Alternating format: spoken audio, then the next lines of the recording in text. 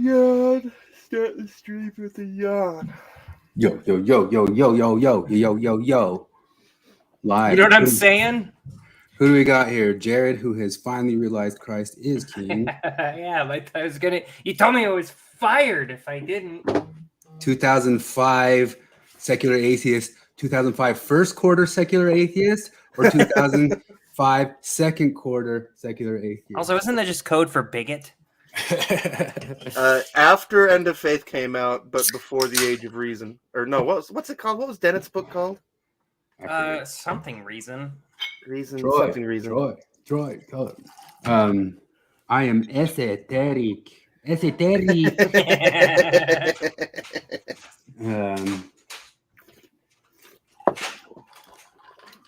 Well done, Kyle. Breaking the spell. Oh, that's what we're doing here tonight. Breaking the spell. Maybe. That was it. Breaking the spell.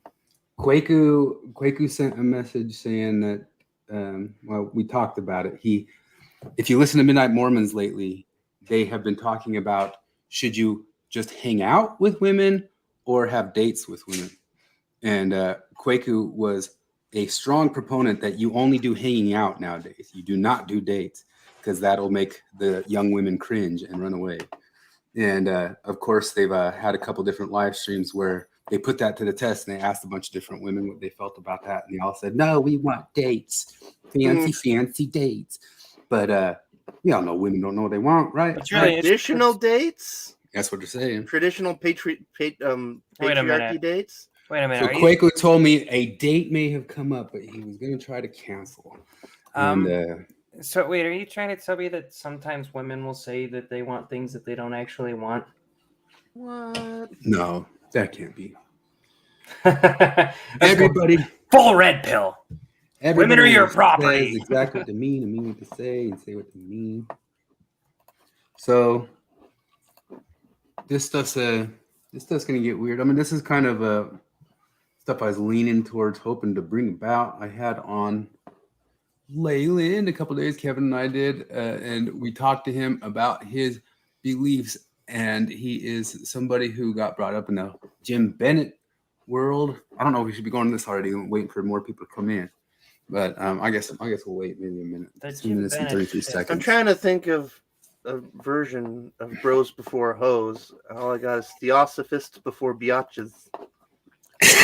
I always just said, anytime I was going on a date and one of my friends tried to say bros before hoes, I just say chicks before dicks. That doesn't sound like it means much anymore. Because what if the chick has a dick? You know, that was just me and my internalized transphobia. You could say Blavatsky's before Fetzers. That's the originator woman of Theosophy's. Well, actually, the whole structured rhyming of poetry is more of a colonial Western imposition. So honestly, you should just say my friends before the bitches or whatever. Of course, bitches is a reference to patriarchy, so you're gonna have to say something more. So maybe my comrades before my comradas, although that enforces gender stereotypes. So maybe go with my male friends before, but then that enforces the sex binary, which is also fuck. One way or the other, I'm pretty sure I have a degree now for listening to you that long. One of them now. But you're prepared to go out into the public and lecture to people about the nature of structural gender roles. Yeah, once you listen to revolution. Once you listen to and read a bunch of this bullshit, you can actually just start to problematize everything you want to. It's amazing. That's the thing. That's a fun thing. Like James Lindsay does it on a podcast where he just starts and like he explains why cars have to go. It was like critical car theory. He invented. Okay, when was that? When he did. I remember last year ago. Yeah, Was this before they started actually doing that? Yes. Because now they're. I guarantee somebody heard it and he's like, he's got a point. Yeah. No, I know that's a funny thing is The one that was I don't know. I feel like you could like listen to somebody say this stuff and be like, "Wow, he's a prophet. He figured out they were going to do that before." No, it's pretty just fucking easy. Yeah. They'll try to do it to every. It's a contest to problematize the most amount of things that you possibly can. So you're going to try to problematize everything, and eventually the field is going to narrow for what has already been problematized. So then you just pick anything. Use this stupid deconstructionist bullshit to problematize it, and you've predicted the future. It's not hard to predict. Everything's a systemic system's fault of systems, and the ones who should pay for it are the ones with the money, because we figured out that it ultimately lands on them. That's really what it is. The funnier one was when he did critical election theory. That critical election theory, I actually put some of that on my Facebook and said, if you don't see the disparity in election theory, it's because of your privilege. It's your non-election fraud privilege seeing that. And you put it on Facebook, and all these people said, this is so obviously bad reasoning. And you go, thank you. Yes, Thank it you. is. It is obvious, isn't it? Correct. This is obviously very bad reasoning. If you see disparities and stuff, it's because there's a problem with your numbers and the problem with numbers themselves. Numbers themselves don't make any sense. I The bet there were a numbers few- themselves are anti-election fraud theory. I bet And there were a that's- few accusations of false equivalency there as well. No, that at one. that time frame, most people still kind of didn't get what critical race theory was, which has kind of been exposed to everybody. But everybody's like, "Well, I don't know what the critical race theory is." That's just the one I hear. I more just than it's anything. not in schools because Rachel Maddow said it's not in schools. But that's just the one you hear more than anything is false equivalency, because Mhm. no, equivocating. I don't know. I could do it with anyone. Equivocating Nazis to stormtroopers isn't even close to the same thing, because stormtroopers are. I don't know. It feels like they say anything that is more intense than the thing that you're equating it to. You're not equating it to. You're comparing it to. But Did you stay up until midnight last night to watch all the corporations during the day? Is that like the new Christmas thing? Like until... you watching the ball drop? 5, 4, 3, 2, 1. It would actually be fun if they waited until June, but like you see that, like I mean, it's just like the 12 days of now. It's well, the it's just like 12 Christmas. days of- Like Christmas used to start, like the business Christmas used to start a couple of weeks before Christmas, and you notice like the different companies keep trying to beat each other to the punch, to the point now where Christmas advertising starts around Halloween now. I will forever catch flack for this, but I feel like the holiday season it starts with Halloween and then it ends with Christmas, right? So Halloween is all of October, and then Christmas is everything after that until the start of the year. I mean, it's business-wise, it is. Yeah, but I like it. What I'm saying is I like it. I fucking love You like the Christmas? Hell yeah. I like the day I like the after Thanksgiving, Halloween man. Christmas music. No, that's the thing. Thanksgiving is just part of Christmas. Yeah. There's no Thanksgiving Oh. music, so you play Christmas music until then, right? I don't like it. I don't mind Well- Christmas time. I just wish that it was, at least just December.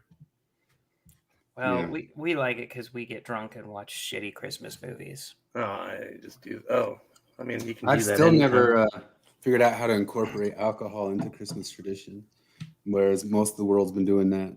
Oh, well, More fun with it's that. pretty easy. You just drink while you do things that you didn't drink with before. Bourbon and eggnog. Wait. Let me write that down. Bourbon and Here- eggnog is a good Christmas time. But here's the drinking. thing: I'm not gonna start convincing people to drink more. That's Mulled ale is a good Christmas time drink. I'm not gonna listen to this whole thing because it's bigoted Glenn Beck. Glenn Beck, who's actually like, I did used to think that this guy was like a total conspiracy theorist, and now I think he's like tame. But maybe that just says something about me. No, I think Glenn Beck has definitely gone through some changes. Like yeah. he got super conspiratorial and then has since come way back, I think. Although he's barely registered. I guess we in only my world catch the for a few episodes years. that. Yeah. I almost never listened to him. But like, So- I kind of remember, I kind of felt like I listened to him go nuts because, like, when he, I used to spend a lot of time in my car for work, and I would listen to Christian or conservative radio, also Christian radio. And I remember when Glenn Beck came on the scene, and like, because he used to be between like Rush and Hannity, and he was like, it. You'd almost think that you were listening to the wrong channel. Like when he first came on, he was like a firmly centrist, super like skeptical guy, and then I kind of listened over a period of 2 months where he turned into Fox News Glenn Beck, and it was kind of interesting to watch. It was like one of the first times I felt like I saw that thing happen where the audience feedback loop warps somebody into something that they probably never intended to be. Yeah. Well, he backed off somewhat over the years, but I mean, some of this stuff, some people would say is conspiratorial. I'm not gonna listen to the whole thing, but he had on James Lindsay for a small clip, and it's something that James has been catching hell for from what you would call the dissident right, and it's because he's made this prediction of part of what we got to see during the 12 days of pre-Pride Month is you got to see kind of some direct. There's Kevin. Some direct overtakings of traditional central whatever U.S. like old Americana stuff. Like you saw Bud Light go down, you saw Miller Lite go down, you saw Target go down, and part of what he's saying is it's building up the environment, the perfect thing of all the embers and all the stuff for drag Floyd to happen. No, it's funny because I just finished a conversation with one of my friends about how any year during, he's been paying attention to any year during like a Pride Month, any streaming service that he's on has progressively gotten longer and longer in its Pride Month celebration. And he was ranting to me about how when's it gonna go, like, because last year it just didn't go away. Like he noticed there was the Pride LGBT whatever tag up there, and then it just stayed there, probably because they're too scared to remove it. And it was funny because then I opened up, I wanted to show my wife Invincible, and then I opened up my Prime video, and the first thing that pops up is endless pride, LGBTQIA plus voices always. You know what we could do is, I was just thinking about this because on the first month of Pride year, my boyfriend gave to me a sense of responsibility. Pride year? Yes. Yeah. On the first month of Pride month. Then there'll be 12 months first month of Pride month. Yeah, because there's 12 months of Pride month. But you got to make the middle month the actual Pride month, and the first month after Pride month, and you just keep going after that. Like maybe you don't even know. So maybe the dream is that there was. I swear to God, every kid's movie, every kid's cartoon had this episode where the character could wish something, and he wishes that it was Christmas every day, and then once he gets that wish, he realizes it's too much, and Christmas needs to be a special once a year thing. That's like the moral of the story. Maybe that needs to be the thing. Maybe if we actually give them what they want, give them Pride year, Pride constant, and they'll be like, okay, it doesn't feel as special because we used to parade around with dildos on our foreheads like a weekend, and it meant something, and now that it's just every day, it's not that fun. Now I just go to my job at the hospital with the dildo on my head. And you have to have it just like in an office space. You have to have your pieces of flair. You have to have your. You have to be. You only have 7 dildos hanging off of you. I don't think you're very prideful, Chris. You're not looking very trans. So. This is I don't know if I can play this on the live stream. Will I get zinged? How come other people can play stuff on their live streams? I don't know. It depends. Who's the studio that released this? Well, this is V for Vendetta, and it's brought up that this talks about a moment where you don't need somebody to go be the person who causes the George Floyd moment. You just need all the embers and the dead wood in the air and all the stuff built up and enough agitation. And we talked about how the drag from academia, the drag queen story hour stuff is purposefully trying to agitate. Yeah, and mid-level violence, he calls it. But part of what Lindsay's just trying to say is like, put this in the air. So if it comes, it's in the air. We've been talking about it. We've been saying that someone is trying to create what is shown here in V for Vendetta, a moment that just gets exacerbated because they expect it to get exacerbated. They don't even need to control it. They're just talking about, hey, it'll happen just because we've made the conditions just right. And so James Lindsay's been warning that they made the conditions just right, and you feel like this year it's kind of just coming around that they're trying to create that moment or just get the situation there. So just putting it out in the air, that watch for it, it may happen. And this little clip that I'm afraid will get us booted if I play it through shows it. But there's another reason why I wanted to play that little clip for V for Vendetta, because it's all in the air with the Pride Month and the drag Floyd upon us. Drag Floyd Eve, what's coming up. The writer of V for Vendetta, the writer for V for Vendetta is Alan Moore. Alan Moore, who we brought up before here about Watchmen, because I always was a big fan of Watchmen. But one of his comics, I don't know if I have it up there. I think it's up there. I should see, is called Promethea, which he thinks is his very bestest work of all time. I think I have it up there. Promethea talks about what his beliefs are, and his beliefs are summarized a little bit in this next video. Talk amongst yourselves. Come on, Charlie.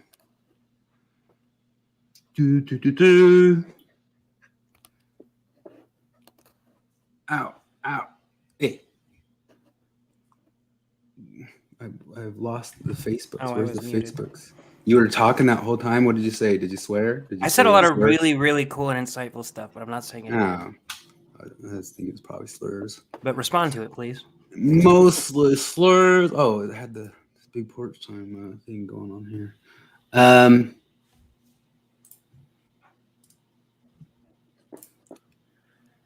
Open in Messenger. Sorry, y'all. You're looking for the Alan Moore thing, because it leads into the esotericism stuff. We talked quite a bit after that. Yeah, well, I don't want to go crazy into it because it's like only half that Kwaku's going to go on a date or if Kwaku's going to show up. But one of the things that happened after that last episode, because I was people might have noticed, and Kevin was with us, that Leyland, who is LDS, also works in some stuff that is called Theosophy and Hermeticism into LDS belief, right? And we were very open. We were just open to listening to what they're. I mean, we brought them on under the auspices that we were going to just listen and see how they situated it. And one of the reasons we brought it on to see how they situated it with an open mind is because we were going to compare how Kwaku supposedly situates it. And we've seen some episodes on Midnight Mormons of Kwaku talking about these esoteric things. And those guys claim that they're properly or improperly ranking it or subordinating it to their LDS beliefs or not. But some people thought it was just the wackity-dee-doo-dah stuff that ever was wackity-doo-dah. And I wanted to show you some of that wackity-dee-doo-dah that's been right under your nose as your whole life. So I watched the first portion, but I didn't get very far into the discussion with Guadamax and Leland. What's the summation of Leland, his ideas of blending Hermeticism with Mormonism? Well, let's listen to this, because if somebody else listened to the whole thing and said, oh, okay, so the Forrest from Latter-day Skeptic listened to the whole thing and said it was just outright crazy and dangerous and all that sorts of stuff. But it was basically typical Mormonism, and then there was a bunch of words in it that you might hear repeated here from Alan Moore, his full beliefs, Alan Moore's full beliefs. V for Vendetta, Watchmen. Who regulates the superheroes that we idolize? Should we regulate them? And should we idolize them? Best of all, the answers to questions like these aren't dictated to us. The answers are ones that Moore invites the audience to discover for themselves. When interviewed about V for Vendetta back in 2006, Moore said the following: I didn't want to tell people what to think. I just wanted to tell people to think. While this epic carries over masterfully to most of Moore's works, there are, like with most profound artists, works whose value and message is difficult to uncover in the present, but will be treated as revolutionary after many years have passed. In the realm of movies, that would apply to the likes of Blade Runner and The Shining. In the realm of video games, that would apply to the likes of Spec Ops: The Line or Nier. For Alan Moore, I would suggest Promethea. I'm of the opinion that the depth of Promethea is equal to, if not greater, than Alan Moore's most beloved works. But unfortunately, even I must admit that depth is very difficult to perceive. Why? Well, where most of his works are primarily focused on narrative entertainment with thought-provoking elements, Promethea is, to use Moore's words, more of a philosophical lecture than a narrative, which will inevitably turn a bunch of people off. Plus, it doesn't help that the content of that philosophy is based in a plethora of obscure esoteric symbolism, stemming from Moore's religious beliefs as a self-professed magician. Due to this, it becomes difficult to see A self-professed magician. The fuck is that? how a work like It's what this stuff is. Promethea fulfills Moore's self-stated goal as an artist, to give the audience what they need, to elevate their consciousness, and most importantly, have them do it themselves. But I would like to provide a potential answer to that conundrum. In case you're new to my channel, I will inform you that I often talk about esoteric symbolism, its meaning, and its appearance in popular art. It is because of this that my viewers made me aware of Promethea and have asked me to do a video on it for years. It's in almost everything. It's in Harry Potter. You know, it's in Neil Gaiman uses it, but it's in John Wick. John Wick is loaded with this stuff. Having now read it, I can confirm that there is a deep message behind all of that symbolism. That message will fulfill a need, one that most people aren't conscious of now, but will be very soon. And the implications of that need are as deep as they are disturbing. I will reveal that message, but in order to do so with perfect clarity, it will benefit us to recap the opening moments of Promethea. The story begins in 411 AD in Alexandria. A Christian mob is threatening to take the life of a local magician for his allegedly blasphemous acts. Before the mob arrives at his doorstep, the magician sends his daughter Promethea out into the wilderness. He does this with the promise that the gods will protect her. After wandering for a while in darkness and despair, she is eventually saved by Hermes Trismegistus, a legendary combination. Hermes Trismegistus. And that's That name. the guy with the beak right there is Thoth, Thoth. which is the kind of the isn't he the, he's kind of the Egyptian equivalent to Hermes. Hermes, yeah. It's where hermeticism comes from. And Plato is the one who brought this all to us. And this is the stuff that Kwaku talks about and brings into stuff and gets very excited about. Of the Greek god Hermes and the Egyptian god Thoth. The story then cuts to 1999 AD in New York City. A young woman named Sophie Bangs is attempting to interview a woman named Barbara Shelley for a college paper. The subject of this paper is a literary figure named, naturally, Promethea. Sophie, amongst others, have noticed that the name Promethea shows up in a vast quantity of literature throughout the last few hundred years, most recently in the form of a comic book. Sophie wishes to know why, and she figured the best place to start would be to interview Barbara, the widow of the last guy who wrote a Promethea comic book. When she arrives at Barbara's house, the interview unfortunately quickly falls apart. Barbara warns Sophie that she does not want to go looking for folklore, and she especially doesn't want folklore to come looking for her. Almost immediately after, Barbara's prediction comes. So esoteric. It's true, when Sophie is attacked by a legendary creature known as a Smee. Though she attempts to escape, the Smee grabs a hold of her ankle and throws her off a bridge. Just when it looks like the end for Sophie, she is rescued by Barbara. But now she has mystical powers and is dressed in fantastical armor. Barbara and the Smee duke it out, but Barbara quickly becomes fatally injured. Thankfully, they manage to temporarily escape from the Smee, which gives Barbara time to explain the situation. Barbara says that she is a vessel for the goddess Promethea. Promethea can manifest herself in the real world through a human avatar, provided that human's imagination is strong enough. This stuff's Kabbalah is what it is. He's a Kabbalah guy. He's into Kabbalah. You heard how everybody in all of the Hollywood is into Kabbalah. So they're all into Kabbalah because some of the weirdo kind of elitists above them are all into it too. But it's Gnostics. The thing is, like, there's a lot of different versions of it. It's been there. It's been with us all along. It precedes Plato. It got especially moved into Catholicism through Aquinas. It also got moved into the world through a person named Meister Eckhart. Heard that name before? Eckhart Tolle? Was that popular? You know, is that something that's in the zeitgeist at all? Is that something Bill Real mentions all the time? Is something that he, as a mystic, really, really digs? Meister Eckhart, who is a Gnostic, it's all called Middle Platonism. I'll pull that up here in a second. Enough. Barbara suspects that the reason the Smee attacked Sophie is because she might be the next vessel. To confirm this, Barbara instructs Sophie to immediately start writing a poem about Promethea. The aim here is to get Sophie in the correct state of mind so that Promethea might use her body as the next vessel. Barbara's suspicions are confirmed. Sophie transforms into Promethea and successfully defeats the Smee. For the rest of the story, Sophie uncovers the true history of the Promethea figure, where she came from, why she can do what she does, and what her ultimate goal is. The answer to all of this lies in the same esoteric tradition that many people study and or worship in real life. The same one that... So there's all these symbols, and these symbols over time, Kevin and I have listened to like a bunch of Pajao and other different people, that most symbols, just like the swastika got turned upside down, which the swastika got turned upside down by Theosophists who brought it into Germany, not to give away the ending right there, because we're going to talk about Theosophy if Quaker shows up, but this was Pentagram. a Christian, it was a Christian symbol, and it got inverted. Most of the different symbols at one point or another got inverted, just as Kind of like the rainbow. Like the rainbow got inverted, like the swastika got inverted. Alan Moore lives by. To repeat what I said before, while the Bureau comic of book Land absolutely Management. Exactly. Esoteric symbolism from stuff like Kabbalah, tarot, Gnosticism, and alchemy, and does attempt to Tarot explain and alchemy. You were talking about how all this stuff. One of the things Kevin and I have been saying since the start is we noticed on Latter-day Lobsters, and you can even point at Peterson for this like a bit, because Jung is way into this stuff. Jung is totally into Gnosticism and Neoplatonism and the demiurge and all these different. Go ahead. There's like so many things on the list. It's a growing list of shit that I want to read. Jung has been on that list forever. He keeps getting pushed back by other things, and God, I don't know. Maybe there's some great stuff that he has to say, but a lot, like just talking to these lobster dudes, they believe some weird shit. It's the weirdest thing, because I joined that group like right at its inception, and I was very much ex-Mormon when I joined it, but I was like, you know what, I want to talk to a lot of. I'm not going to shit on these people's faith, or anything like that. I just want to talk to people about some Jordan Peterson shit.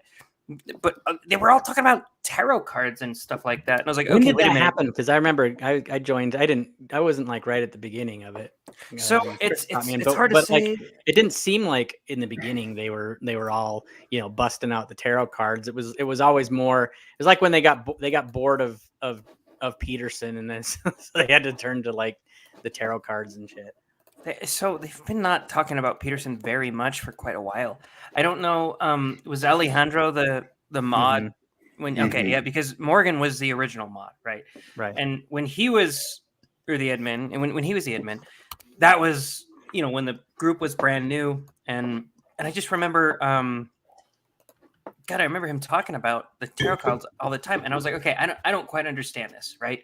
Full disclosure, I'm not a believing faithful member. I'm not here to tear your faith down, but explain to me why you're into tarot cards, because it seems to me that if you think that they have some type of divine ability, then a believing Mormon would think that comes from demons or Satan or whatever, right? If it actually that seems to be the traditional stance on it.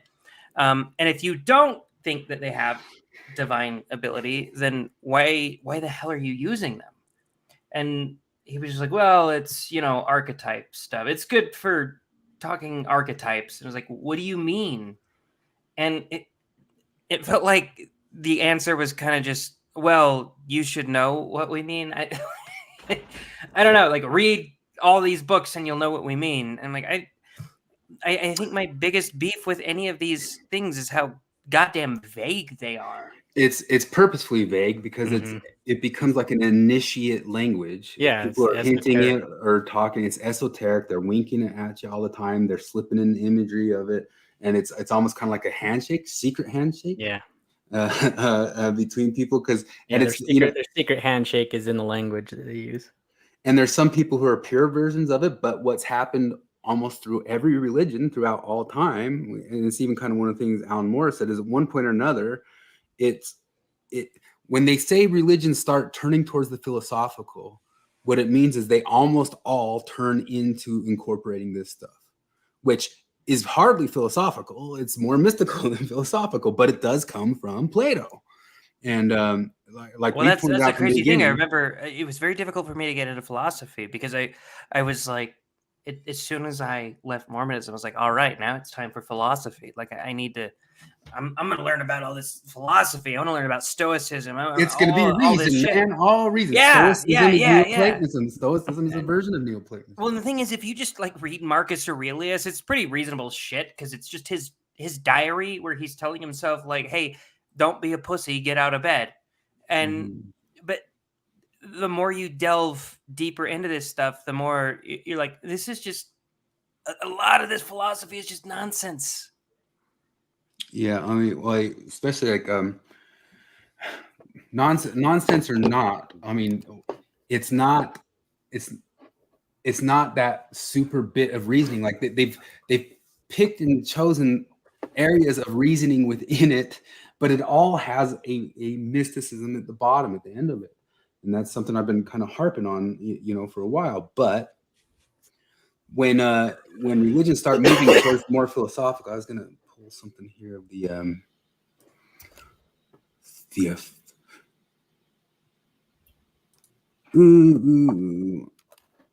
it, did I get rid of a screenshot of that. I think I did.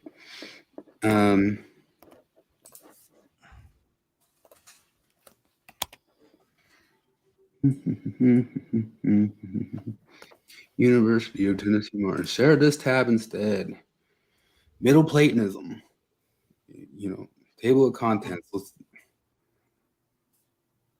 Hermes Trismegistus.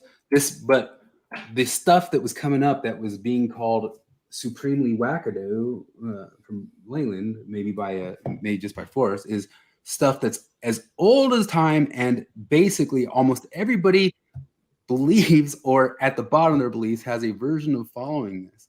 Like if Bill Reel's saying he's into Eckhart Tolle, guess what he's also buying into? If you're saying that the Mormons are also buying into this type of stuff, the exact same stuff. In fact, it'll kind of blow your mind that everybody's just kind of rearranging the deck chairs on the same ideas. And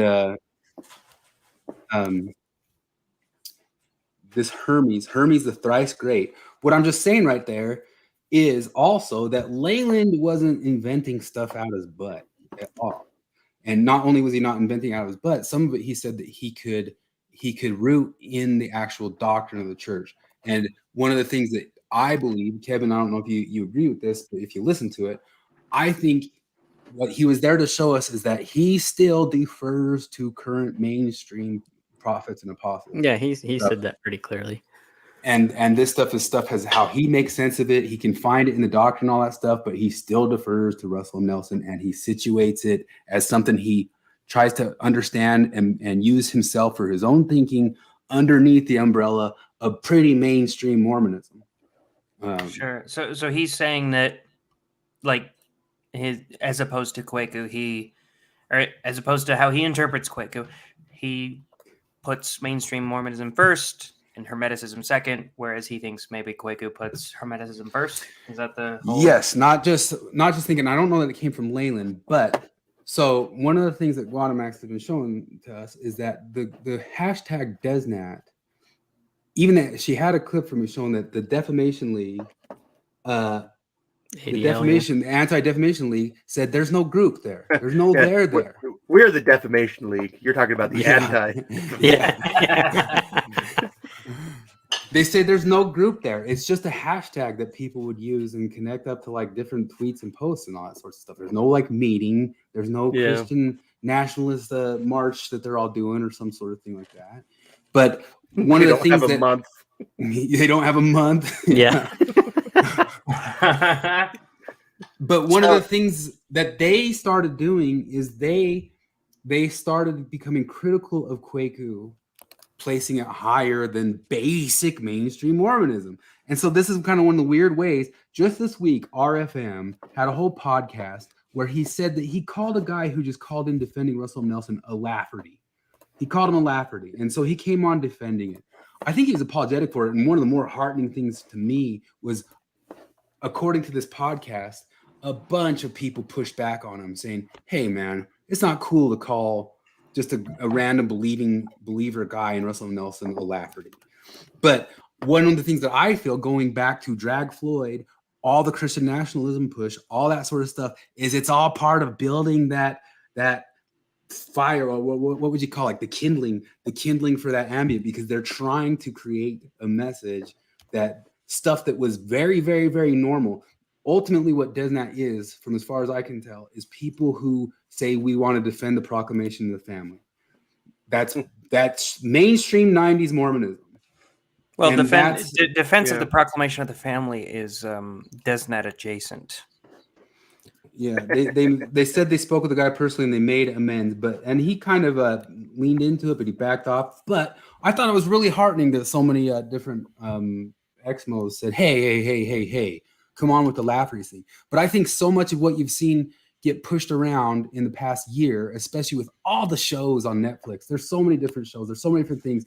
And it all kind of pushes back towards that under the banner of heaven quote saying of this religion breeds dangerous men, which is basically the point of that whole deal.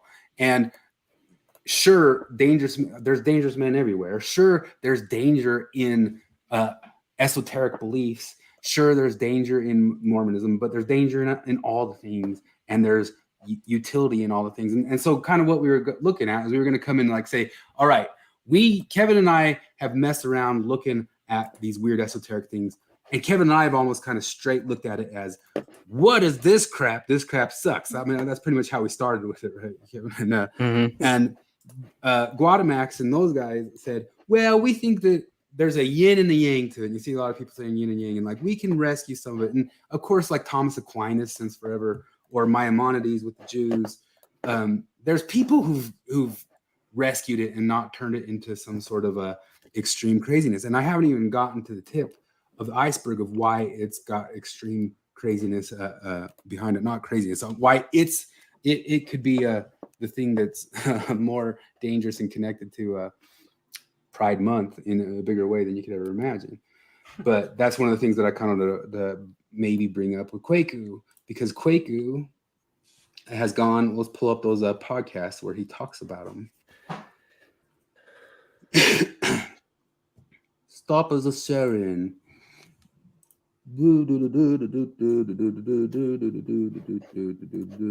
But Aldous Huxley, 100% into all this stuff. The Fabian Society, 100% into this, 100% into all this stuff. I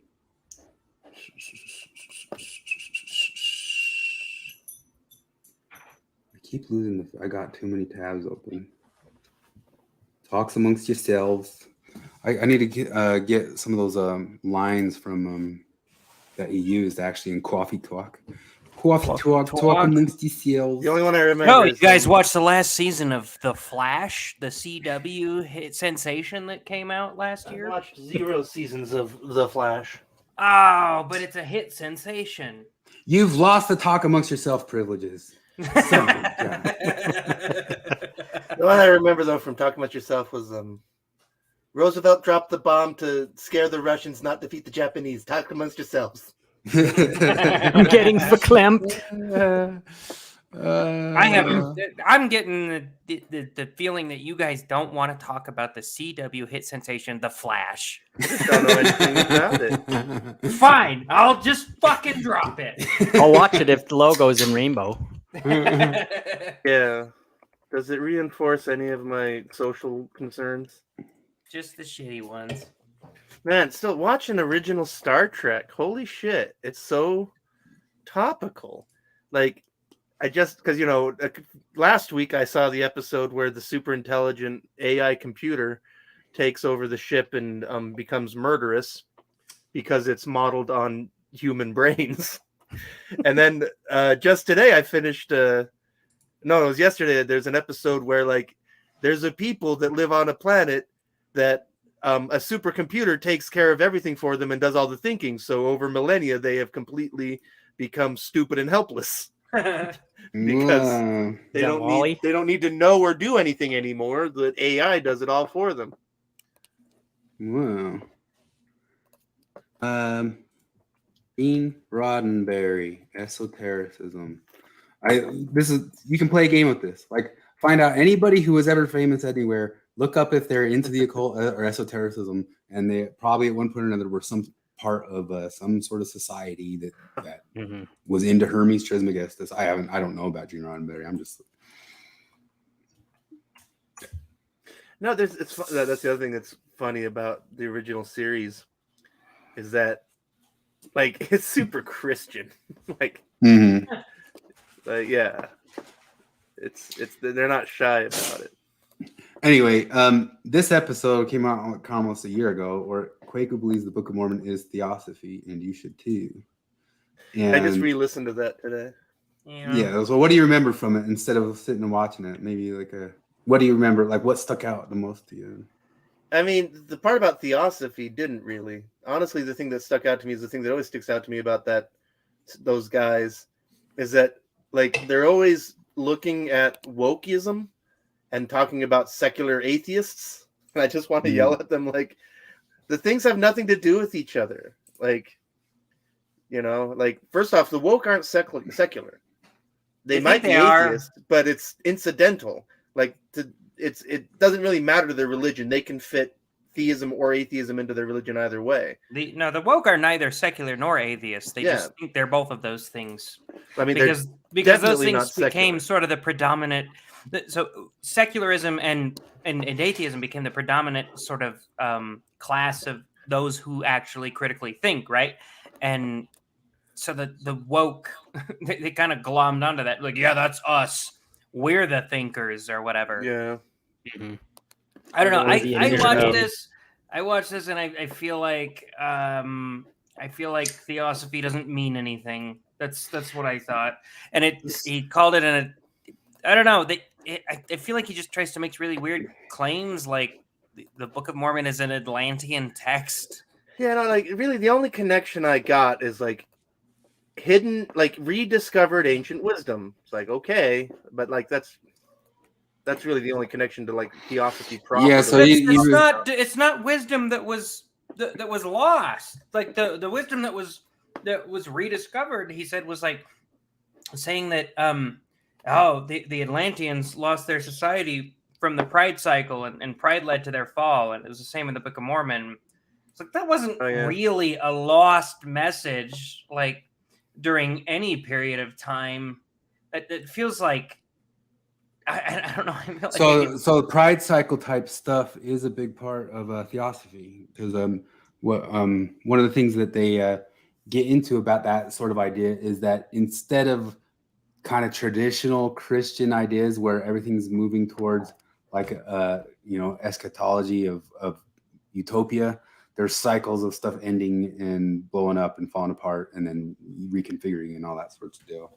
And that gets blended into certain different religions. Maybe that's why he argues a bit like you should view Joseph Smith as a theosophist, because they talk about the cycles in the Mormonism more, but even though it's kind of there in the Bible and all that sort of stuff. But to me, what it reminds me of is they've been pushing, like the whole globalists have kind of been pushing for that one world religion. What was it? Chislam. Yeah, it's essentially Chislam before Chislam. Wait, explain Chislam. So they're like, you look it up, that's they're like the World Economic Forum guys, and they've even invited the they even invited different people, and they went. I think they invited Bednar, which I was kind of like, what, but I don't know, whatever. Well, it's the UN, but this stuff, I mean, that's part of what we're going to. And they made like a big church that's like blending all of the world religions, and the Theosophy kind of does that. It kind of did that. Chislam sounds made like that something... joke 25 years ago. I was going to say Chislam sounds like something like a joke from The Simpsons. It's seriously a Futurama joke. I remember, like, they go to see like all the religions have been blended into one. And they're actually doing it as part of the movement. It's like a World Economic Forum movement and priority, and they do invite them all. Now, you can say maybe they're taking meetings. Meetings don't mean that they're for sure doing it, but they're doing meetings on it for sure. Yeah. And but anyway, so what I agree with you here is that I don't think Kwaku's espousing the full like capital T Theosophy. Yeah, he's not going all the way with it. He's just kind of saying, hey, I like the ideas of like Theosophy, and you should think about this, that it's kind of like blending of science and theology and all that sort of stuff. He's not like pushing some major supersonic Theosophy in it, But what is Theosophy? The full deal, the real deal. It really started with this lady, Helena Blavatsky. Helena Blavatsky, which basically she was a mystic who co-founded the Theosophical Society. This is the time frame, 1830, 1891. And really all it is Hermeticism, Neoplatonism, Platonism stuff just brought up into all these different ideas and made a society out of it and made a bunch of thinkers and talkers. See, same stuff. This Alan Moore stuff. I just have a difficult blending it with like Hindu and like and she's credited with making Hinduism a la Eckhart Tolle, making Buddhism and Hinduism Western friendly. Right. Yeah, well, they kind of like threw some Christian sprinklings in there, and that's not like, the exact real thing. It's all kind of like a westernized version to be palatable to the Yeah. to the west. I just have the Right. toughest time viewing Theosophy as its own distinct category. It just feels like It's not none of them. Hermeticism and Gnosticism, they're all vaguely the same. Yes. I guess what I'm saying is that when they talk about Theosophy, I just view it as either theology or philosophy. I don't even really view theology and philosophy as very distinct categories in themselves. And so Theosophy seems to, like, how is it distinct from the other two? Because I don't know. I guess the theology, I don't know. I'm not sure what I'm looking for here. It's just, this is confusing to me. Well, so what the Gnostics do, and this is kind of one of the things that Lindsay's been on about, and it's true, like going back to Hegel. So the Gnostics and the Hermeticists, who all that stuff, Plato kept it alive, but Plato refers to it being earlier to him, like the time of Alexandria that Alan Moore was referring to. But we only know of it from Plato, so people call it Platonism. And Aristotle even kept it alive a little bit, although he zigged and zagged. But you'll still get called, Aristotle will still get called part of Platonism and Neoplatonism. And it later became things like Stoicism and what were some of those other early ones? But those things, oh goodness gracious, the names right at the very beginning. They got carried on and got turned into a larger kind of full idea, because if you go and read Plato himself, it's not exactly labeled all out until somebody later named Plotinus really started labeling it all out. And then later you had different leaders like like Charlemagne and some other people who kept it alive in the time frame. Who was the big one?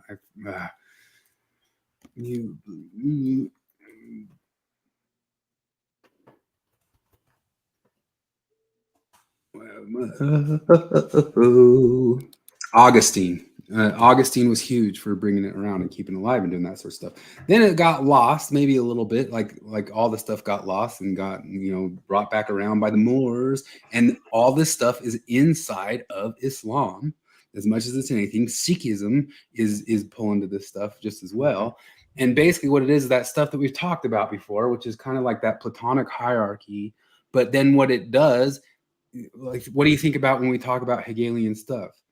It talks about, so people think Hegel wasn't a philosopher. He was a guy who just plagiarized these mystics and kind of pretended it was a new philosophy. He plagiarized a guy named Böhme and Eckhart. He turned to those guys entirely, called it a philosophy, and his whole entire thing was bringing up what? The dialectic, the spirit of the age, the spirit of the things moving towards together. It's all that stuff, but it's almost kind of like Oprah's The Secret. If you think it into existence, you'll make it material. Mm-hmm. Hegel's just seemed like an angry son of a bitch to me.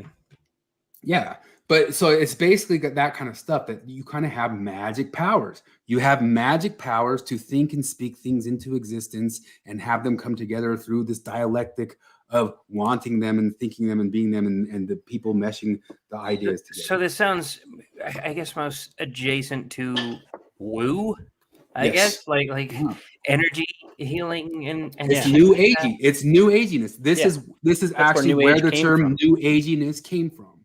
Okay, so it's new age. It's called new. We call it new agey, but I guess James Lindsay is making the argument that it's not new at all, right? That's it's old as time. But these guys call themselves capital new agey, right? So this makes a lot more sense to me, because what I'm trying to do is distinguish the difference between theology and philosophy, and then to find this weird middle ground of theosophy. That sounds like what you're right about is that it's hardly distinct. Like, you're right to be confused. You know what I mean? Yeah. It's just, it sounds like it's just theology 2.0. Like, it's just theology, but with the added like liberalism of like just whatever makes you feel right, man. Yeah. And we're going to make things right. We're going to go towards this kind of a utopian and right thing that will think into existence, that will into existence. And one of the big major things that comes out of this is some of the ideas that the dualism, you aren't your body. In fact, your body is a prison. So think about how that's the Gnostic bent. So I read up a little bit on Gnosticism, and so they reject the material world mostly. Mhm. Is that okay? Yeah, the material world is a prison world. You were cast into it. You were flung into it. So And everything you didn't ask for it. So it's almost kind of like those doomer kids who think they should be able to like suicide themselves. Like, I didn't ask for this. I wasn't supposed to be here. You know, we were forced into this situation, and it's So is it kind of the opposite of materialism then? yeah, it's for sure not material. Okay. But what's strangely enough about it is people get confused about that, and all sorts of weird. I'll go into it today because Bill Rill even had a podcast on it just this week, about how atheists mostly buy right the hell back into this stuff, right the hell back into it, and still want to call themselves atheists. Like they aren't, but they remain kind of dualists. It doesn't make sense, but you see it happening everywhere right now. Yeah.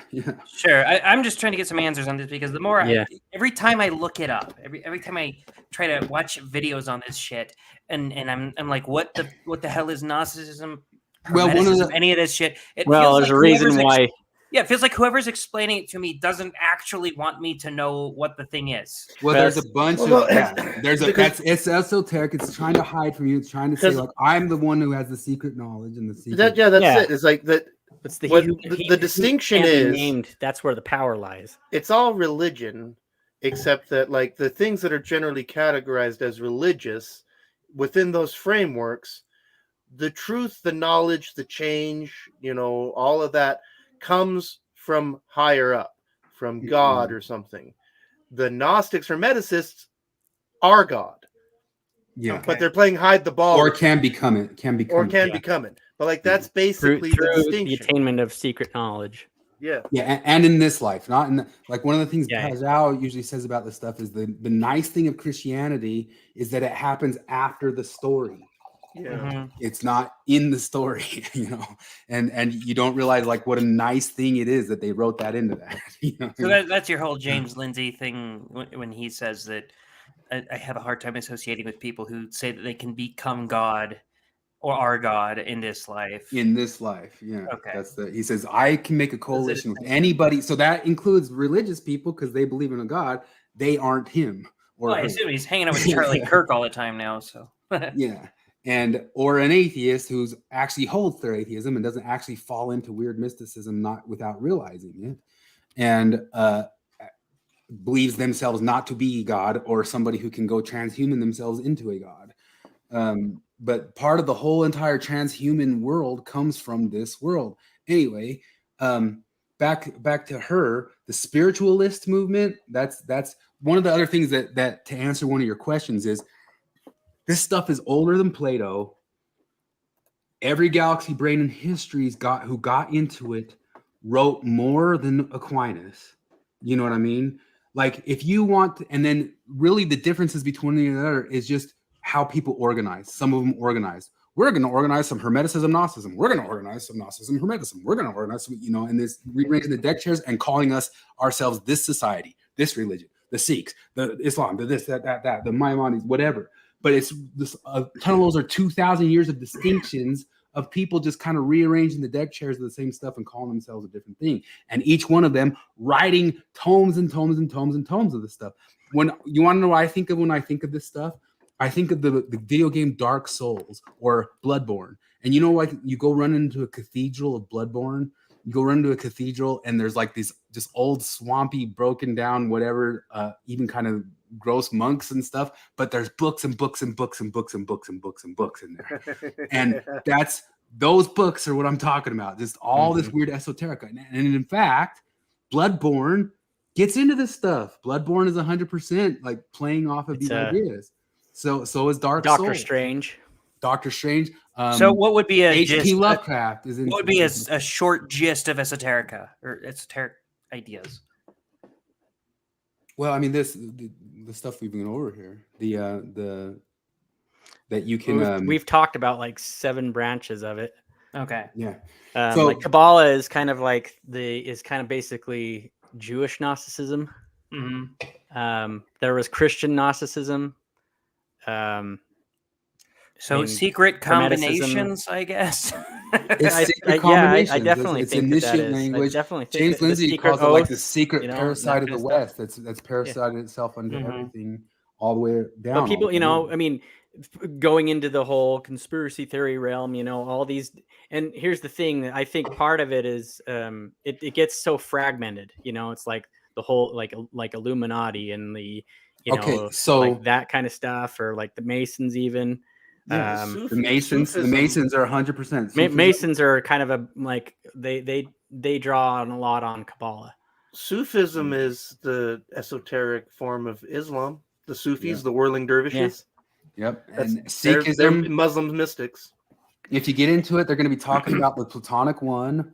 They're going to be Mhm. talking about the different ideas of like the body is a prison, and you got to escape the prison. You got to escape the desires of the body and all that sorts of stuff. But you aren't your body. You're something else. Type. So I guess what idea. this makes me think of is that Flip will always bring up when we talk about mass shooters, anybody who is writing in their journal frequently about "I am God." Yeah.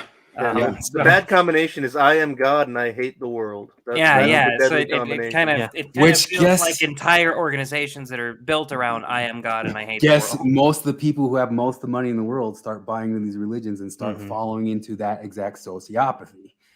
Which, what Bill Gates wouldn't do that. Yeah. So So make no mistake, neither would Elon Musk. so this lady, Oh. really what the Theosophy is just reviving this stuff. She brought it and kind of popularized it again in the West through Germany, the spiritualist movements. You call it New Age movements and all that sorts of stuff. One of the major things that it influenced was esotericism in Germany and Austria. What? Which Theosophy was a major thing that influenced the Reich. These were all ideas. And one of the things that they do is they invert stuff. Like they'll call Jesus, not always, because there's different branches, but they'll call Jesus the demiurge. The demiurge is Satan, and Yeah, Lucifer is Jesus. The It's like the what you don't demiurge realize is- is everything's actually opposite, man. Did you because guys we ever have the secret knowledge. did you ever watch The Golden Compass? No. I didn't. I heard think a that lot of that's- people got 100%. mad at that one. I heard it 100% talk about is. it because they said that it was they called try it like to kill the God atheist, or the something. atheist myth. Like it was But not it's- even it's- atheist myth, but it was like it was children's stories for atheists. Is the way Yeah. it was described. Well, it's essentially this is what it is. I Yeah. mean, Lucifer, So yeah, Lucifer the Gnosis idea is the idea of no the bringer of light, Gnosticism is Lucifer. basically that. So the demiurge, that's the lesser god, right? it's the God who's trying to get you trapped inside your body in this realm. Okay. yeah. So the creator of this world is the demiurge, which is Jesus, right? And Mhm. he's the bad god, really. And Lucifer is And the bringer Lucifer of is light. the bringer of light and knowledge. And through your knowledge and your quest for knowledge and attaining that knowledge and becoming initiated and all that kind of stuff, you're able to become God. So Kwaku, who gets like a little bit into the idea of, well, those founding fathers had some bad stuff about them, which is true, but then he says, well, you know what, we should get into this Theosophy stuff. Well, once again, Kevin was using the example earlier today, like stuff's like fire. Fire can be a tool and fire can be extremely destructive, but Well, and that's, like I taught my kids like with firearm safety, right? I'm like, I talk to them, I'd be like, okay, is fire itself bad? And they're, I mean, my kids were like 6, to 10 years old in that arena. And I'm like, they're like, yeah, fire can be bad. It can burn your house down. You can kill people with it, but it's also not bad because you can cook food with it and you can warm your house, and that kind of thing. I'm like, well, what makes the difference, And even them is little, really, it's like, well, it's how you use it. Yeah. First, are you knowledgeable? Do you know how to use it? Are you skilled with it? And then as you have that knowledge, what's your intent? And It's that's kind the of same funny thing 'cause with firearms, and all that kind of stuff. But I'm sorry, I'm just no, that's good. I'm just a extremist over here. So Deznat. So you know how like we say that Hegel had like Burma behind him that he actually leaned on, and Marx actually leaned on Engels. Some people say this guy Hartman is who Schopenhauer leaned on. 100%. I've seen that like pop up before. But the Theosophical swastika comes from this, and it led into, this is all pre, this is 1890, 1910 Germany, which all led up to some of this stuff, and most of Nazi German occultism, which some of these had infightings with it. Like some of it was like, oh, get rid of those guys and keep these guys and all that sorts of deal. But it almost all turned into this weird kind of like 19th century, I'm the one with the deep secret esoteric occult secret knowledge type stuff. That's just in Germany. Over in England, you might have heard of a little society called the Fabian Society. That comes through a lady named Annie Besant, who was a studier of that Blavatsky lady. The Fabian Society, if you want a good reference for who the Fabian Society was, when Orwell created the pigs in Animal Farm, he was directly referencing the Fabian Society. That's who he was thinking of. And the Fabian Society are, if you get to them in history, and one of the channels that I've recommended people, if they want to really hear mounds and mounds and mounds of how weird because Kwaku's not wrong that there's a million things about the past 100, 120 years that we all hardly know, but a bunch of weird elitists and weird movements of people who actually had power got crazy into this stuff. Like, so that's one of the deals, like talking about it. I'm not talking about, this is all just something that you should think about. What you should realize is people with power believe this stuff balls out. Well, it sounds pretty believable to me, because people with a lot of money will believe a lot of really fucking stupid shit. Especially if it's stuff that's just watch an episode of Long Island Medium or whatever, or an episode of shit. There's like a celebrity medium that just works with celebrities that tells them like, oh, your dad talked to me, he said he loves you. Oh my god, my dad loves me. That's so crazy. How do you know John that? Edwards. He's the biggest douche in the universe. That's one of the best South Park episodes ever. That was really great. But now, obviously, then once again, I said there's a yin and yangs and stuff. We're going through the yangs of this, right? And this is all some of the dirty stuff. But guess where one of the biggest theosophists in the world come from? And I directed you guys to that podcast of.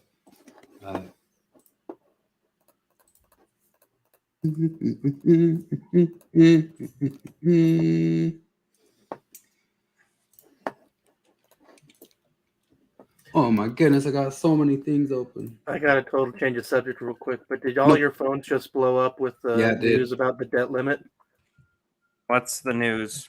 So it's the news is that there's no news. It's like we just did what we do every year.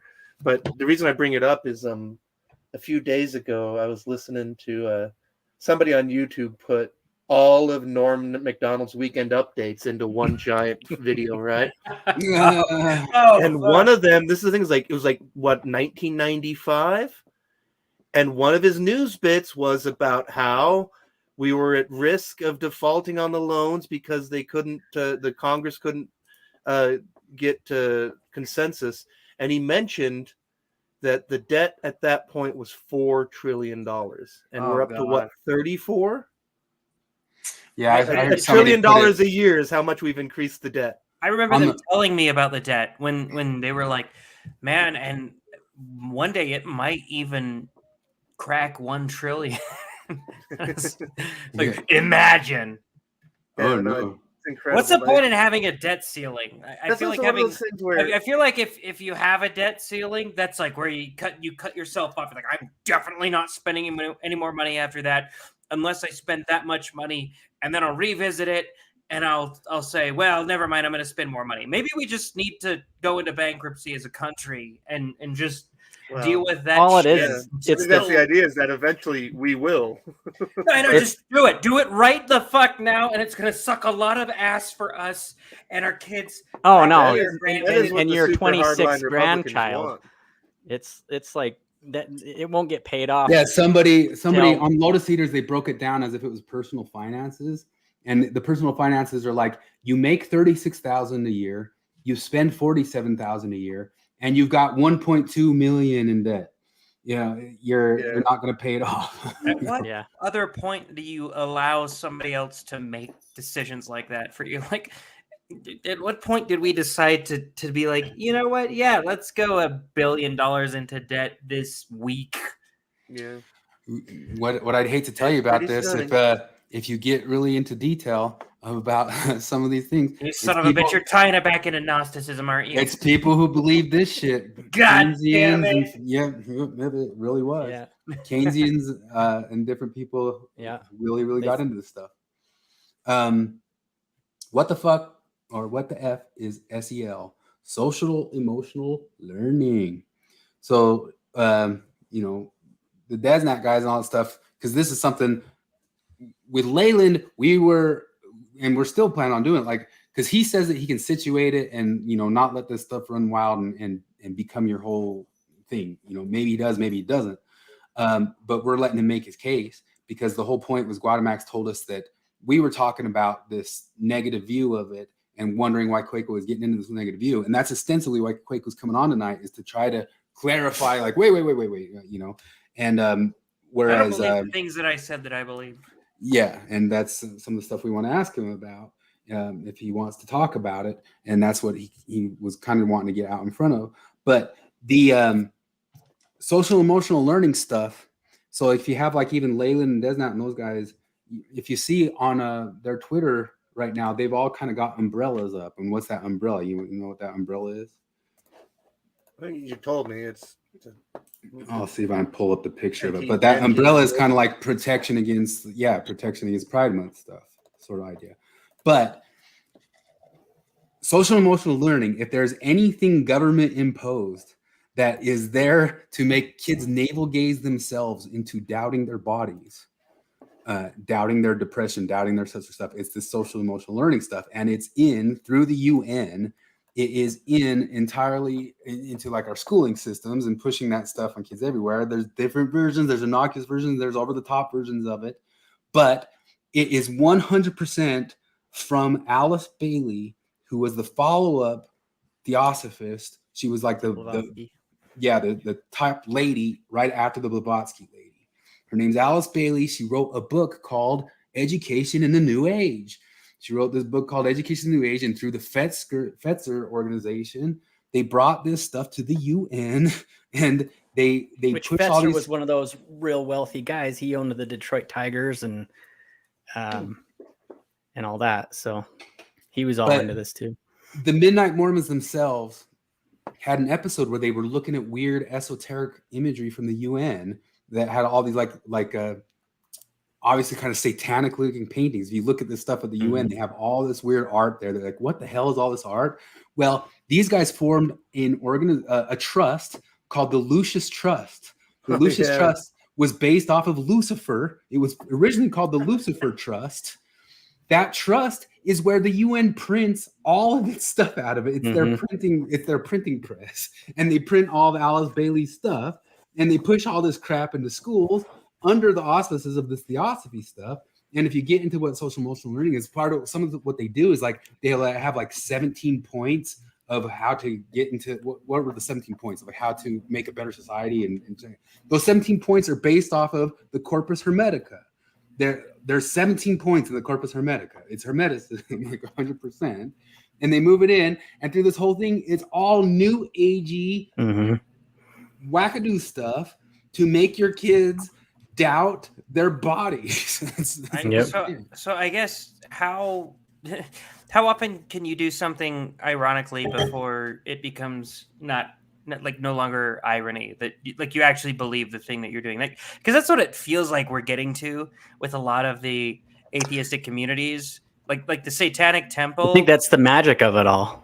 Yeah, I guess it's so. Through language, like you repeat the spell, and that's what the spell is. It's words. You repeat the words, and then that Hegelizes you, and you're able to transform and synthesize into something different.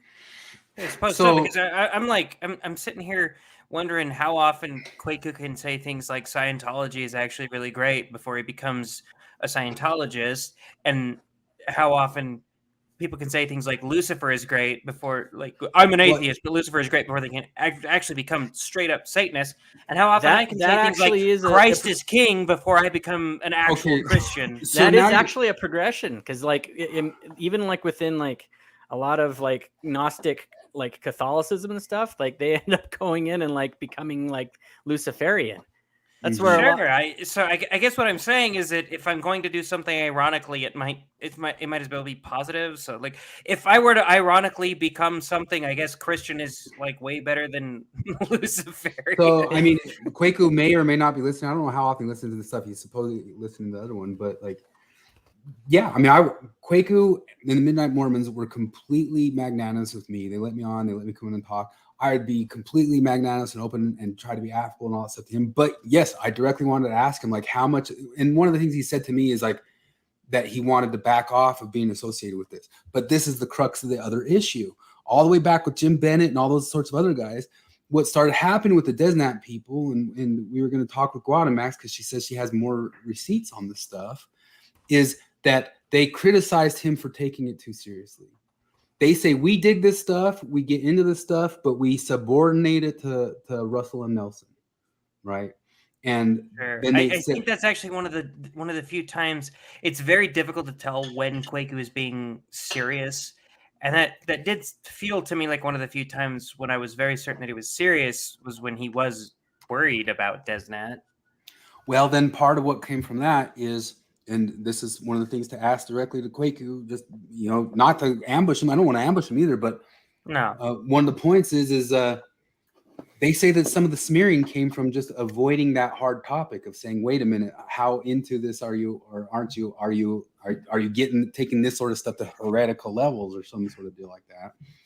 Or what? And some of that criticism turned into this big amount of infighting. It turned into Kwaku being one of the ones who helped make Deznat look as bad as Deznat looks, not to discount that some of the bonkos in Deznat, because Deznat's tons of different people, and it was a hashtag. But of course, under that hashtag, some bonkos said some super stupid things, right? It's like any. But that's one of the age-old internet things. Yeah. There's always going to be a bad apple. In fact, there's always going to be a bad apple, but I don't think you're going to contribute to. I don't think you're going to contribute to like claiming that this bushel is full of bad apples, like Jim Bennett.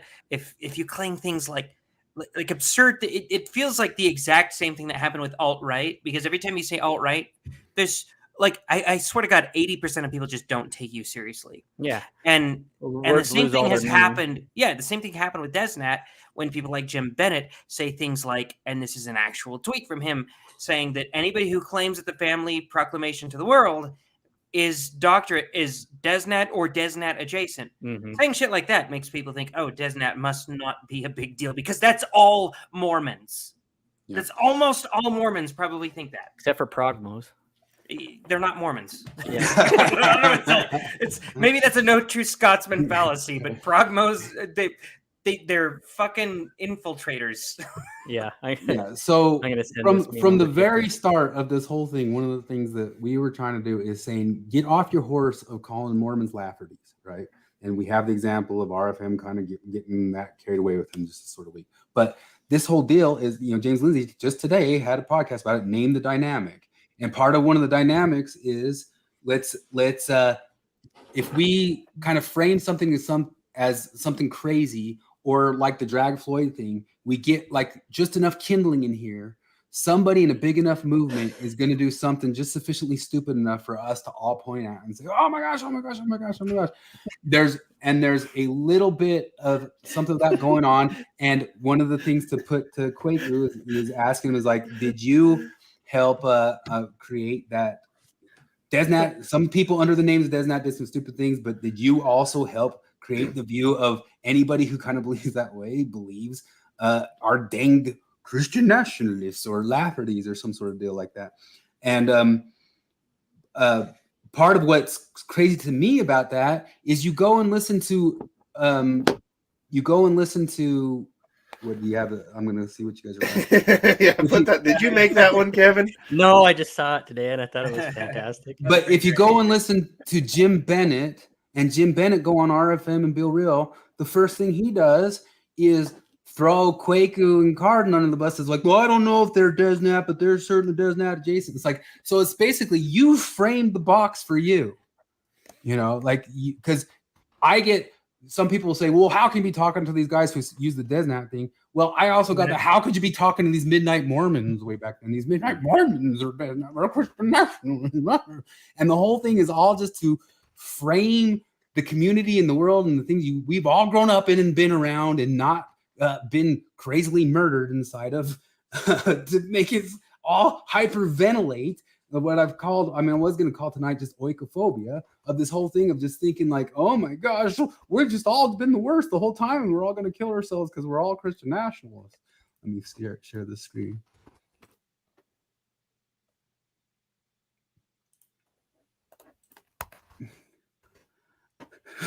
Like the Exmos, the Progmos marked themselves with the rainbow, which fulfilled a prophecy. The Progmos had separated themselves from the blessings in the gospel. Yeah. I used to read to my kids like when they were little from those Book of Mormon like books. It's pretty funny. And one of the things that I've said it just like that right there is I think painting your own community is so scary and horrible and terrible. I don't think, just like if Kwaku paints deznat that way, but then Kwaku gets called deznat, I don't think ex-Mormons are that far off of that.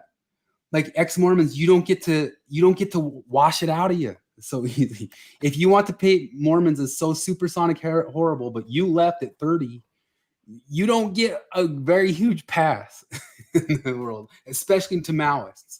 Maoists don't really give you a pass. You're not in. Let's see here.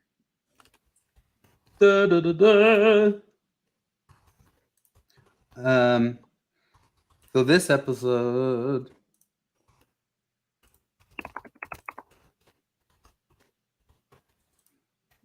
share screen now. I ain't seen no Kwaku still, and he hasn't messaged me either. Gal better be hot. What gal?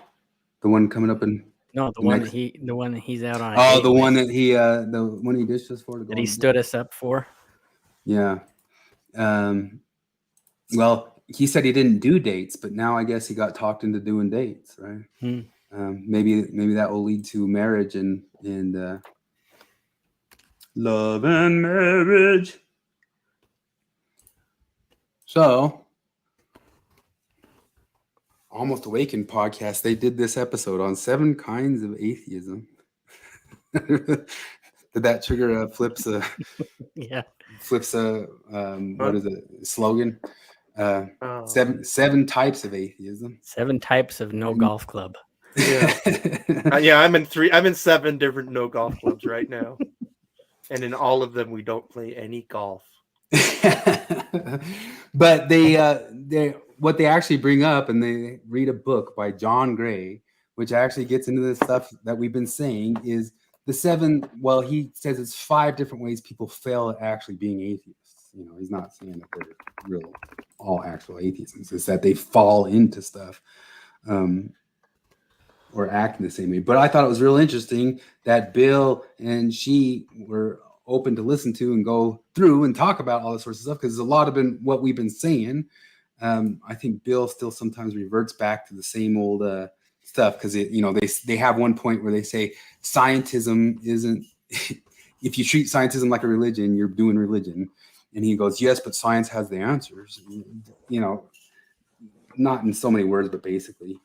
Let's see here. The author identifies 7 types of atheism, devoting 1 chapter to each: new atheism, secular humanism, science religion, political religion, God hatred, the unsentimental atheism of George Santayana and Joseph Conrad, and mystical atheism. And yeah, what he's pointing to is that they all kind of fail at it. But he says there is a real type of atheist down at the end of it, and they're ones who stop doing all that stuff.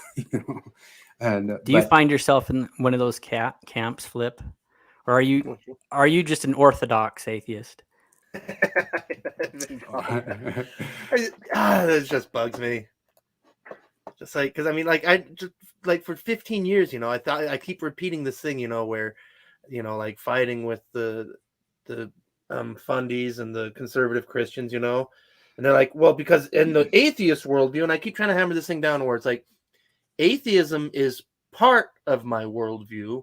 It is not the foundation of it, and that's the big distinction. But that's the thing, though. It's like I'm getting pissed off because for so long I was like, guys, you know, to the conservative Christians, like, guys, atheism, just that. Atheism is part of worldview. It's not the foundation of it. You're getting this all wrong. And then for the last 2 weeks, I've been on that normalizing atheism page, and I'm like, oh, God damn it. It's obvious that you guys have made atheism the foundation of your worldview. You're completely screwed up. You're religious about it. Like, God damn it, it makes me crazy. That's all we've been trying to tell you is that people aren't good at it. Yeah. You know? And I guess the thing's like, is that, you know, I've commented, like, I gave up because they've never even replied. But on Midnight Mormons, for like, it used to be every time, which is almost every episode, where they would bring up secular atheists this, secular atheists that, I'd always comment, most Buddhists and many Hindus are atheists. Just that. And I would think that alone would take the pants off of their dumb proposition, you know. But again, like, they don't ever respond. And Kwaku didn't show up today, so what am I going to do? Well, he said he might pop up at any point. I told him it was he had a 2-hour window. He should look. He's got a phone. He can put the girl on. We can talk to her. They do that all the time with other stuff. But I mean, if he's listening, he might know that we were because he wanted to come on to say, hey, I don't really take that stuff so seriously, but we were gonna ask him some questions. Yeah. We're gonna struggle session him.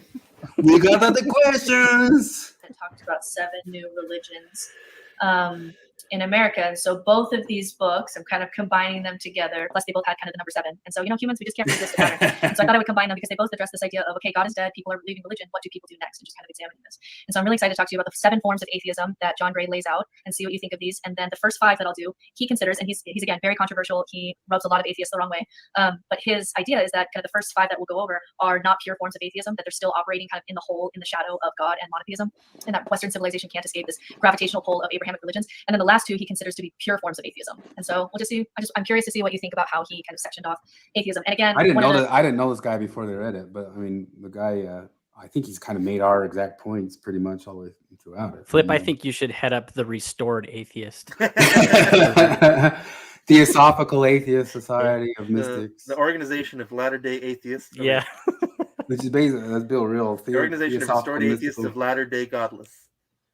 The things on TikTok that I got pushback on was people saying atheism is just a belief of negation, no God. That's all it is. And while that's true, like maybe in like a definitional sense, that's true. Atheism does act like a culture, and you can study where do atheists go? What do they do? Why are they atheists? What do they do with their atheism? You can still kind of study that, even if definitionally it's just a statement of negation. No, you can't. So again, like there's been a Hindu strain that is atheistic that is thousands of years old. Like it's not a recent thing. They've always been there. And the vast majority of Buddhists have always been atheists. And nothing that this lady's talking about applies to them because they're clearly religious. Well, she's referring to the book, but the guy's definitely talking about the West. He's talking about Abrahamic. Yeah, West. I guess so. But again, like that's the thing is like, you know, because it really would just be like, you know, Western ex-Christians atheism. Like, I guess if you really want to nail it down, you know, because like, you know, really, what is it they do? They leave religion and go to the other things in their culture. Like, it's not really mysterious. Anyway, yeah, and I didn't finish this one because they got to 7 new religions, but they're obviously going to get into stuff that we've talked about before. Like the first thing they talk about is fan fiction and all that sorts of stuff, getting crazy into Harry Potter. And before we dive in, it's interesting to me that there are the folks who believe there's no God. There's the folks who believe there's God. But even of the folks who believe there's God, they can't agree.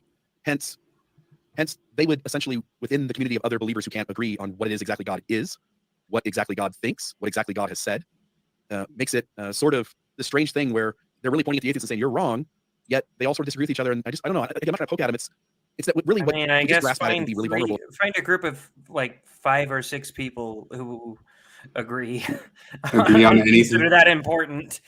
Like, yeah, well, anything really, but especially things that are that important, and then take a group of 8 billion fucking people and try to pretend that it would be reasonable to expect them to agree. Yeah. Well, it's that we couldn't possibly know. And we all have a hunch about what it is, but all of us disagree on our hunches. And hence, even if you are absolutely certain, and the only way you could be is if you spoke to an angel or God yourself, and even then there are other explanations, such as mental illness or a hallucination of some sort, that we all ought to go in these conversations going, even if I have a hunch or even a degree of certainty, it's mystery. And I think the atheist is sort of saying that anyway. Like it's mystery. Like the science says that there isn't something there. That's the most rational explanation. All the other explanations have some problematic issues to them. And so I hope even if a believer or two tunes in today, that you'll just sit with the conversation as it's happening and give us a chance to kind of express that atheism also isn't just one movement. It's a lot of different ideas and things going on all at the same time. Yeah, and I think this goes back. We've had on all of this. I'm actually kind of proud of us because as I go through his list of atheism and how he sees sometimes how it operates like a religion, and then the new religious movements that we'll talk about later, we talked about a lot of these things. And so I do feel like I'm proud of us. Like we picked up on some of these aspects that he was talking about. We may not have grouped them this way or defined it in this way, but I think the hard, bitter pill to swallow for atheists is that even if you leave God and leave religion, if you were raised in kind of a patriarchy and raised in Western civilization, there'll be certain ideas and patterns that come to us from monotheism that we don't recognize that we're still doing even when we leave religion. You and I have talked about that a lot, but that's where I get a lot of atheists saying, that's not true. I've left God. I don't believe in God. But there's so much in the subconscious going on when you're raised in the West that's still kind of God and Christianity driven. Anyway, so 7 kinds of atheism. So number 1, he really pushes back on new atheism. And this is where the atheist community got really upset because he came after Richard Dawkins and Sam Harris, who are like the golden children of atheism, right? And so essentially, new atheism and Richard Dawkins characterizes religions as how to explain the world. And so obviously to someone like Richard Dawkins, taking something like Genesis as a way to explain the scientific world, he just sees as absurd.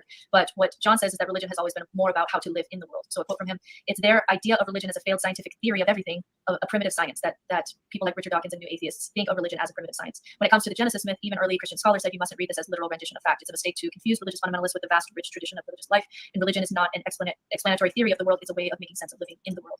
And so his critique of new atheism is that it'll say, that religion is not a way of making sense of living in the world when that was never religion's game, because science can tell us that rituals are good and good for your mental and physical health, but science can't actually create a communal ritual. You actually have to have religion to do that. And so he sees that they are not taking. If any of you lack wisdom, let him ask. Sam Harris. Sam Harris might have been atheism's golden child at one point, but he's not. He's not in the greatest of graces right now. Or let him ask of Hitch. You let him ask. Hitch is one of the cases of that great line in The Dark Knight. You either die the hero or live long enough to see yourself become the villain. That's a great contrast between Hitchens and Harris. Well, that's one of those things where, like, I realized a long time ago, there's a lot of people that I enormously respect, but I won't call them a hero until after they're dead because I don't want to get Cosby. I sometimes I've brought it up before, but I think it's horrible to say, but we're pretty lucky Martin Luther King died, because I'm pretty sure that like he would be 100% against bike Karen if he was still alive today. Yeah.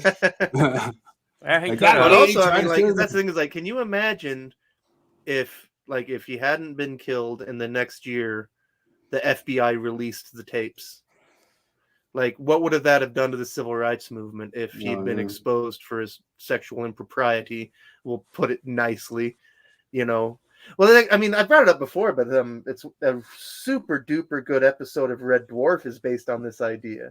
Because the whole thing is they have a time machine and they've run out of curry supplies, so they decide to go back to Earth to get curry supplies, and they accidentally interrupt the Kennedy assassination. And Kennedy survives. And in this alternate universe, Kennedy's affairs are exposed. His entire administration is hobbled.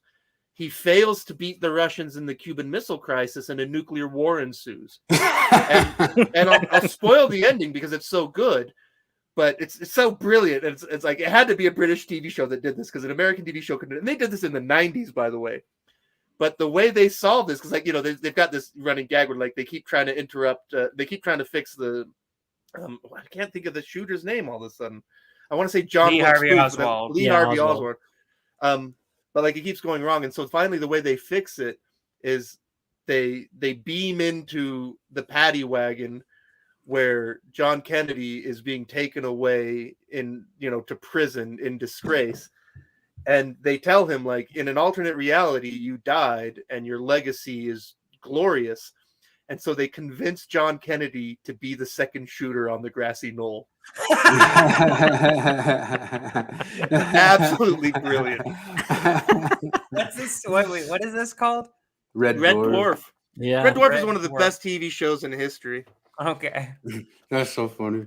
That's Um, oh damn. Because like, it's a comedy, I guess but they cover this brings like me that. to a question that one of my friends was asking me. How much corruption do you accept in your heroes? And he was thinking of people like MLK. He was actually thinking of Steven Crowder. He's like, okay, should I accept the good that Steven Crowder did based on like, and even though he seems by all He's a accounts to turd. be He's kind a of a turd in piece of other shit ways. to his Yeah. he seems to be a piece of shit to his wife. Like his whole thing about like, well, apparently my wife can just divorce me without my consent. It's like, yeah, that sounds like a good thing. I don't think Yeah, that you people should have not to be get, forced to associate with you, Steve. yeah. I don't know. Is that all that no fault divorce is? Because I've heard people complain about it before, and now going back and hearing about people complaining about it, I'm like, oh, you're a monster. One thing, like, I So, mean, like, Victor- 'cause for me, I only ever liked Steven Crowder, and that's things like it's not even him; it was his organization. I only ever liked the investigative journalism. That was always great. Sure. Yeah. But I was everything else, wary I of always him. thought he was a bit of a hack. Like honestly, I watched Crowder The mostly 'cause, comedy. like for Dave Landau. Like Sure. that yeah. was the best part of that show, hands It was down. great. And then you found out about the yellow light. If you've been missing the light I just Crowder's- had on for you. Crowder's Oh, not- Oh shit! Didn't they have Fuck like? off. Didn't they like show a moment where who's the guy? Brian Callen. Oh yeah, Brian Callen. Callen. And like You they can see totally showed Crowder a clicking the moment button. where he yellow lighted him. Shut Yeah. up. He Yeah, does they seem very could. sensitive about people being funnier than him, but I guess this goes to, and I haven't been able to answer the question very well. I'm getting closer and closer, but of how much corruption do you accept in your heroes? Like how bad would MLK have to have been to those prostitutes before we say no, you're no longer a hero? Well, we've shared it before. I don't know if we I could share it on mean, the live I stream, don't but know. there's that Jebediah Springfield moment in The Yeah, I was Simpsons. gonna say, like, I feel like I was a child when I learned the lesson that, like, if anything, to protect your own conscience, be very careful to separate the idea from the person. You know, Sure. but that's one of those things where it's like humanity just has to keep relearning that lesson, and they keep forgetting it and relearning it, forgetting it and relearning Well, it. so the best that I could tell him was that, because obviously I had a bunch of heroes growing up, and then one of the big hero collapses was when I read a bunch of stuff on Joseph Smith. He was hero, and then it came to me thinking, no, he's not a hero, he's a bastard. So I felt that maybe when you're young, you have heroes. When you become an adult, you realize all your heroes are bastards, and then when you wisen up, you realize that even bastards can be heroes. Yeah. So that's Victor Davis Hanson talks a lot about like the tragic hero, and one of the persons he refers to a lot is General Patton, and General Patton has like a lot of difficult history of not just being able to get along with anybody, anywhere, in any way, shape, or He form. probably committed war crimes. He just was bad. He was bad in life. He was bad with people, and we wouldn't have won anything without him. And you needed that guy, and he's talked about a whole lot, and it stems all the way back to the Greek and that sort of stuff. And that almost every single president at one point or another did super terrible, horrible things. But what I like to point to is because so Bill Real and people will say, well, the Mormons are particularly bad, and that's where I kind of go, what? And I get fucked on that one, buddy. The Mormons are particularly good.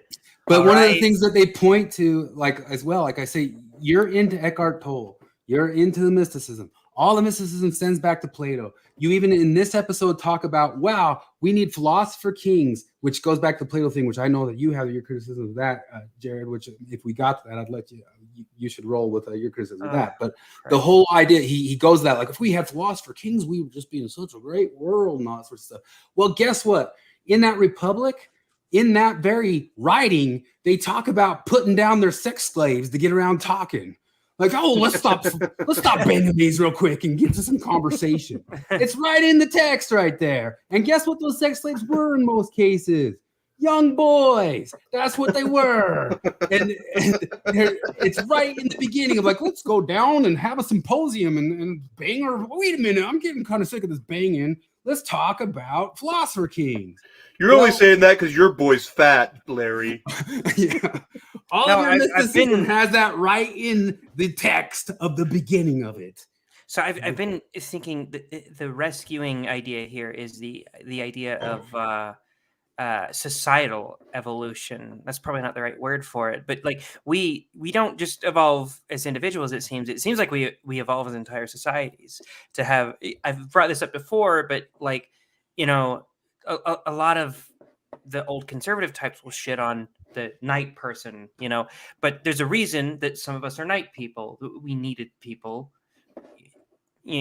Historically, we needed people who would stay up all night and guard things. So it feels like we need a society full of all different types of people.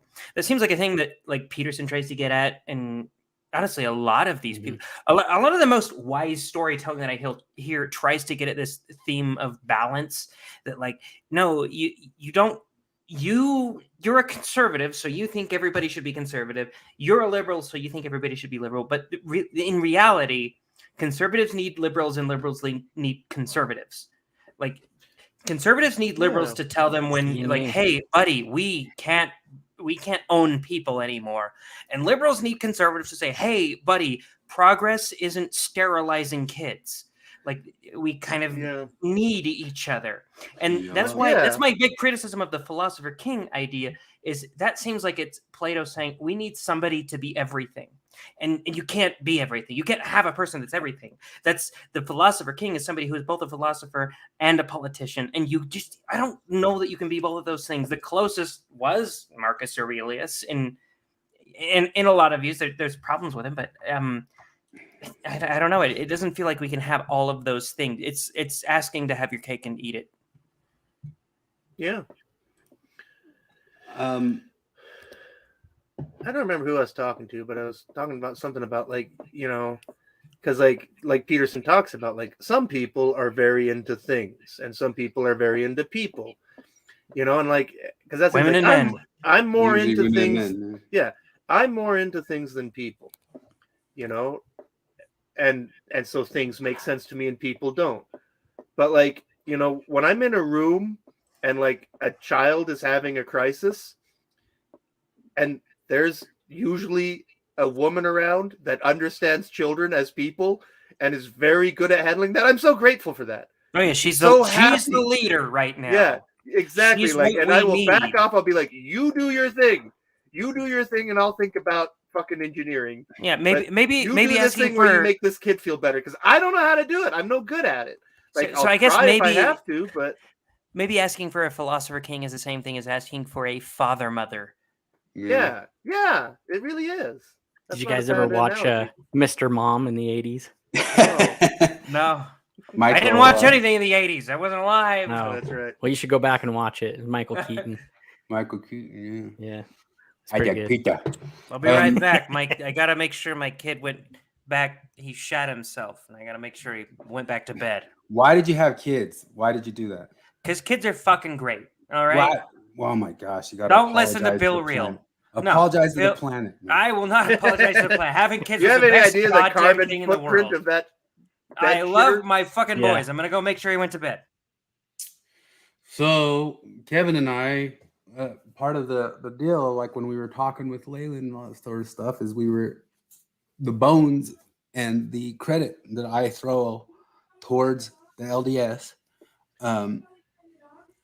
A lot of that stuff is, well, I credit, it always throws people off, but I say Ezra Taft Benson was right. And he's obviously right that the communism was coming up the sleeve of the civil rights movement. If you haven't figured out that he was right about that, I can't really help you out with that anymore. But he was saying that way before most other people.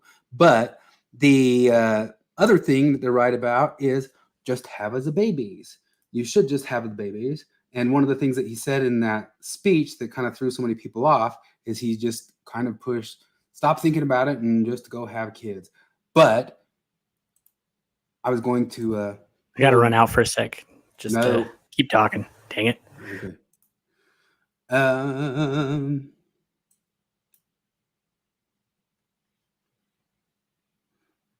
Let's see here. Some recent things. Is everybody missing right now? We got to move that. It's just down to me and Flip. There was this conservative, national conservatism. Oh my goodness, forget. Wait, don't worry, it's Europe. You're allowed to be a national conservative in Europe unless it's Poland. There was this national conservatism conference in England that several different people, two of them feminists, current feminists, ex-feminists, Louise Perry, who she's made the rounds. She's been on Peterson and a lot of different other stuff where she's been pushing this. I wouldn't even call it like the thing is like she and Mary Harrington, who's the other one, they really did come to these points of have babies through feminism. It's not they stopped and said, okay, let me go back and study Mormonism. And, you know, they came all the way through the implications of the feminist movement that they were all the way into to coming back all the way around to have babies. And these are, that's kind of one of the things of, you know, I usually post to like Nick Land or Mark Fisher. There's people who went all the way through Marxism, all the way down the implications, all the way to the other end of it, and landed on the same place Down H. Oaks is. And yeah. No, this is one of those things where it's like, because you know, I had a moment a couple years ago when I was driving home from a doctor's appointment, and I had this like terrifying realization. I mean, it happened. The realization happened when I showed up for the doctor's appointment and was filling out my paperwork, and it was this. I don't have an emergency contact. mm-hmm. My parents are too old. My siblings are all far away, and I don't really get along with them. You know, and like, if you don't have kids, you don't have, there's nobody who has a duty to take care of your basic welfare when you lose the ability to do it yourself. And that's not a small thing. Like, I was 42 and having this realization, like, I don't have an emergency contact. I don't have somebody I can put down. Like, and that's things like, and I look at these 25-year-olds like, kids are so much work. I just don't want to have kids, and they have carbon footprints, and oh, it's just, you know, it's just like, and I've got to tell you, like, I'm not even that old yet, but I'm old enough to know, no, it's coming. The time is coming when you're going to wish that you had somebody you could rely on no matter what. And if you don't have kids, you don't have that. Also, carbon footprint, fuck off, man. If I found out right now that I could go back in time and not have my second son, and that would save us from climate disaster, there's no way I would do it. I would say, sorry, the world's fucked. The earth is gonna die because I love my kid more than I love the whole fucking world. So fuck off. Yeah, and if anybody should be super duper offended by this, by him saying you missed on your blessings or you just delayed your blessings because you didn't have kids, it should be me because I might have missed it. That's just the hard, cold truth. I might have missed it. It might, maybe, I mean, I'm male. If I was female, I for sure missed it, right? I'm male. Robert De Niro just had a kid, but it's also looking less and less possible or probable in my life. And there is a realization, and I'm more than positive that realization, as Peterson has always warned, would be super grim, especially if you're like a woman. And you can see they pulled up just different, some women post online the moments that they realize that sort of thing happens. But there's other reasons for it. And I direct people to Louise Perry, the feminist, still feminist. These guys hold to their feminism. They came through it. If you read Mary Harrington's book, she came through it. She came through it. She didn't go around it or backtrack on it. She came through it. It's all the way through. And both of them are saying they should have had kids. And once they had kids, there was a whole different realization that you are your body. You can't escape your body. Going back to hermeticism, Gnosticism, it's not a prison. We are in this. You are what you are. And you got to reconcile that and not just realize that being a part of life is integrating your body into what your life is. because it's all you got for real. And No, this that whole- was me on a quicker scale than that, because I did go through that brief period where I was like, I don't think I want to have kids because that seems like a lot of work. My parents had 6 kids, and I loved it. I love having 5 siblings. It's great. There's difficulties that come with it, but I loved it. It seemed like hell for them because, we You were were the oldest. we were pretty poor. When I was there anyway, we were pretty poor, and it's because my parents did do that thing where they're like, no, our kids are gonna have a stay-at-home mom, and that's something I will be forever grateful for. That's one of those things That's- 'cause we made sacrifice. We lived in a 2-bedroom apartment where 4 of us shared 1 bedroom, and the baby slept in in my parents' bedroom. And to me, that was nothing. It was just fun. It was like a sleepover every night. But like that's a huge sacrifice my parents were willing to make. And I grew up thinking that was probably miserable. But I do also remember my dad, anytime he would come home from his too long shift, all of us would line up at the door and we would all run at him single file, and we would jump into his arms and hug him. He loved that. He still talks about it like it's the best thing ever. And so I went through that phase where it's like, that seems difficult. I don't want to have kids. And my wife told me, she's like, that's a deal breaker. I'm going to have kids. So fuck, get your shit together. Yeah. And so I was like, you know what? I don't want to lose you. So let's have kids. And she talked me into it. And after we had the first kid, I was like, nope, this was holy shit. I'm scared to death of the version of me that decided to not have kids. There is a version of me that didn't have this strong female figure in my life that said, no, I am having kids. And you can either leave me and I'll find someone else, or you can have kids with me. And so I convinced her to have the second kid because she was like, I don't know if I want to be pregnant again. But so you patriarchied her? Yeah, hell yeah, I did. You declared your patriarchy authority, and you raised your right hand to the square and said, I command you, woman. My life has been amazing with family, except for having Kevin as my dad. That's my boy. Oh, nice. He's about to go on a mission. Isn't he? Yeah, he's just getting ready to leave on his mission. Oh, yeah, where is he? Colombia. Is he going? I don't Going remember. to Colombia. Colombia. Oh, nice. Barranquilla. South America. That's where it's Dude, at. everybody got a good mission except for me. Yeah.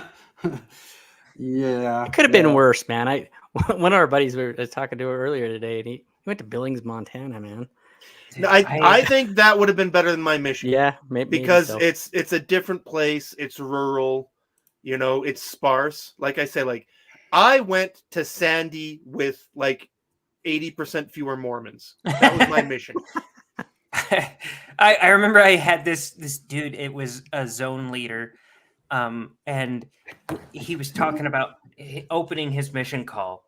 And he had a twin brother, and he also had a step brother that was the same age. They all 3 got their mission calls on the same day, and they read them in this order. And this wasn't when I was in Brazil. This was when I was waiting on my visa. So we were in Lincoln, Nebraska, and they opened them in this order: Philippines, Japan, Lincoln, Nebraska.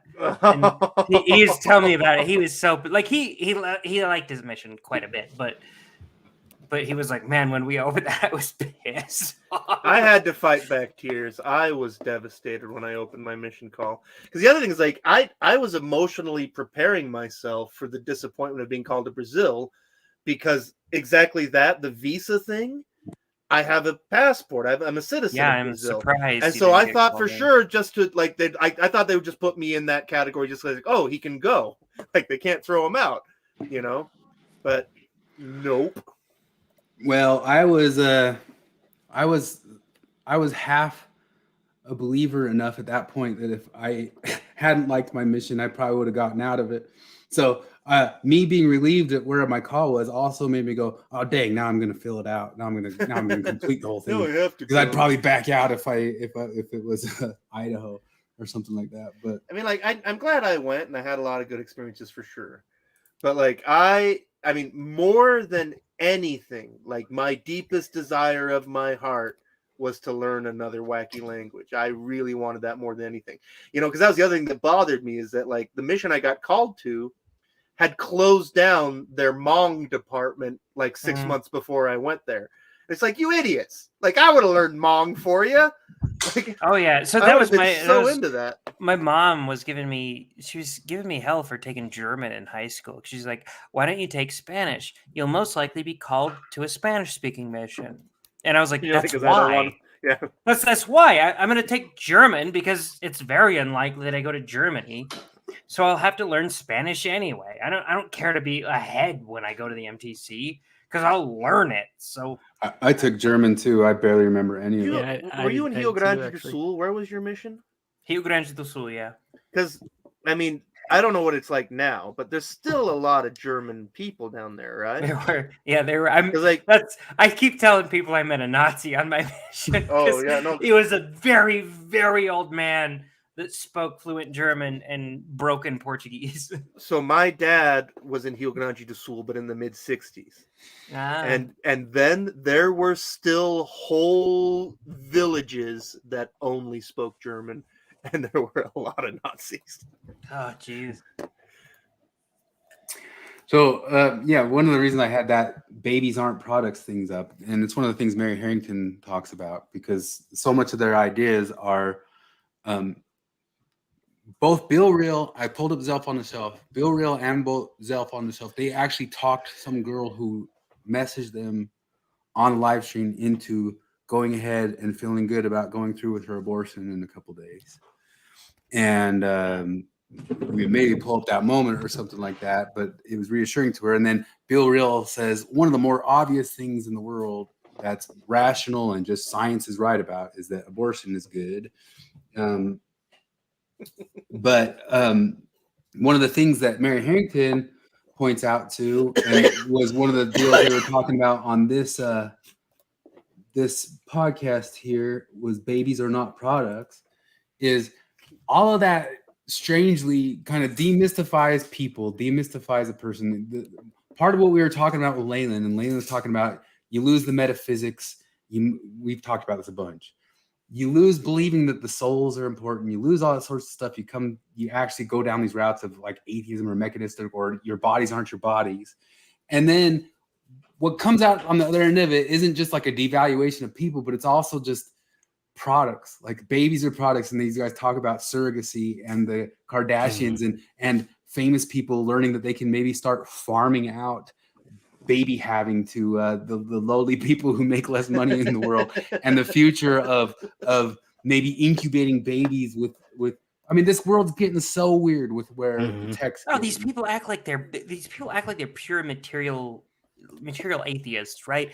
But they're so obviously not, because like if you're a pure material atheist, you're going to believe things like you're going to believe evolution and evolutionary psychology, and you're going to believe things that tell you that, you know, the human organism wants to propagate itself, that the selfish gene wants to propagate itself, and therefore you're going to reproduce. But they'll tell you things like, well, humans are a cancer on the world. In what way? Like, by what standard are humans a cancer to the world? Because like you're judging it by something. You have a god, you just pretend that you don't. Yeah. No, Mary calls it the meat body Gnosticism. Yeah. I need to listen to her stuff. You guys keep talking about Listen it. to her whole Listen to a book. little bit, but Listen to her whole book, and she also calls it like cyborg theocracy. Because like There's not much. I'm very partial to the stories of people who almost didn't have kids and then decide I need to have kids. So I definitely need to listen to her. Well, and then like she says, and I've heard some other people say, is after they had one, they're like, dang it, I should have started younger. I should have 4. You know, I tell people that. Like, I had my first kid when I was like 26, and I tell people, they're like, man, you had a kid young. I was like, no, I didn't. Like, I had a friend tell me the other day, like, wow, people are telling me to have kids. We're young. I was like, we're not young. We're 31, man. we're not old, but we're not young. So, well, my like, boy, I was would have had 24 when I had my boy right there. Yeah, I'm saying, like, if I were to go over, if I were to do it again, I want my kid. Obviously, I want my kids. I don't want different kids than the ones I have right now. But like, if I could have those 2 kids and then additional ones, I would have had them sooner, easily. So how do you think these guys took because like Down H Oaks, there's maybe stuff up through the ages that we would even complain about that he said. But Sure. this whole podcast, this whole talk was him saying, "Have the babies, stop worrying, have the babies." And maybe there's some maybe there's a little bit of you can give some credence, like I'll get a little bit of money, you know, maybe don't have $7 an hour and be 19 or It's something. weird hearing you say it in Klaus's voice. Well, that's how Zelf would take it, you know. Oh, yeah, They, yeah. This whole entire thing is like, oh my gosh, he said have babies. Oh. We did. We did. And in both the cases, they make long claims, long, hard claims about don't we have enough people on this planet? And it all just becomes so anti-human. And it's so obviously anti-human. You know? But anti-human based on what? They're acclaimed atheists. They pretend to not have a god. But the only way to be anti-human is to have a god. Yeah.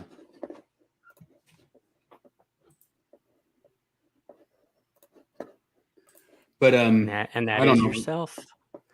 Sure, yeah. You have to have some type of a standard that leads you to Well, go and against that's why they every get part into- of your nature.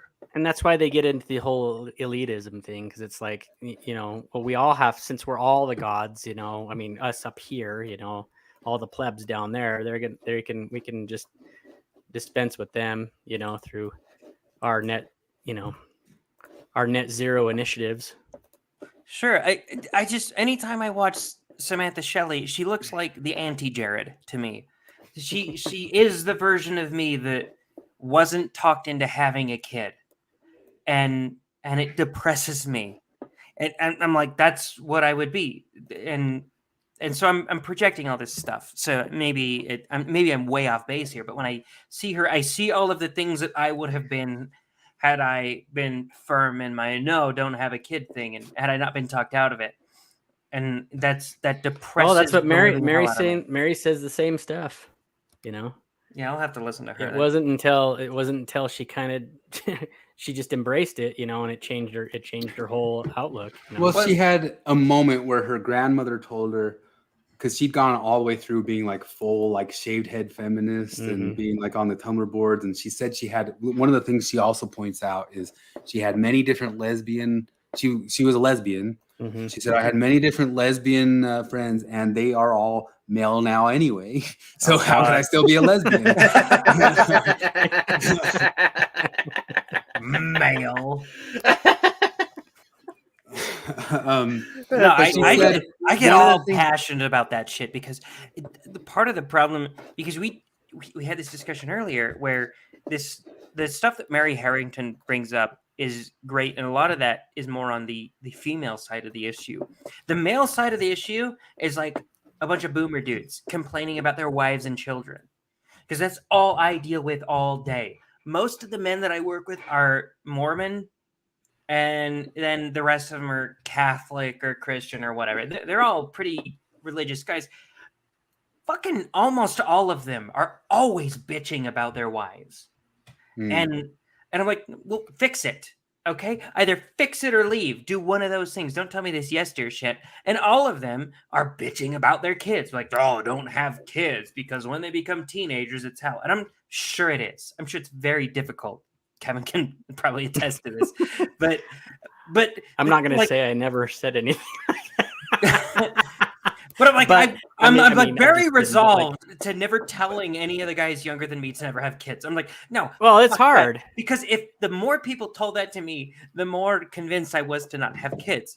I don't want to convince them to not have kids because I'm like, in the most insane tantrums that my kid throws, I have to have this. I might have sent it to the group chat, but there was this whole thing.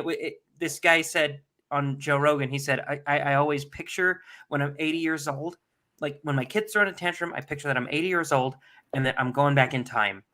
And this is the only chance I get to be with my kid. And how would I act if that was the case? And I always say, okay, I need to calm down and I need to appreciate this moment, because 80-year-old me going back, just about to die, going back to visit this moment would just sob tears of joy to just be with his son again. And so I'm pretty like I'm probably a little bit overboard on this stuff at work. No, not at all. Well, I think it is the hardest thing you can do. Like, I don't know. In my experience, it's the hardest thing I've ever done. Sure. But it's been the most. I mean, it is like Peterson will kind of talk about, and is like aim for the highest good, and that's the thing is that like I was kind of sitting there, I get a little bit emotional talking about my son here, as he's getting ready to leave. I only have a few more weeks with him, and I sit there and it's the same, you see it in all the movies where the dad, sees his, father of the bride type thing, you see your kid grow up and then, and you go through all the memories that you had with them. Like, and you just, it breaks you up because it's, it's part of you, I mean, it's the greatest part of you, is them, and so, yeah.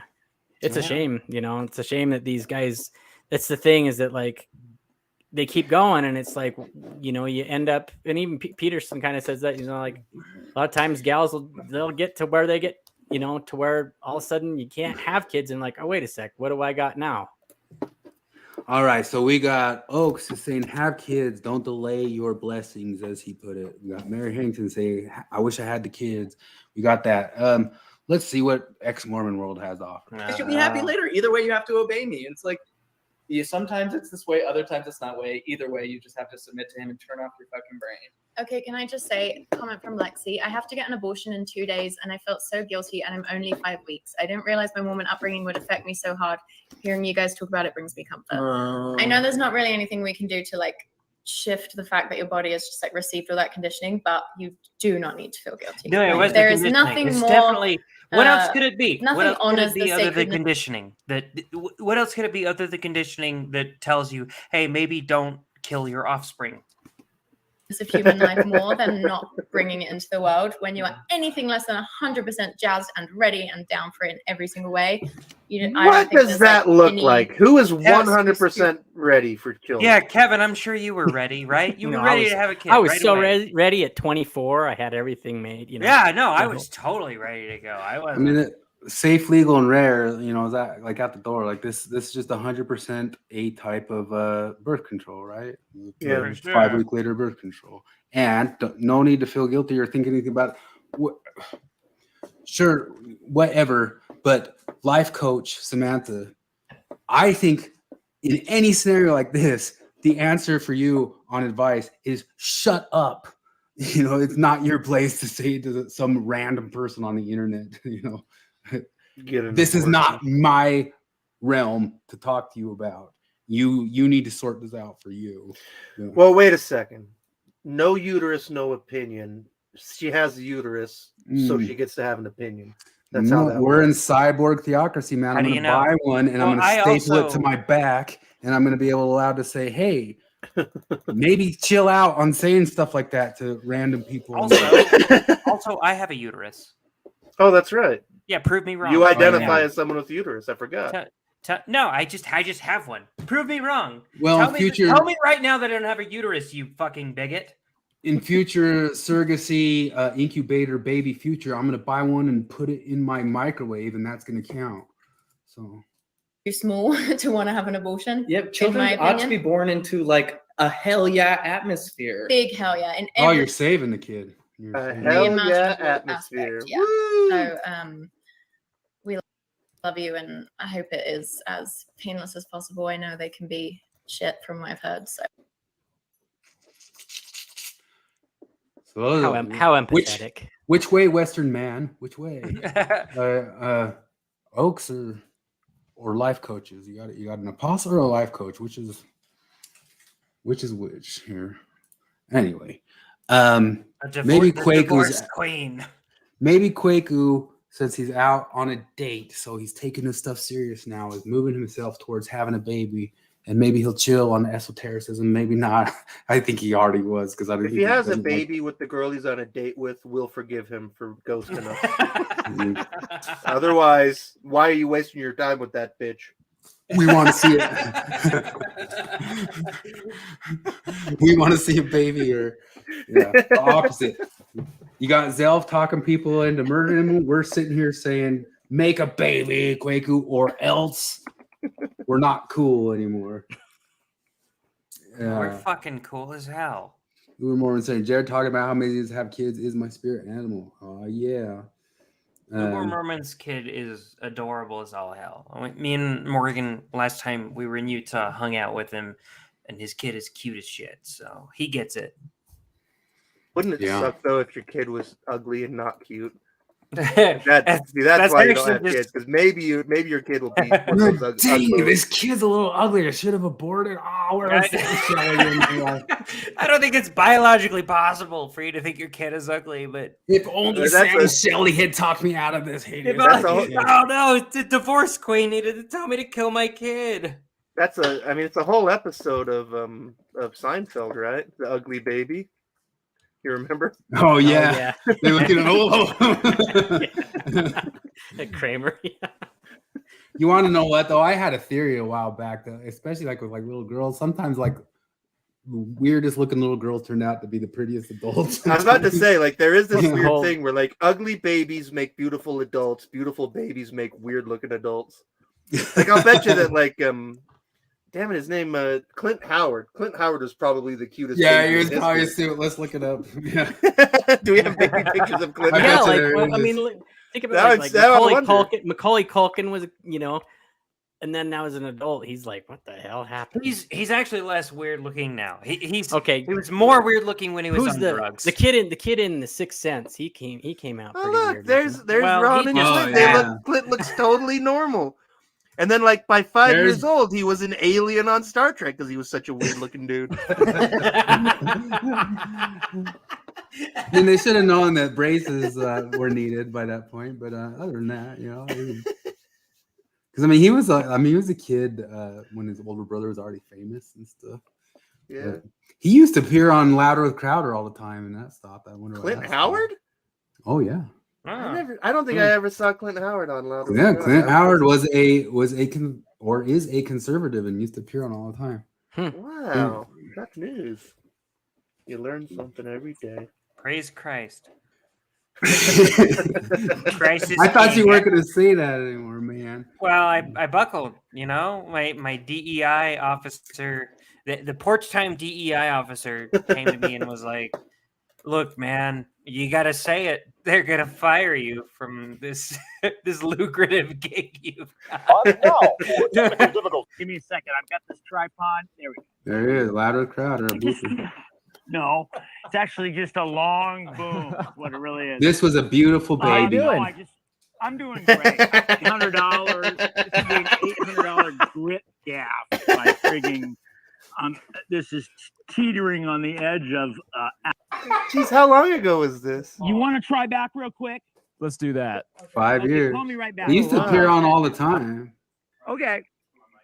All right, thank you so much. I was sorry. I was. Look how gorgeous that baby is. Yeah, it's funny. It's like because I didn't realize the surgery that he had, Yeah. and because my MTC companion had that surgery, and he showed us his X-ray showing the metal bars and stuff in his back, but he had Marfan syndrome, and he showed us pictures of his sunken chest, and he talked about how like you could touch his spine from the front, Oh, God. Ugh. That sounds but again, he had terrible. Marfan syndrome, and like Crowder, I don't know if he's got something else, but he obviously doesn't have Marfan syndrome because that stuff's obvious. His wife claims it was 100% for the looks of it to make it look like he had a bigger chest, but you never know when people are going through divorces like that. Anyway, I don't know that Quaker's showing up. We want to hit other subjects before. Maybe I'll pop on before, but maybe if he listens to it again, maybe he won't, because now he knows that we were going to kind of hold his feet to the fire on some of that stuff. But we were going to let him say his piece too, because he was ultimately telling me that like, it was just a joke. We were, I mostly want to know the things that he believes. yeah.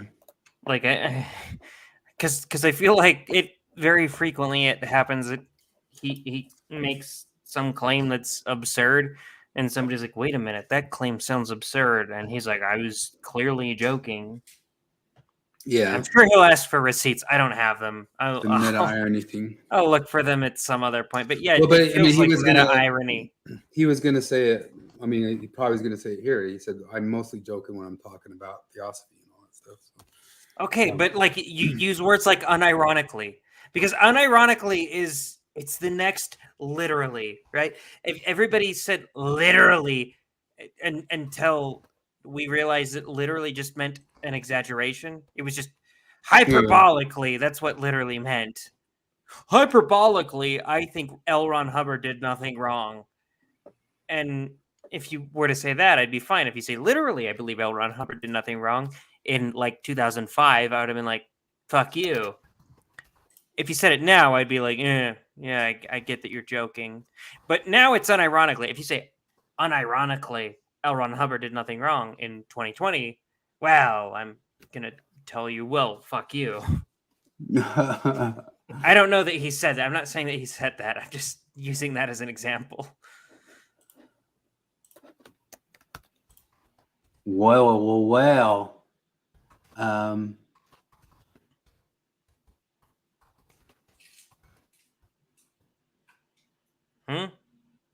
What? Did somebody say what? What did I Did anybody thought you watch were- The Little Mermaid yet? Anybody go catch that? No, fuck no. What? No, okay. Do you want me to? I'm not sure if I gave this rant last time, but I hate what they're doing to romance. I fucking hate it. I realize that I think I grew up in a generation that was high on romance, right?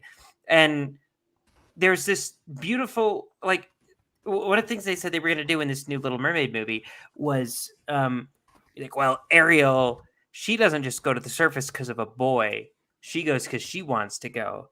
And like, did you not watch the fucking movie?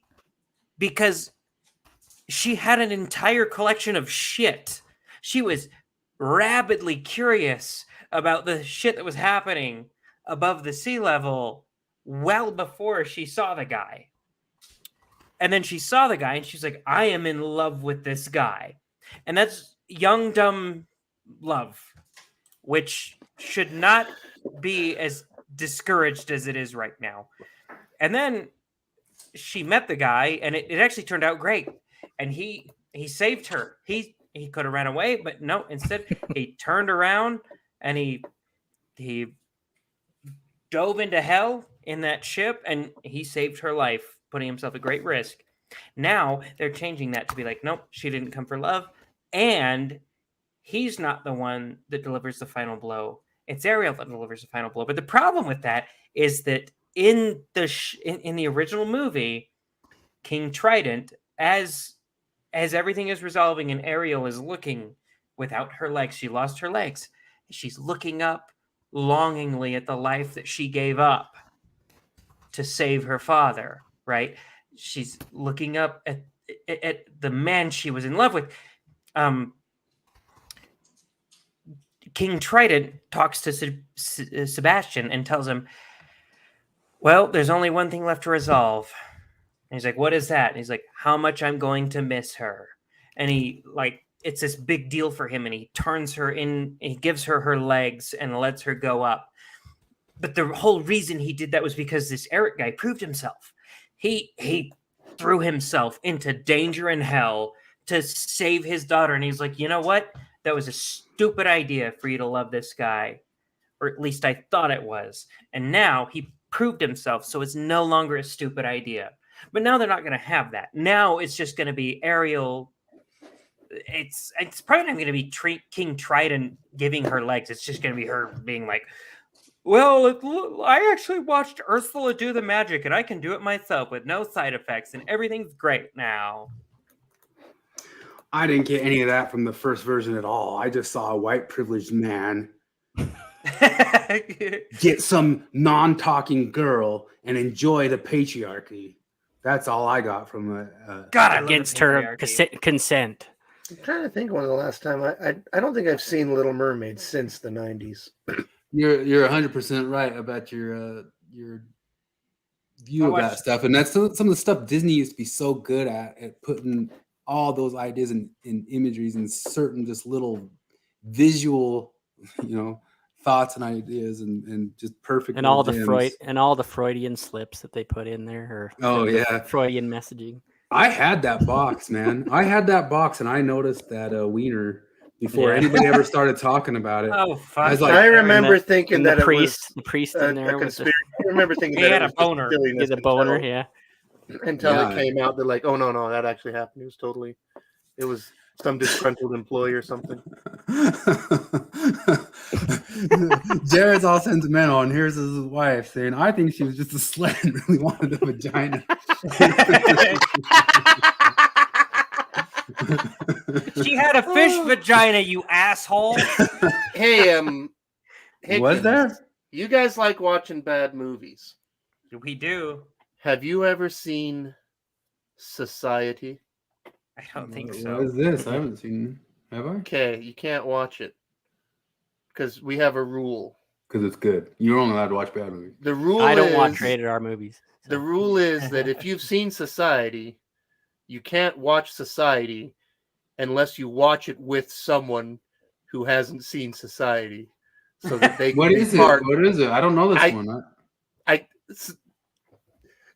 Have you guys watched? You guys watched the Neil Breeds, right? We should came up with this rule about Society back when we watched it like 15 years ago. Here, I'll show it's you. funny I'll because actually- Jay how much Bowman we love bad mentioned it movies. once on RLM and said, "I'm not saying any more about it. You have to watch it." And that's what I'm No, saying. so we got to watch it. You're not allowed to tell us. The next time we get together, I will bring you guys into Society. So then you'll. Yeah, be I don't part know of if I've Society. seen that because I haven't seen that one. So, but you can't tell us about it until we watch it. Like, because you guys watched the Neil Breeds, the right? movie defies explanation. It really does. We watched one Neil Breen movie. So this is how much we love bad movies. Morgan got this for me for my birthday one year. That's a Troll 2 reference. That's in Utah. Did you go to the place in Utah? We haven't yet. No, I I love that movie though. It's terrible. Oh my god!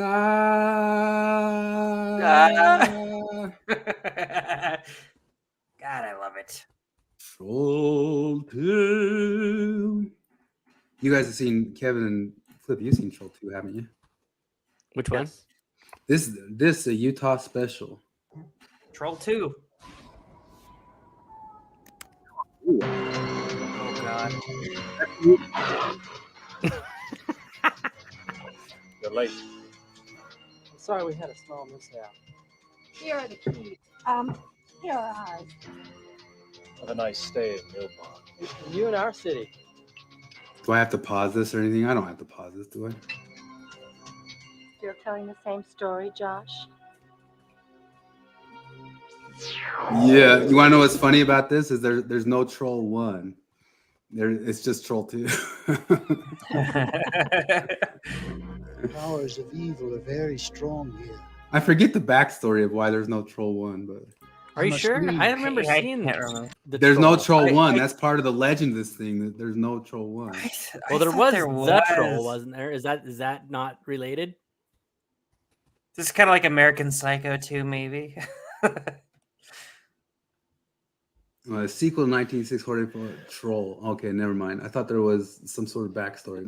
I remember watching fake news. The Troll, like the Troll, and it was like it scared the shit out of me. I had nightmares for like 2 years after that when I was a kid.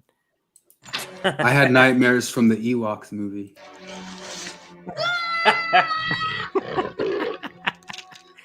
Yeah. See, this is like he This sticks is the like one you his saw? ring. The first one, he sticks his he's got like this ring with like a needle in it or something. Like it pokes people, and they turn into like these pods of like vines and crap. Right? Is that not this one? I don't think so. I thought it was. No, this is Troll 2. I don't. This doesn't look familiar to me. County. So I gotta One say, is- like, this Special effects of that are better than modern CGI. Morgan's comment is really, really messing with me because I'm thinking about this because fish, like the female fish. You never female thought about fish- this till now? The female fish lays eggs, and then the male fish sprays sperm over them. Right? Fish don't have romanticism. But Ariel wears the clamshell bra, which are mammaries, which are, for feeding children the way mammals do. So, like, what's going on? Like, how did that ever work? Like, did Ariel come from an egg, or was she born from a fish vagina? But wait a minute, whales are mammals. But whales don't lay eggs, and whales nurse. Whales have mammary glands. Yeah, but how do we know that? How do we know that mermaids aren't? We know because her tail is a fish tail, where the fins are vertical, whereas whales have horizontal tail. But so, damn you, Flippipedia! It should have been like a. Because like they're clearly Also, she clearly has species, scales, right? Yeah, also, but they're clearly Ariel has scales. She can breathe air. So you guys know that like some people think that the legend of mermaids comes from beluga whales because people saw beluga whales and you see stuff like this. Morgan says for sure she was born from eggs. They're thick. So you see beluga whales, and some of the beluga whales, you can totally see how they were mammals, and that's where like the idea of like you see the. Oh, you're right. That is like, yeah, you can totally see. Damn, beluga whales are thick as fuck. It's like look at this, look at that thing there. Jesus Christ, yeah, belugas from holy shit. That looks insane. Yeah, and that's what I think like the ideas or concepts of mermaids came from. But what's Ariel's tail look like? I think it's a horizontal tail, isn't it? That's not the same as a beluga whale. Yeah, no, I think it is. I think sharks have vertical tails, right? And then whales have horizontal tails. Yeah, so pretty sure. I don't know. I say this as somebody who's played Kingdom Heart games where you are a mermaid for a brief period. I'm not proud of that fact, but I have played those games.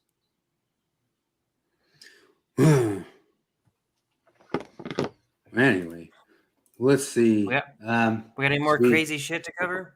No, Damn it, although we didn't get to the. I want to see a picture of this girl to know that this was worth it. Well, Kwaku, yeah, she better be hot. If there's one area you couldn't, we will judge her. I guarantee Kwaku dates hot girls. That's the problem. No, yeah.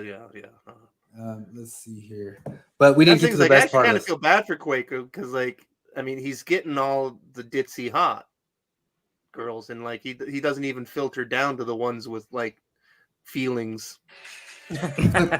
Flip, what's this bigotry you put on Facebook? Your post says your sexuality is the least interesting thing about you. Oh my goodness, bigot! I think it's easily the most interesting thing about me. Why else would I be pansexual, omnigendered? He says that right after he just sat there obsessing about mermaid sexuality. Liar, liar. Did you see Ariel's sisters? Oh yeah, they're all different races, right? Yeah, it feels like. No, that makes sense though, because the female fish just lays a bunch of eggs, and all the male fish, whoever's around, can go and. Oh yeah! Oh gosh! So. I mean, that might make sense to like if she. Why then would she be interested romantically in a monogamous male partner, which she clearly is? Well, here's what the real answer is. This is sell more toys. Line go up. Line go up. It's all for selling. Ariel is mermaid fish queer because, like, for the mermaid fishes, it's all just you squirt the eggs and whoever comes around. But like, she is their version of queer, where she's like, "Oh, I'm gonna go and date one of these land walkers." Wait, so that's true. Like, so Titan or Trident can be the dad of all these girls. So when I first saw that, I was like, "Oh yeah, Triton's a fucking pimp. Hell yeah, what a badass!" And no, I guess the movie talks about their mom as if she's just one person. Triton's a cuck. Look at this 1990s bigotry. None of them are his kids. Look at this bigotry. The only thing that was different was their hair colors. Oh my goodness. Oh my. These siblings all had the same mother. What the fuck happened there? Ugh. Ugh. They're eating her. So they're going to eat me. Oh, where's the part where it says, "Oh my god"? It might. I'm sure it'll have it. Dude. Man, maybe movies have been so bad for a while. This is like starting to look good to me. Like, thanks, Disney. Thanks, Disney. You're making Troll 2 look good. I'm so dizzy.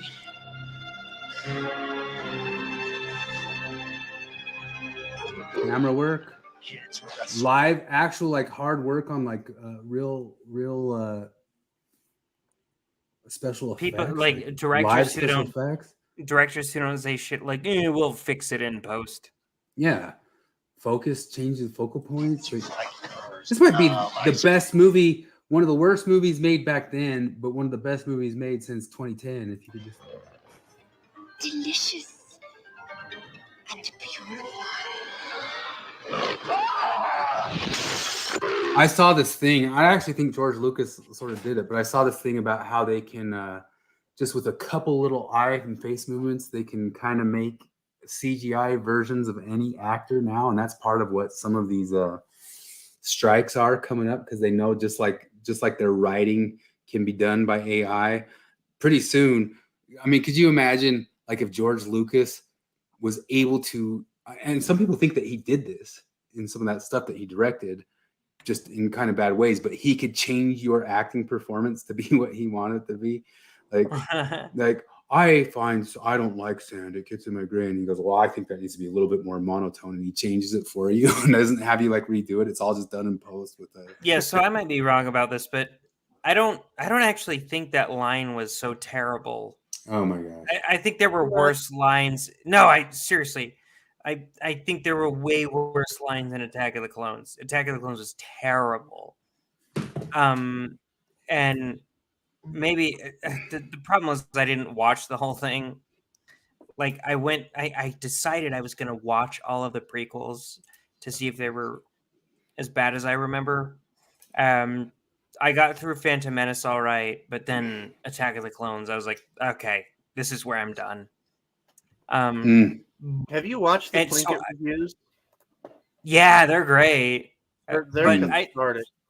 I do not Really think I watched them with more than them. I've watched the movies, but Yeah, no, I cannot believe they made rewatched worse Plinkett movies reviews than several that. I can't believe they made worse movies than that. Like people like cheering for George Lucas coming back, and you have to be like, well, oh my gosh, those were bad though. Like he wasn't going to make something better. It's better. Well, better than his old stuff. No, there's a whole faction. Still, of they people made now, worse than that. There's a whole faction of people now that are being like, actually, the prequels weren't that bad. Like, no, they were. They were really fucking bad. But and I guess I haven't watched episode 3 recently. I watched 10 minutes of episode 2 somewhat recently, and it was bad enough that I only watched 10 minutes of it. But They were bad. My God, it like honestly, the sand thing was the least bad part about it. Holy shit, it was terrible. So I gave fake news, although I don't know where I heard this or thought this was true, but I swear there's like a Troll 2 documentary that talks about There how is. It's the worst movie ever made. So I must have drank RLM something up. actually did a review of that movie. See, this freaking brings back memories, man. Like This I'm spooks you? scarred from this. Oh yeah, dude. Scared the Did hell you out ever of me see when I was a kid. Leprechaun?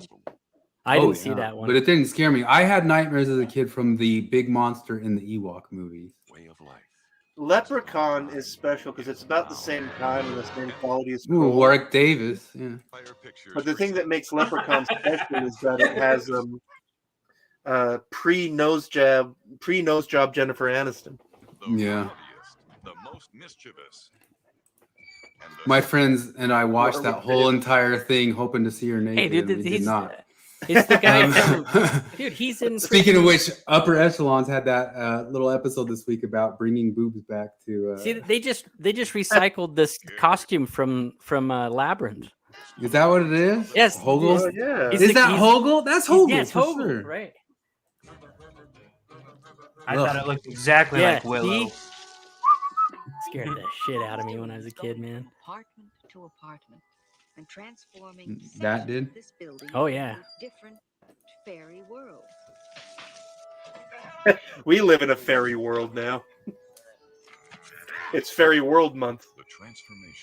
Why would you be scared of that? Man, for like how cheap or whatever these movies were and supposedly bad, like those little. I was only like 7 years old, man. Those little troll outfits are pretty darn good or well made, you know. Because they had to be. Yeah. They actually had to give a shit back then. I dead serious would take that over janky CGI any day. Like Oh, yeah. when I notice stuff is CGI, I'm just like I'm out. No, I'm really annoyed because I'm rewatching, all the Star Trek, but I'm watching them on Paramount Plus, and they're the 2006 remasters where they go and use computers to touch up all the effects, and then I'm pissed off about it. Frankly, I appreciate the old school filmmaking way more than 90s CGI done in 2006. Like, that's the other thing about it, is that like the CGI in the retouched Star Trek from 2006 looks worse than Next Generation from the early 90s. There's no reason to do it. Part of one of the fears of the future is there's going to be no more media that you actually hold in your hands. You're all just going to rent it. You're just going to rent it from Disney Plus and all that sort of stuff. And they can make new official versions and delete the old versions for eternity and say, now there's only this. Which is, I remember when I first read 1984, man. When I first read Fahrenheit 451, I was like, what's the big deal? They can still use any sort of media they want. They just burn the books. And I didn't realize it was getting at the point because the non-hard book media can be constantly changed. I didn't catch that point the first time I read Fahrenheit 451. No, and it's already to the point where like they can sneak it past you, and unless you have something to compare it to or you have incredible memory, you go, what? Like, you don't even notice. Yeah, and I didn't even realize that. I was critical of Fahrenheit 451 the first time. Like, okay, so just books, but you can still do plays. You can still do, and I didn't realize that part of the point was it's changeable. The other stuff's changeable. Yeah. So that one gave. Let me see. Ewok movie. You talking about is this the Christmas special? No, there was like an Ewok adventure movie. Oh, wasn't it? Oh, that's right. Yeah, it was like a made-for-TV special. This is what gave me nightmares. There's one part where the little kids get stuck underwater. I mean, I guess I saw it so young, in 1984. So I was like, what, 4 or 5? Mm-hmm. And there's a part where they get stuck underwater and they can't come past the surface of the water. I forgot this existed. I remember they replayed it on like a Sunday night movie. On I ABC. remember that girl, man. There's a girl, but there's some little point where there's like this great big giant, like kind of a Bigfoot monster, like super giant. Mm-hmm. And I'd have nightmares of this thing. Yep. I'd have that was Chris Hanna's biggest recurring nightmare right there. This thing. Ah! I think if you watch terrifying movies as a kid, you'll have nightmares about them. I think that's just part of being a kid, though, because if you don't watch terrifying movies as kids, I think your head will create them. Because I didn't watch terrifying movies as kids, and I still have the most prominent nightmare in my head to this day is like I remember having this night where there was a series of nightmares. I remember one of them was me and my brother running up a stair set where we kept getting shot by people. One of them was I had all these Christmas presents, and one of them was a tent that had an evil Homer Simpson in it who came out trying to kill me. And one of them was I was an elf to this Santa guy who told me to sit on his lap and started eating my head. And once he started eating my head, it zoomed out and I got to watch him eat my head. So I didn't watch scary movies at this point, but this is what I saw. I watched a man eat my head, and it looked like a Tootsie Pop. It was terrifying. Did you have a caramel center? Yes. Well, I mean, a Tootsie Roll center, but that's what I mean.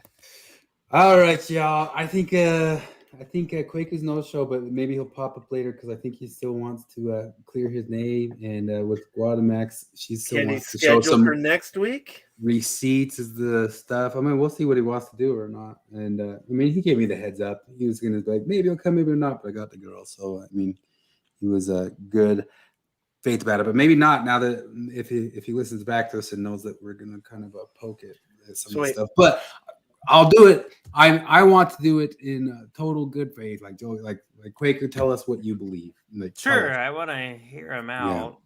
Yeah, for sure. I thought of another one. Pods before broads. Pods before broads. Theosopros versus Theosophoes. Yes. All right. Anything else to say? We've been ghosted by Kwaku. Yeah. Yeah. Yeah. He owes us one. Now I know what it feels like to be one of thousands little BYU girls over in the. Oh yeah.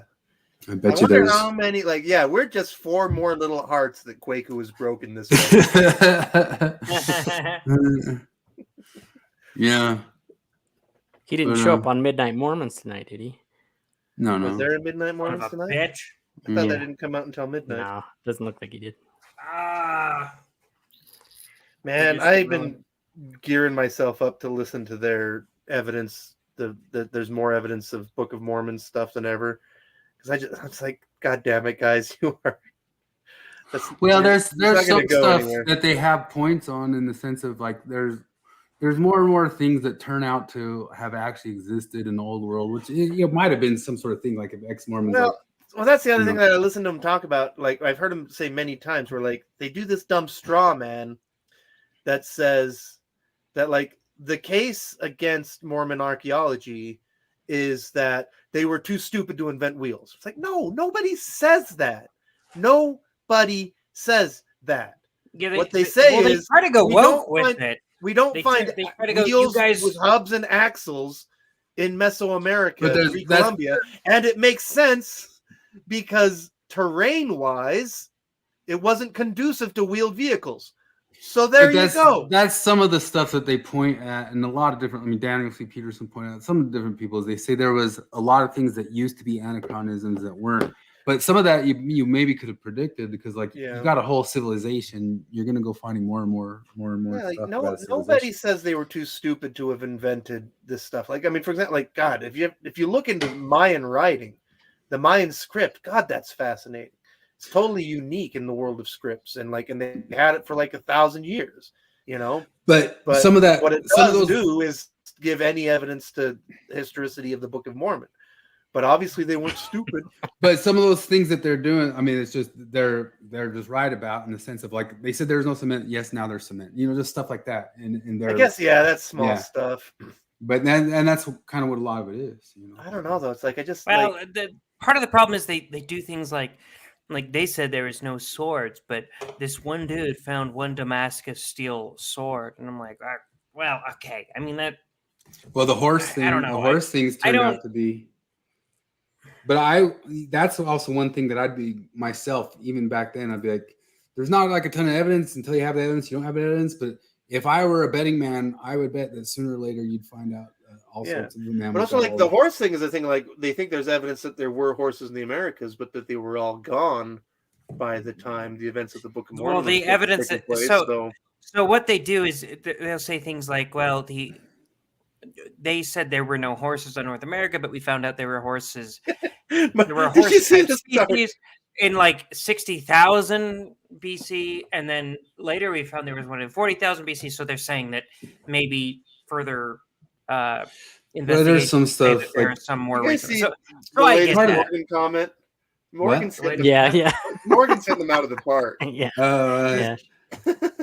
Kwaku is live on OnlyFans right now. Don't listen to her. Oh, We she's got a ghosted for subscriber. OnlyFans, man. Yeah, we got modern era. ghosted for OnlyFans where Kwaku cucked me because apparently my wife is watching his OnlyFans. You son of a bitch. He's just reading he's just reading famous theosophists and talking about horses in Mesoamerica. Hey, so if you had to guess right now what music I'm listening to, what would you think? Oh, it's gonna be Mega Man. Hell yeah! Yeah. How'd you know that? That's a neat. Because he said that's what he always likes to listen to. Yeah. Yeah, at the very end, I always listen to the Mega Man 3 soundtrack. Wait, you Because listen to it's- music while you podcast? You want to know what one of the better? Yeah, well, at NES the very end, yeah, I always No, listen. I was playing the video game most of this time. What one of the better NES soundtracks were was DuckTales, man. I like the DuckTales soundtrack. I was always into the Mike Tyson's Punch Out when that the running music. Yeah. Well, and that the running the one when he's jogging, man. That one always got me stoked. The music from A Link to the Past, like all of the Zelda music was good. Yeah. From the first two games, but The Link to the Past is where it really got excellent. I'm I actually learned a playing thing that that right now. possibly nobody cares about. Have you guys ever watched Assy McGee? I think so. So the theme song to Assy McGee is awesome because Assy McGee is a spoof on old cop dramas, and so the theme song is a spoof on old cop drama theme songs. And I just recently learned, maybe nobody cares, but the saxophone is played by the saxophone player from Morphine. You remember Morphine? Does anybody remember Morphine? No, sir. Oh. But you want to see something wild? What? Oh, shit! He's just a little person. Kwaku, are you there? I am here. I am seeing if I can get situated. Chris just subscribed to his OnlyFans, so we're. Is the girl there? Did you go on a date? Oh, you guys are outing me. I did. Was she hot? Oh no, you don't. Is that private? Was it worth it? She better be fucking hot, man. She was very beautiful. I will say that. She's in the room. Wait a second. Was it a hangout or was it a date? It was a real legitimate proper date. Is that something that No, you're did you have updating sushi? doing? It's not a date if you didn't have sushi. Weird enough, we went to a sushi place, but it looked really bad. It was that like rotating sushi stuff, and I was like, "This is." Wait, like on the treadmill?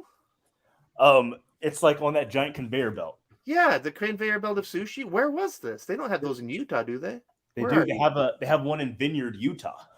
Oh, so okay. There's your problem. Is that it's in Vineyard?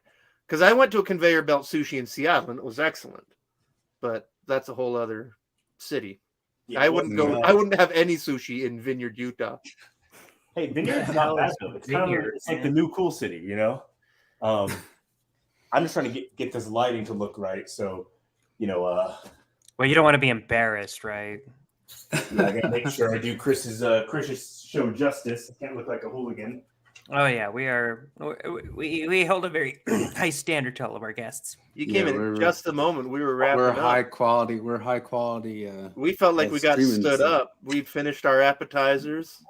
Yeah, I was already starting to listen to the Mega Man theme song. Yeah. Yes. No. I apologize. Let's see here. Oh, it's all right. No, we're gonna say like if you don't marry this girl and have babies, we're gonna be really annoyed that you ghosted us. Well, you hear that? You hear that, girl? That's what we got into. Instead That's of hanging out with us tonight. We got into like the detail about people should be having babies like Oak said, and not like some of the other people. And then we said we were hoping that you were getting around to that. So. Yeah, we were reading between the lines. Elder Oaks was saying Kwaku, like Kwaku, you. Kwaku. I think his friends on the Midnight Mormons are kind of like pushing on him to do that too. They say, "Hey, Kwaku, Wait, does come Brad on, have kids yet? Oh yeah, Brad has 2 kids. He has to be. No, he's Apostle 2050. Yeah, Brad's younger than I am. I'm an ex-Mormon, and I will vote for Brad for Apostle 2050. It says his device got bumped. Hold on a second. I add a camera here. Oh, okay. So have you still been let's start talking about this while you're talking. You still been dieting and cutting like you have been for a while? You on Yes, sir. How's that going? Oh, it's What- great. It's, what sort of program you do? Lifting a lot and trying to get 2,700 calories a day. Nice. That's hard for you. I can do Yeah, that. that doesn't that's sound pretty hard. difficult, man. It's hard to do with The canned lifting chicken part rice. does. I can do that in my trip to the Maverick. But I'm a disgusting slob, so I can get the calories. It's just the lifting part that's difficult for me. I'm a disgustinger slob. Can you guys see me? no, no, it keeps disconnecting. Keep us connecting.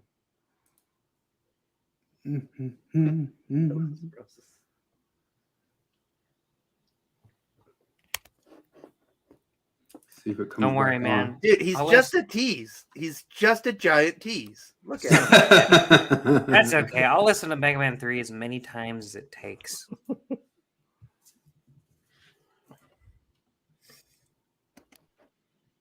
It is, yeah. He texted me and said, join in now. But I haven't heard more. It looks like that device is being goofy. Dial up. That's what it is. 28K. All right. Let's go back to talking NES bangers. NES Contra's banger. pretty good. Mm. Contra's Honestly, music. so the only things I played on NES, there was Mario 1, 2, and 3.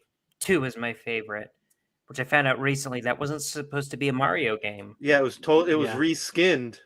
Yeah, That's I why didn't. It's unlike I any other didn't. Mario game. I didn't know that. It's way different. The only problem with 2 is that it's Troy says we should ghost him back. Well, there's Cardon's in the. Cardon's in showed there? up. Cardon's there, yeah. Do you know what he's saying? Yes, I know what you are saying. Yeah. Yes, I know what you are saying. He needs to watch that South Park episode. It'd be funny. Yeah, has Cardon seen that? I think he gets a lot of shit for that, so I'm not gonna give him any more shit than I already have. I will stop when he confirms that he's seen the episode we're talking about. Yes, I know what you are saying. Yeah, it looks like Kwaku's device is struggling. I'll be back in 1 second. You Hey, guys Cardon. talk amongst yourselves. Yeah. Cardon's in the chat, so I'm going to say it one more time because I re-listened to one of your old episodes today. What is the gayest thing you would do for $10? Most Buddhists and many Hindus are atheists. And when you are talking about the wokes as secular atheists, you're getting it wrong.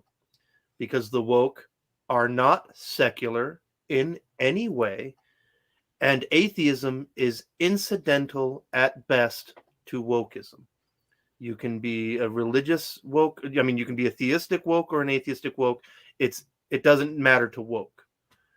But just that. You gotta drop this thing and get your terminology a little more sharp. Because, like, when you talk about atheists, you're talking about Hindus and Buddhists and a lot of religious people. Yawn, he says. It's I'm difficult. trying to help you here. I'm trying to help you here because if you sharpen up your rhetoric, then you're gonna hit the target more often. Because I'm on your side about these the wokies. I'm on your side about these people that are going after your culture and all that stuff. And I'm a secular atheist, and I'm on your side. You got to get this stuff straight. It's difficult for me to say because it feels like most people that call themselves it feels like there's such a plurality of people that call themselves secular atheists who are also woke nutcases. Yeah, no, that- those are contradictory. that it's Woke is difficult for me- incompatible with secularism. Woke and secularism So, are incompatible. I guess I'd have to ask, like, how would you define secularism? Because I understand the Secularism definition, I is think. the idea that different religions can coexist peacefully in a civilization. Wokeism cannot coexist peacefully with other religions. They cannot. Yeah, Right? definitionally, Mormons and it Catholics, can. like, it's built into Mormonism. Like, that's the thing I like about Mormonism. But is so that I guess my pushback would be like, what would you say that like it feels like a very high percentage of people that call themselves secular don't fit that definition. Yeah, because they're misused. Well, just like a lot of people call themselves atheists, and then say because I'm an atheist and then say a bunch of religious shit. That's what I'm saying, you know? and I don't know what to do with that because, like, I want for like the actual definition of atheism to be the actual definition of atheism. I want it to just be nobody this holds. person Just doesn't Cardon. believe in any type of God. But Cardon, you just did it again. You have no side if the logical conclusion of your postmodernism is chaos. Atheism and postmodernism are entirely disconnected. Postmodernism is a very religious worldview. You can be a postmodernist theist or a postmodernist atheist. It's incidental. This is the brand new stuff. I don't see Kwaku popping on there. I don't see the girl must have popped back up. Let's just shit on it. Here it comes. There he is. Kwaku, there it is. Hey, there we go. Everybody has a basement. Yes. Wow. Wait. Let me shut this. So See, Cardon says, all you atheists were so busy patting yourselves on the back, you didn't notice the woke was sneaking in your back. Whoa! I was on took board over your 10 house. years before you knew what woke was, buddy.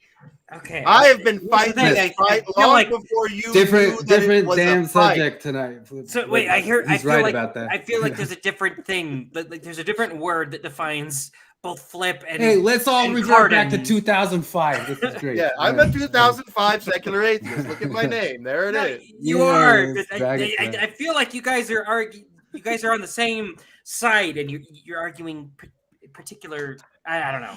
Atheism equals woke equals sad equals angry. No, it does not. Most Buddhists are atheists, Cardon. Many Hindus are atheists, and they have been for 1,000 years or more. They are obviously very religious. They have a moral foundation. They have all these things that you say atheists can't have. Again, I'm going to say it one more time, Cardon. Atheism has one opinion on one question. Nothing else follows. And most atheists fail at that, though. Is part of the point. Yeah, and I agree with you. Most atheists have fucked that entirely. But I'm here to tell you. Kwaku's not there now. Oh, I got to get him back. You guys are derailing this thing. He said, "Fetch these guys," and he's like, "I'm gonna go have a nickmo with this hot butt girl that I had a sweet fetching date with." Are so Hindus where's woke, sad, and angry? Are Hindus from 1,000 years ago woke, sad, and angry, Cardon? I wish he'd come on. Yeah, I wish that wasn't the subject right now because Sorry, we were getting into it all. Yeah, no, I'll stop. I don't know who the idiot is. Yeah, we've gone right back to 2005. Come on, you guys. There we are, 2005. These guys are on, to talk about something else. I just don't know why Cardon wants to I'm his ally in his fight against the woke. And I don't think he realizes that. We're all on his side when it comes to fighting the woke religion. Yeah, I'm just trying to get him to sharpen his rhetoric. I guess my response to that would be that you're his ally in this fight against the woke. So when he talks about secular atheists, he's not talking about you because he's talking about his newer definitions. Well, no, because again, the woke are not secular. Secularism is the idea that people with different religious ideas can coexist peacefully. Secularism is antithetical to wokeism. Wokeism is antithetical to secularism. They are incompatible ideas. Sure, but I guess what I'm trying to say is that I feel like they won. They won in the definitional arena. It's a postmodernist idea that all words are socially constructed, I guess, but I reject that bullshit. No, I'm saying in the larger society, in society as a whole, they've convinced a lot of people that secularism means wokeism. Pride Month, that's what they think. Being secular is changing your Facebook picture to a rainbow flag. I do support the current thing, that's for sure. That's right. Me too. I believe in all the good things, and I'm against all the bad things. That's what kind of person I am. All right, quick. Here's the episode you wanted. Oh, he's right, got Forrest? books. He The brought same old books. stuff. Oh yeah. What are the books? Get Show into us your this. books. Well, years ago when I was a teenager, I found myself in a weird debate online with a couple of evangelicals, and they referenced that one of their points is that I didn't read enough books. So I wanted to make sure before I have a dialogue. Is this apologia? And you're like, I've read 8 books. How many have you read? Yeah, so what are those books, sir? Is this apologia you're talking about? It happened a couple different times. Apologia was one. They gave me a book. I do remember that. Didn't you give them a Book of Mormon? No, it was like they. I was a kid when I did that interview. That's crazy. That was forever ago. I was a kid. I vaguely remember the interview, but I don't remember the whole thing. Yeah, James White really wanted me to give me one of his books. I just didn't want his book, and he was like, "We need your address. I can give you a book." I just I don't want your book, man. And I don't know if you guys have went to BYU, but all the school in Utah, they do this thing where you're all kicked out of your apartment when your contract ends, and there's like a 3-week period before your new contract at a different apartment opens. It's called Homeless Week. It's like this thing that Provo does for some reason. A lot of it's like the weirdest thing ever. Unhoused week. Yeah, unhoused week, unhoused persons week. And so at that time, I was like, experiencing not a place to live right now. Shit. Well, I remember saying, like, look, I would love to accept your book. I was lying. I didn't want his book. But I was like, unfortunately, I don't have an address until 3 weeks. So he made sure to give me his. I haven't read it. Like, it's just here. Like, it's in a box somewhere. He just really. Like, if James White was a 23-year-old frat boy, I know that he's the guy in the bar when the girl's like, "No, I won't give you my number," and he's like, "Come on." Like he's the guy who can't take no for an answer, but the academic version. Did you get your book? Because more than 10 years ago, I used to argue with evangelical radio talk show host, and he promised me a book, and he took my address and everything, and I never got the book. Stu Epperson of the Truth Talk Network, if you're listening. He brought the book to the interview, so no, I got his. You must have the charm. Yeah, I didn't get my book. But okay, so we got Jared Christ is King. So I'm assuming you're Christian, LDS. That was kind of a. He's being meta. So it was it was a discussion that we had last time where I talked about how telling me that I have to use your gender pronouns is like a Christian telling me that I have to end every conversation with Christ is King because I'm positing a belief. But okay. Anyway, okay. so but you're not an atheist. No, I wouldn't call myself an atheist. So I'd say I'm an ex-Mormon, but I'm definitely not an atheist. Kevin is current active LDS. His son's about to go on a mission. He was on talking a little bit earlier.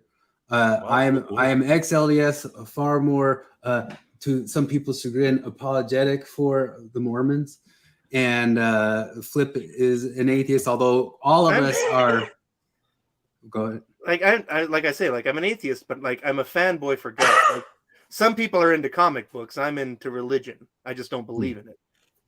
Okay, fair enough. Fair enough. We kind of have a similar belief that Mormonism is not only a net positive, but probably quite a bit of a net positive. Yeah, we land on Mormonism is positive. Yeah, well, barely for me. The gripe that I've brought several times. Now, Kevin, the believer, thinks it's no. My message to John DeLynn is the same as my message to Cardon Ellis, which is Mormons aren't special. They're not especially good. They're not especially bad. In the big picture, they're pretty mundane, and that's fine. That's Flip's belief. I believe they're especially good. I think it's a I say that, but also with the nuance, we've talked about before. I am an atheist. I'm in every single way. I don't believe in any of that shit. But if it came down to I had to choose, would I rather live in a neighborhood with 90% atheists or 90% Mormons? I want to live in the Mormon neighborhood because Mormons make better neighbors than atheists. All right. Okay. No, well, it's good to have this. But that's kind of our question with you, Kwaku, as it's been going, or we've watched this stuff all along. How would you describe your Mormonism, which I guess is the crux of what was coming on here? Because it's been called into question, I guess, in the past, and we don't know all the story and history of that. No, my as of the past year, my Mormonism has been called into question by a couple different people, I believe in the Book of Mormon. I believe the Book of Mormon is an authentic, true record. I think it teaches people the doctrine of Christ, and I believe that Jesus Christ is the way. And I believe that Joseph Smith was, I think he was a prophet, or inspired leader, whatever you want to call him. I have some. I dabble in some more fun beliefs that are not necessarily, doctrine of the church as well. But and we that's I mean, obviously that's the point. We talked a little bit about what some of them are, because we've gotten into them in the past. But the fun beliefs are some of the things that I guess have come up. I mean, we looked earlier just for a moment at your episode about Theosophy. And you recently, guys, you did another one with that other guy, Casey, or what was the guy's name? You guys mentioned a guy who, Edgar Casey, Edgar Casey. And some other ones in between, and we've seen some Twitter stuff and that sort of thing. I guess you watched our episode, me and Kevin, with Leyland, who he gets into that stuff too. The claim, according to what we understood, is that they situate it for sure underneath Mormonism, and some people claim that you situate it above Mormonism, like that esoteric occult stuff.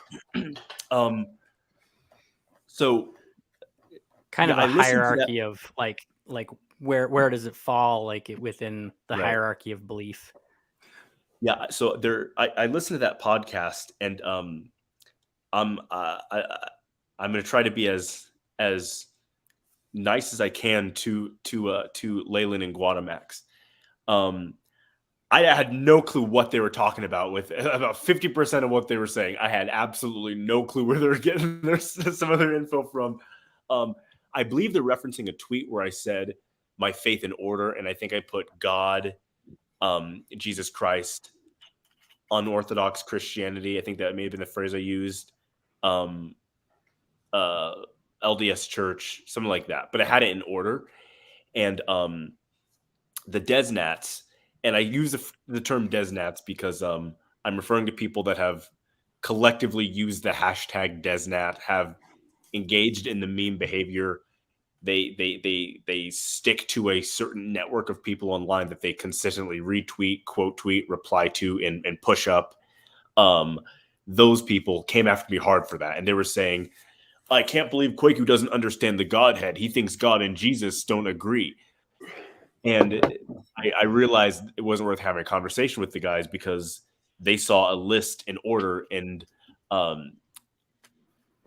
they weren't calculating my mindset of God comes first, because there is no belief in the divinity of Jesus if there's not first a belief in God. And there is no belief in Christianity if there is not first a belief in Jesus Christ. And there is not first a belief in Jesus Christ if there is not a belief in God. So it was written down in order of what must be true for what must be true for what must be true. But they took it as God comes first. And after that, then I'll give Jesus some attention. And then after Jesus, then I'll pay attention to Christianity. And they just ran with that because like 2 deznat accounts decided that was what I meant. And without asking questions, they just kind of started the antic behavior. So that's where they get this opinion from that I place. Well, my interpretation of that was that they thought that you trusted your own internal intuition above what the prophet says. And like, I'm a guy that they think you're listening to Julie Hanks too much. Yeah, I don't even listen to Julie Hanks. We've only made jokes about how pretty she is, which I've heard that. Yeah, I don't know why they took it that way. They seem to really want me to be like a progmo. I think And I think before it's kind of difficult because it feels like I guess what it would be good to clarify is what is a good way to distinguish when you are stating something ironically versus unironically, because it does feel like sometimes you'll say a thing like I think Scientology is great for this reason or whatever unironically, but maybe later you'll say it's a joke, and that's not a good example because I don't know the specific example, but like I think that's their issue. I am purposefully difficult to figure out on Midnight Mormons. Sure, I and purposely play that role. I guess I would ask why is that, and how would people know how to figure you out? Well, the first reason I do that, and I we do episodes like Are Dinosaurs Real? And we do like a lot of just ridiculous stuff, but mostly because I have real done... quick, Kwaku, are dinosaurs real?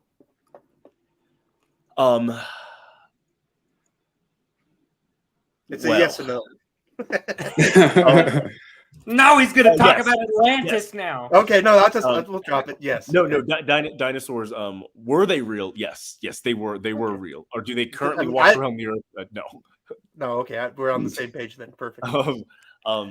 But I do that because our show is very, it's PG-13. We make a lot of jokes. It's a bro show. It's a late night bro show, and because of that, I feel like I am better served as being tongue-in-cheek and humorous and kind of playing a character as opposed to trying to deliver like an authentic, heartful gospel message sometimes, because we don't necessarily set up the environment for like a touchy, sweet show, right? We're off the bat, Cardon's like, dude, look at these fat feminists. You're like, okay, this is Cardon. And Brad's like, all right, guys, we need to be kind. So do you feel like maybe that's Brad's place? Brad is the guy who kind of says like, "No, let's talk about the touchy." Yeah. Also, I gotta say, like, because a secular PG-13 is a Mormon R. Fair. Yeah, it's fair. Well, yeah, I mean, Brad's role is more to kind of hone in to be more on, the normal path. Cardon's there to honestly kind of get some debates going. I'm kind of there for a lot of humorous, just sprinkles. So it's not necessarily, we're not Carrie Muhlestein. We're not Fair Mormon in there doing like really thoughtful interpreter foundation stuff. Some of the episodes are quite thoughtful, but I don't feel like it's a place for me to actually be preachy. So we just joke around. I have a role I play. We have a good time, right? My real beliefs on some of these things that Leland was referencing, I do feel like I think they got me wrong. I think Leland Guanamax got me quite wrong. But to answer your question, Jared, yes.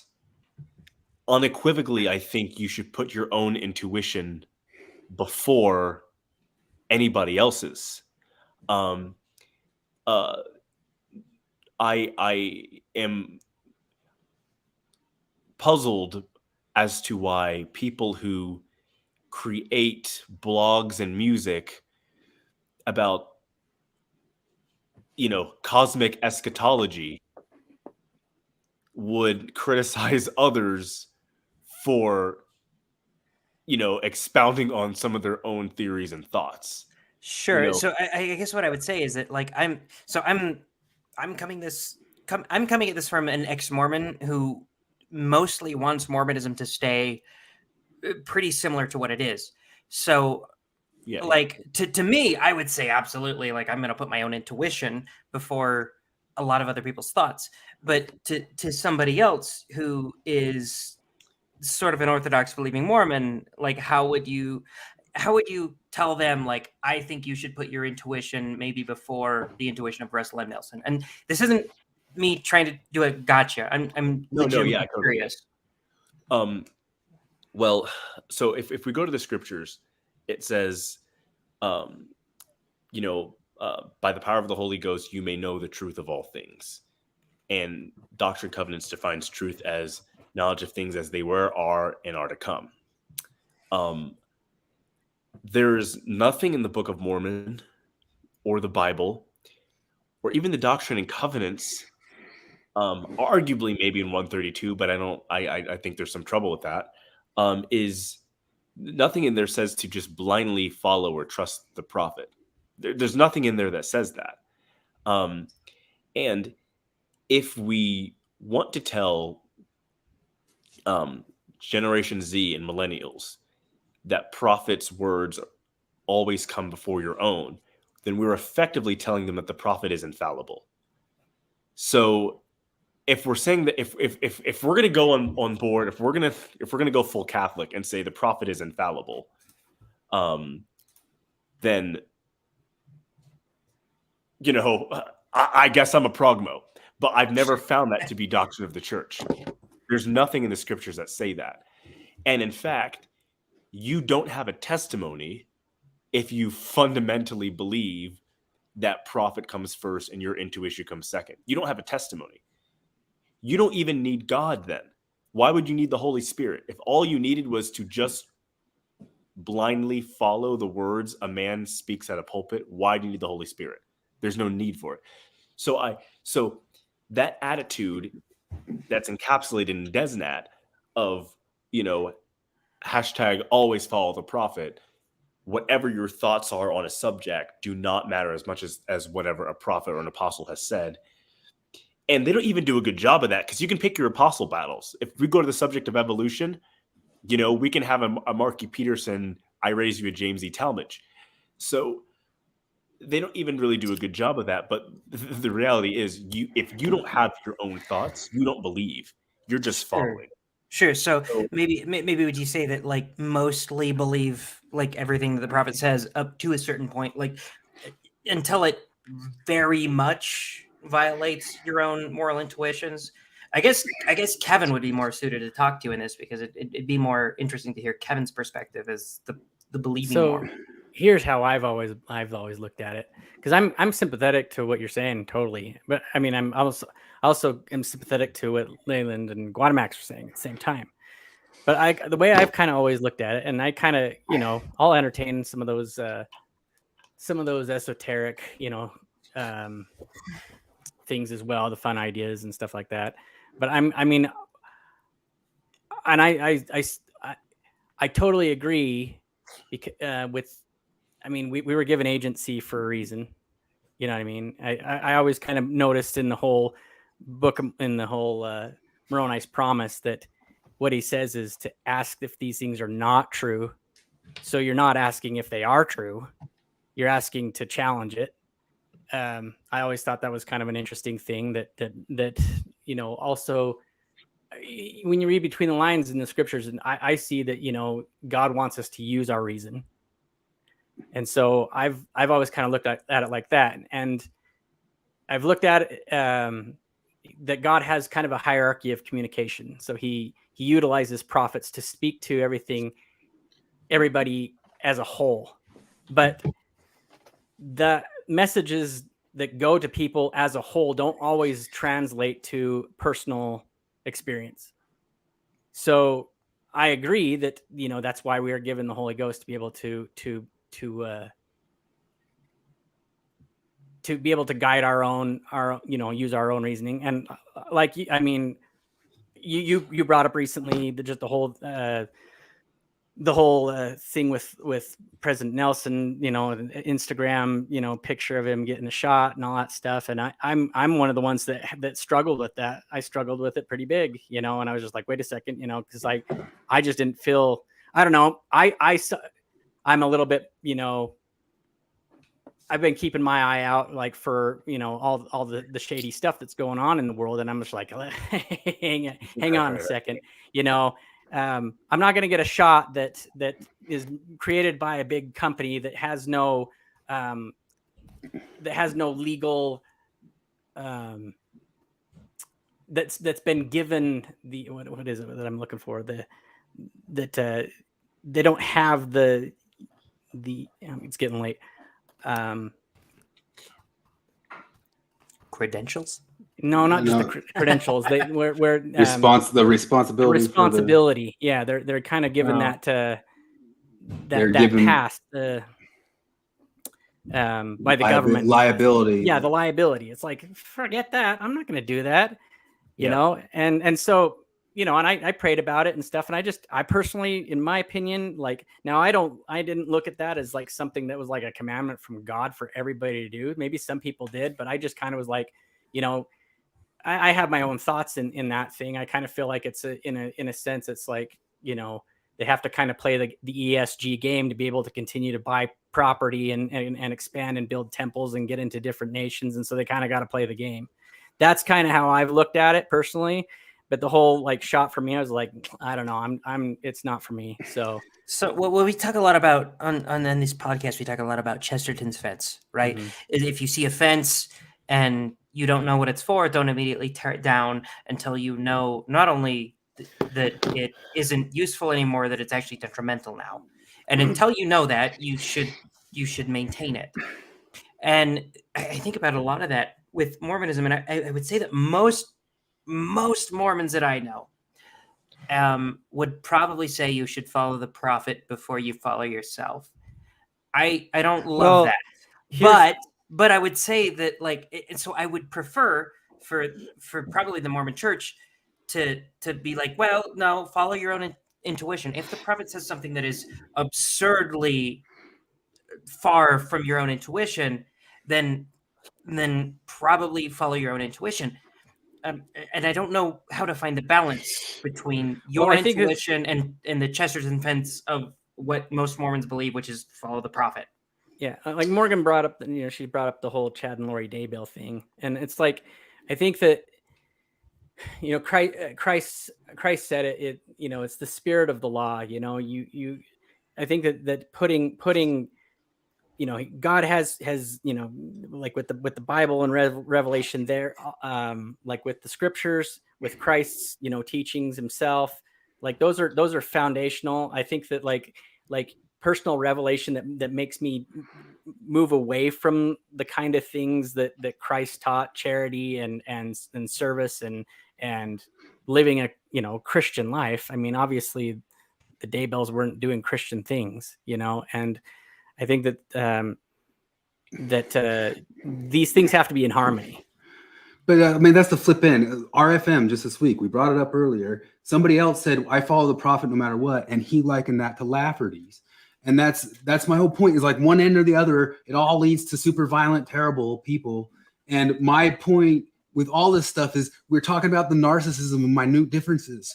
Like there's room for both people who kind of like lean one way or lean the other way and be full LDS, whatever. Yeah. But then each person says, well, you have a slight difference from me. You're Lafferty. You have a slight difference from me. You're Daybell.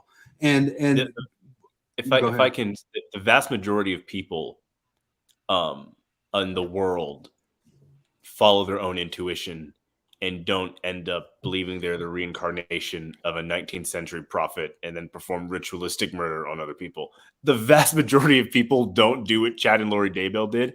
So I don't see, I mean, just, and the vast don't do what Lafferty's did either. And, but that's part of my issue. Cause like a lot of what, it seems like there was like this little fight about some things about who's more esoteric or not esoteric, or who puts intuition above this. And then from there, some types of smearing went on of like, well, you guys are darn near Christian nationalists and you guys are this, and not that everybody was a perfect behavior in those whole world. But one of the original things we started doing on here, like we talked about earlier, is we view Mormonism as particularly good. And a bunch of people in the ex-Mormon community go around trying to paint it as one or the other, Daybell or Lafferty. And our whole thing is to just sneer at that and say, come on. But then somewhere in the middle of it, there's like a little bit of also the people inside say, oh, I don't want to be part of that deznat. Those deznat, they're Christian guys. And I'm, you know, that hashtag's blown itself up and gone and whatever. But some of those people say that the way it was presented by maybe even people inside of it, you or Cardon, helped to paint the picture of that. Then I go and see Jim Bennett on another podcast with RFM, and they're the ones saying that you guys are the deznat adjacent. You know what I mean? It's like it becomes all the way down the line that everybody gets painted as that picture of just the worstest, most terriblest, most horriblest. And that's our initial thing of like, come on, these are all LDS, basic LDS Mormons, and everybody's trying to jump to the super extreme. And every single one of them are just actually the good people that we grew up around. Yeah, well, everybody wants to be a hero, and you need a good villain, right? If you want to be a hero. And so we're able to, you know, say, well, we make big jumps. So we say, well, if you put your intuition first, well, didn't these horrible murderers do that? Well, yeah, I mean, I also like puppies. Well, wasn't that one German leader a lover of dogs? Okay, yeah, but I don't see how I'd be similar to that. So, I mean, to answer the question, I think the only honest disciple has to put his intuition first. And I didn't really struggle too much with the vaccine. This is probably gonna get clipped and I'll get in trouble. But I mean, my immediate reaction when I saw that was, okay, he's wrong. Like, he got it wrong. I'm not getting it. And I done research on it. We now know it. I mean, we've got people getting heart attacks, blood clots. There's now warnings from Europe of the vax causing infertility in women. It wasn't a good move. And because I view the prophet as someone who God has put in that mantle to help keep us a moral people, it wasn't very difficult. If I put the prophet first and I say, oh, well, I must follow what this man says, I could see, but it was very easy. I said, okay, he got it wrong. I'm not doing it. And, people have an issue with that. They can take it up with my bishop, if they have an issue with it. But I mean, it comes down to God and Jesus are above the prophet. The Holy Spirit is above the prophet. He's a member of the Godhead. To me, this is very simple. Joseph Smith never demanded us to be blindly obedient. And if we're going to be the church that says we should be blindly obedient, then we need to say that. If we're going to go that version, then we need to just say that and say, you need to always follow the prophet. We've done a version of that, which is the prophet will never lead us astray. I hate that phrase. I don't think it's historically consistent with what Joseph taught. I don't think it makes sense. I don't think it's accurate. I think it's folksy 1940s and 50s talk that we still hold on to, that no one really believes, and we kind of make up things where, not to say you were making this up, Kevin, but I think a good example of that is when you said, you referenced the some of the things people said to justify Nelson's plea for us to get the vaccine. And the first one was that, well, they didn't tell us to get the vaccine. What they told us was, to consult your doctors. Well, they said it. They said it in an email. They had the picture. They said it was a godsend. They were very clear. Please get this vaccine. And then we said, well, they had to say that, or else they'd get in trouble with the government. We don't know if that's true.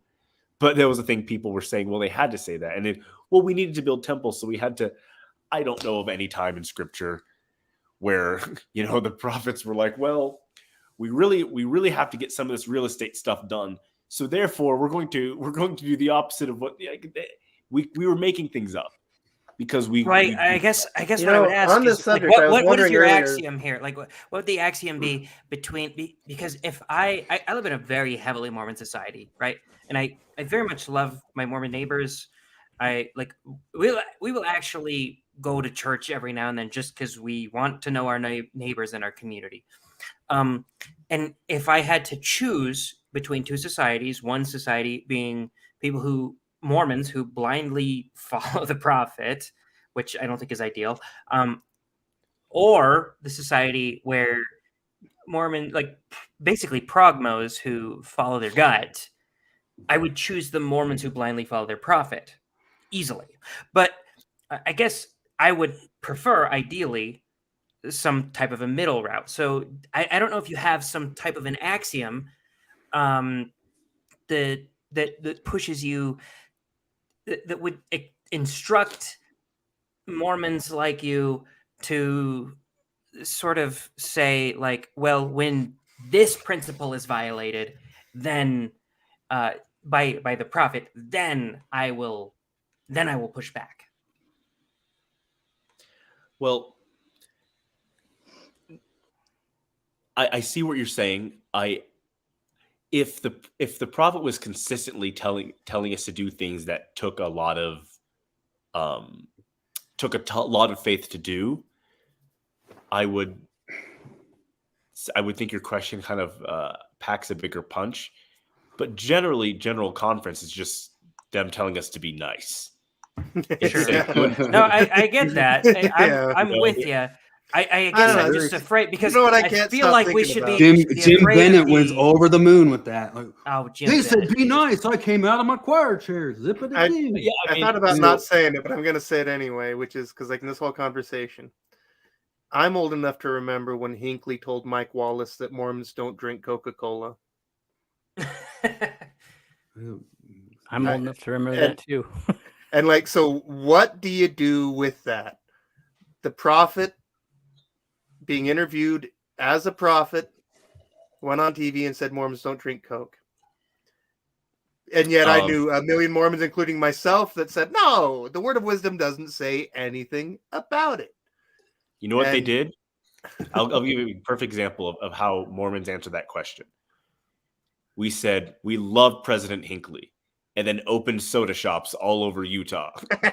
So it shows you I'm not alone in this line of thought. When I was a So we- missionary, I got into a fight with my companion because because I went to California on my mission, Cardon. This is going to come up maybe because I was there. And I was at, with my first companion, my trainer, who was a narcissistic, sanctimonious piece of shit. And we went out to like McDonald's or something, and I got Barks root beer. And he's like, what are you doing?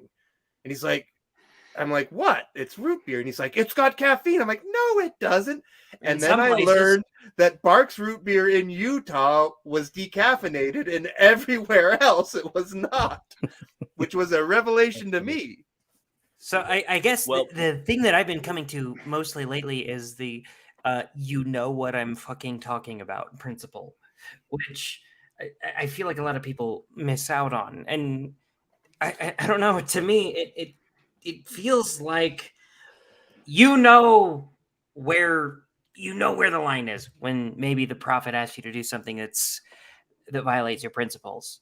And maybe you don't need to define it super clearly. No. I don't know. No, I could define that. Yeah, I mean, if he's asking me to do anything, and normal things, normal guidance that they generally give, I do. Sure. If he asks us to do something very big, such as get a vaccine, I'm gonna think about it. I'm gonna pray about it. I'm gonna research and use my judgment. And if I find that, my reaction, my prayers, and my judgment and research lean me in one direction, I'm going to go with the direction that makes most sense.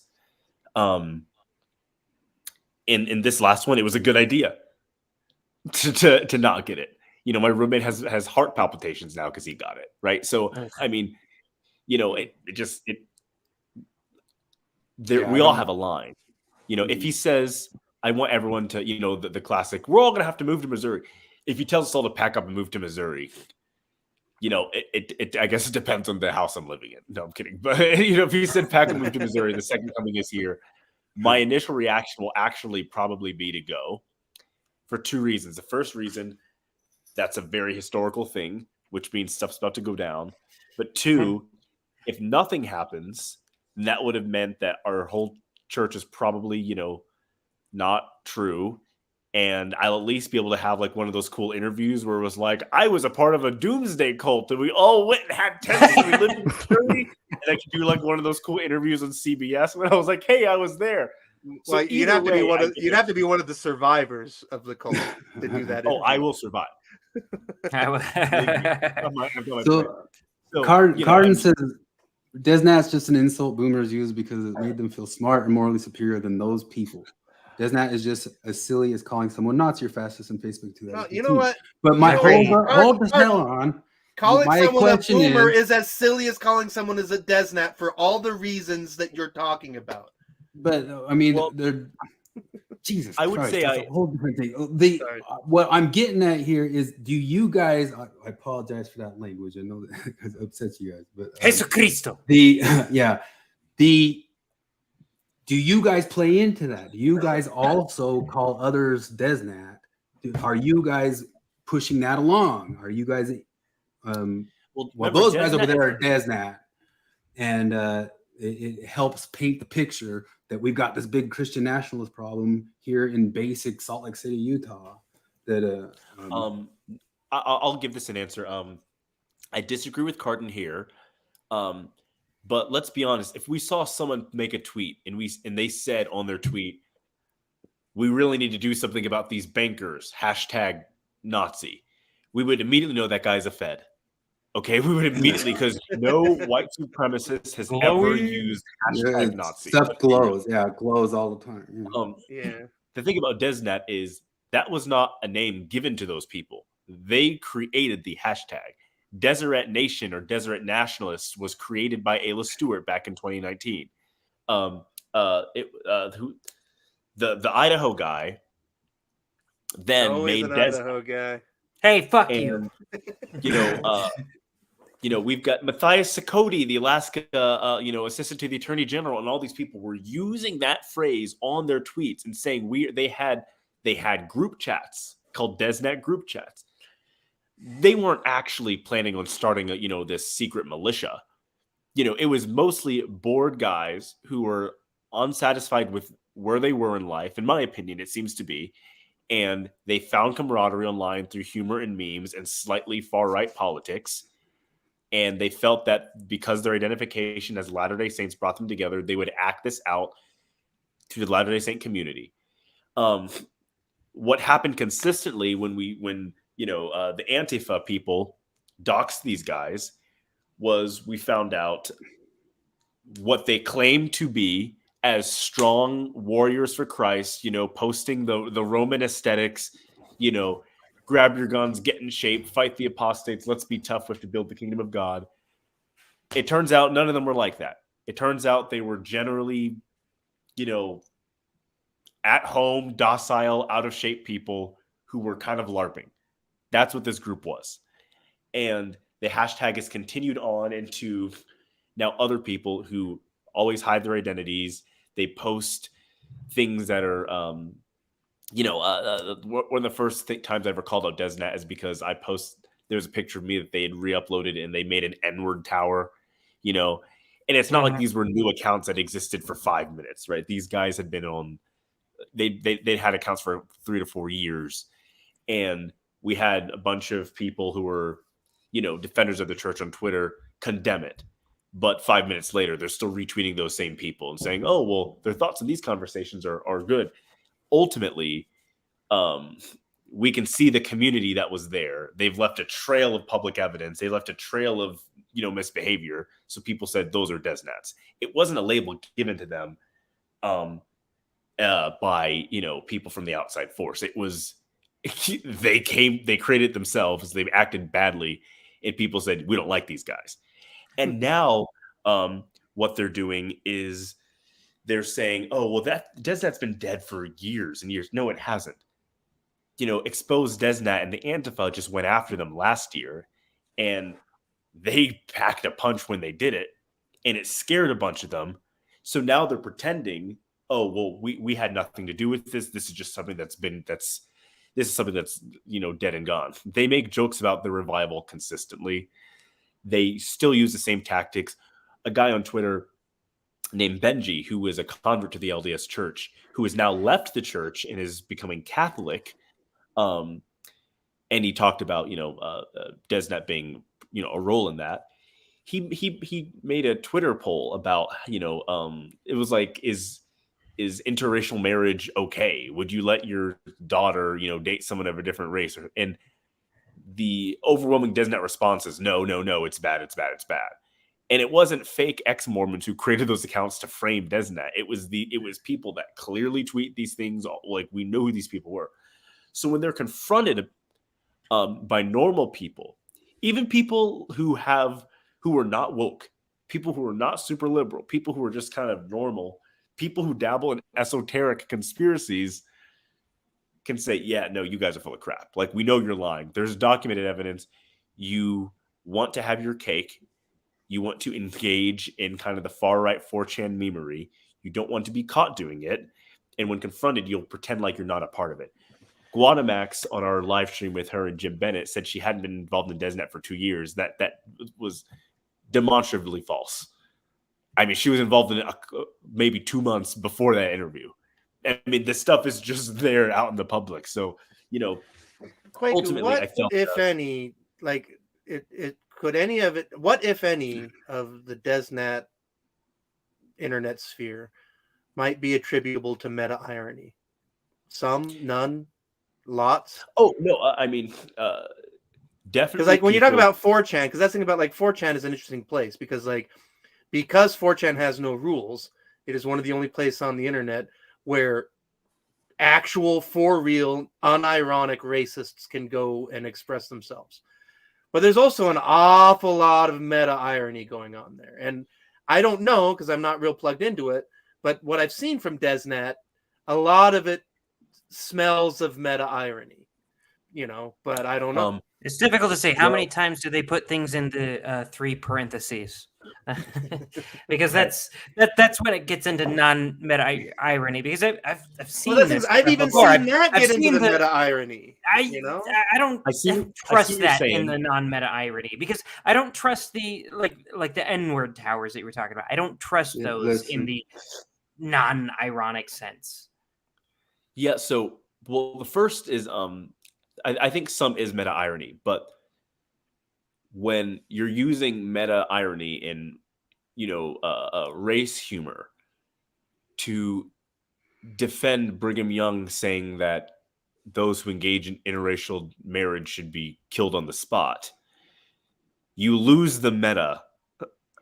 Well, that's the point. But some of the question is like maybe you do some meta irony too, but they also meta irony. But that's the point of meta irony. We've brought this up before talking about it. I don't know if you've ever seen this iDubbbz. He talks about it, but the point is like you start out with truth, and there's other levels of irony going around the circle, and then the irony comes all the way back to you're actually meaning what you say. Does that make sense?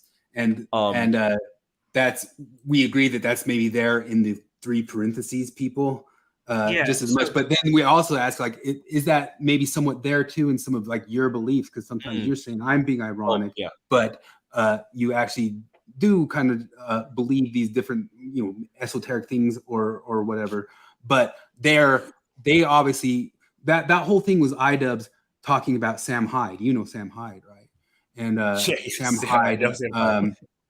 Sam Hyde does a bunch of meta irony humor about his racism, and it goes all the way back to your irony is probably real. But then the question is like, how much is that both ways? How much is that playing? Not saying that if somebody's meta irony about racist that's in any way unforgivable. No. We see that. I do think they use humor to make people entertain as they lead them along the path to actually hold bigoted beliefs. Yes, I think that is what they do. Brock Sutton did that quite a bit, after our public, feud, in which he actually ended the feud saying, "No, I actually am the racist a-hole you guys think I am." Like he doubled down and said, "No, this is what I actually believe in." That's a guy in Logan. That's a Utah State University student, right? So, they believe this stuff. There's no other group that gets this many passes for saying that they openly say we believe these things that are bad, and then people there's say, another group that gets the pass. They're called critical race theorists. They get that pass. They're openly racist and get a pass. But anyway. So Cardon is asking for a one sentence description.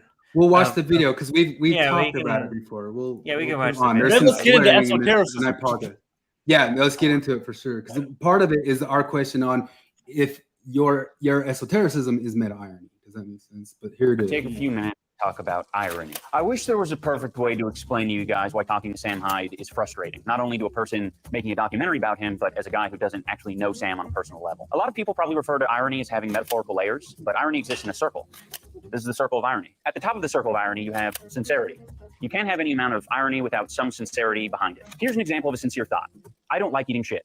People who are not being ironic say sincere things like that all the time. You might say that it's the default way to say things. The next rung on the circle of irony is just called irony. You might be familiar with this from English class, and it basically means that you kind of feel the opposite of what is being expressed. Sarcasm. Oh yeah, I love eating shit. Great. People think I love eating shit now. Isn't that just perfect? This is the go-to boomer humor that old people thrive off of. They love sarcasm. It is a basic level of irony to the point where it's almost irrelevant to millennials and zoomers. After irony, we have post-irony. This is where you say something in a way that makes it sound like you don't mean it when you actually do mean it. In other words, you're using irony to make a joke about how you're joking. Oh, I don't like eating shit. Oh, me? Oh, no, I don't like eating shit. I hate that. I don't like eating shit. I don't like eating delicious, creamy shit. Stop saying that about me. If you put a pile of shit in front of me, I wouldn't devour it like an animal instantly. I wouldn't be doing that. This is probably the most popular form of irony in the modern generation. They're basically parodies of memes. So you have to already know what irony is to appreciate or begin to appreciate post-ironic humor. And look, there's no more room on the circle, so we must be done. What the fuck is that? Meta-irony is where this gets fucked. This is where you're saying something sincere, but the context could imply that you're saying it ironically, yet the thing that you're saying is actually a sincere thought. If this doesn't make sense, that's because it doesn't make any sense. It's meant to confuse you. Meta-irony is placed intentionally in the circle in a way that doesn't make any sense because it is intertwined with sincerity. No, I don't like eating shit. No, I don't like eating shit. Unless. But do I like eating shit? You don't know, do you? The fact that I brought it up in the first place is a little bit suspicious, but the concept of eating shit is so ridiculous that I have to be serious when I say I don't want to. Right? Meta-irony is used effectively by people whose intention is to blur the line between sincerity and jokes. It creates a situation where in order for there to be a prerequisite of sincerity, I have to obtain the knowledge outside of the joke. You're basically just saying the consumption of shit is something that is physically possible. Isn't that interesting? I'm retarded. But if you're not saying anything about something when you say it, why do you even say it? People don't tend to do things for no reason. There has to be an answer here. And there are two answers. Either you're just bad at irony, or you're just being sincere. This is why it's so difficult to be around Sam. Try to understand him and ultimately make a documentary about him. He lives here. Sam is drenched in meta-irony constantly. He intentionally doesn't make it obvious when he is or isn't joking about something. Why he does this is up for interpretation, I guess, but after seeing how much he appears to involve himself in political ideologies, it seems he prefers to use meta-irony as a shield. To say, I was just joking, is a legitimate way to exonerate yourself in moments of actual miscommunication. But it's also a perfect fallback option for when you receive criticism for a point that you're genuinely trying to make. I think eating shit is awesome. What the fuck? You like... Anyway. Is that, I know it wasn't one sentence, Cardon, but does that explain meta-irony? So yeah. Apologize for the language. Well, but, no, I think at least. I mean, it's not my show. I don't want to hijack, but I think we. Oh, you can. I think I made myself clear in my thoughts on deznat, right? It is. It does exist. It's not. I obviously don't think these are a bunch of in-shape military guys that are going to start some nationalist militia. I think they're generally unhappy in life and they're LARPing, but I think they're dangerous in that they make our beliefs look bad. They make our church look bad. They push people away from the gospel, and they do it while thinking they're helping. And it's why it hasn't really caught on. You go on YouTube, the amount of LDS content creators on YouTube now, there's so many. Like, it's sky high. It's great. This didn't even exist a couple of years ago. Deznat's still never been able to move out of a small group on Twitter because they're so unlikable. It's not really marketable. It's not it doesn't really work with the restored gospel. It's just it's bunk. It's nonsense. Yeah, like, I mean, if you told me that there existed an internet community of genuinely racist, white supremacist, Mormon nationalists, I'd say, like, well, yeah, because I mean, in a large enough group, you can find some of anybody. If you told me, and they're gaining traction, I'd be like, bullshit. Like, there's no way in mainstream Mormonism that regular Mormons would stand for that in open Mormon society. Like, I know they wouldn't. So that's where I think the thing is, to me, it's like, do these people exist? Sure, because there's assholes in any group that's big enough. But yeah, like, the idea that these people have any real sway, no way. They don't have sway. Those are the ones. Those are the small particulars of them. Because, like, what it seems to me, at least according to Guadamax, is what their general beliefs of most of them is just generally holding to the proclamation of the family, and a few small group of them pass up and act a fool and do that meta irony, which is actually just being racist. And but the rest of the most of them are just supposedly defending the proclamation of the family, which Jim Bennett, we saw a post from him saying basically any hard defense of the proclamation of the family is deznat. Or deznat adjacent. Or deznat adjacent. Well, I think Jim's view might be a little tainted by the fact that the only people on Twitter who are consistently defending the proclamation are also these people saying other heinous things. And obviously, there is a fallacy of associating one opinion with certain actions, but the world is not confused on Mormon Utah's stance on, transgender surgeries. There's I don't know one American who's thinking, you know what, who's really down with transgender surgeries? Dallin H. Oaks. Nobody has thought that. So it's not as if these subjects need firm defense. Everybody knows that position in Utah. So I don't think what Guanamax is saying, I do not think, I don't want to assign, ill motive to someone. I don't think she's telling the truth. I do not think she's telling the truth. I have seen her tweets. I followed her for about 2 years. I've seen the things she puts on the internet. She knows, as well as everyone else, that the things they push for and advocate in attitude and advocate in how they want you to interpret doctrine are based in prejudice. I don't believe these people are white supremacists. No, I think that they have a bizarre version of the gospel that they want to become popular, and they're trying to use memes to do it. Remember, I don't even think Richard Spencer, remember that guy? Remember that guy, Richard Spencer? I don't even think that guy's a white supremacist. I think he's a white separatist. But even he said, we tried to meme our way to relevancy. Well, it didn't work out. The issue with Deznat is they don't have the cojones to actually stand for what they say. So they get called out and they make such a fuss about people noticing the things they do. They get talked about in podcasts because they say, oh, no, we're not that. We're not that. And as soon as the live stream is over, they go exactly back to being that thing. So they're not liked for a reason. They're not gaining traction. They won't gain traction. They only get talked about because they whine so much when people decide that hey, we don't really like you and we think your interpretations are weird. And that brings me to Leyland's interview yesterday of, he and Guanamax. It's funny because what they were advocating for was a rigid doctrinal test. Guanamax described my tweets about esotericism, and her criticism was, oh, well, he doesn't lead it back to the temple. He puts esotericism, in esoteric leaders. Actually, she said theosophy. He puts theosophy above the prophets. First, I'm not a theosophist. I'm not. I'm not a member of the Theosophical Research Society. I've never been, as far as I know, I don't have any family or friends that are. I'm not a theosophist. So that term was used quite a bit. Leland kind of opened with that, that I was and he started talking about Blavatsky, and I've read a little bit of Blavatsky, but I'm not, I don't pray to Kut Humi, I don't pray to the Count of Saint Germain, so I don't, I don't know where they're getting that. A tongue-in-cheek podcast. That was part of I was working on, because we were going to have, or maybe still have, a continuing conversation with Leyland, and we were going to bring up some of the stuff that we brought up earlier tonight before you came up, that where Theosophy has gone since Blavatsky and other places, and because everything's got a yin yang we mentioned, but the yang of that, like the dark side of like the Theosophy stuff, that goes all the way up through, as we pointed out earlier, social emotional learning that's in schools. That all comes directly from Theosophy, and it plays into a bunch of other stuff. But go ahead. Sorry.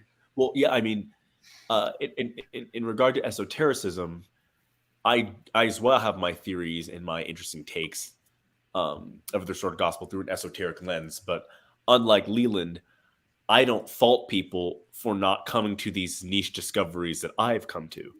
So I don't go and say, I can't believe other people don't see this. Well, because it's my theory. And I think one thing these deznat types have, I think they're motivated by pride in that sense. They get frustrated that other people don't believe the same niche things as them. But part of the fun thing about having niche beliefs is that other people don't know about it. That's why it's fun, and that's why it's interesting. And you can't take a militant approach to esoteric beliefs, and because the point of them being esoteric is that other people don't know. I mean, the fact that it's hidden or occult is what makes it interesting, and else it would just be mainstream. So I have a very different attitude on it. But to get into some of those topics, like they talked about ascended masters. You guys talked about that yesterday as well. Guadamek said, I was putting ascended masters above the prophet, and I wanted to become an ascended master. The ascended masters tradition it's in Hinduism. It's in a number of different faiths. It goes back further than Blavatsky, but they're saints. It's effectively people who were inspired, godly people on earth who obviously play a role in helping guide humanity to the second coming, or as esoteric people would call it, the golden age. They play a role in that. We have that in scripture. Moroni acted as an ascended master, right? Moroni came from heaven as a man to help Joseph Smith in his process of translating the Book of Mormon.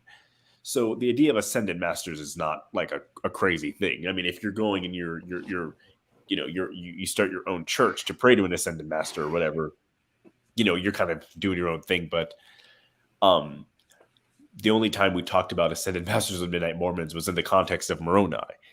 And so for them to go and say, I'm placing that above the gospel, well, I don't know how I'd be placing Moroni above Mormonism. It doesn't really make any sense. That's kind of like some Jungian stuff, right? Like you have your Oh, you're Casey, these guys, Manly P. Hall. Oh, this is a great time to showcase the books. I never get this chance. Okay. I'm reading this right now. It's called The Mystical Christ by Manly P. Hall. It's fascinating. I like the idea of I just wrote something on Medium about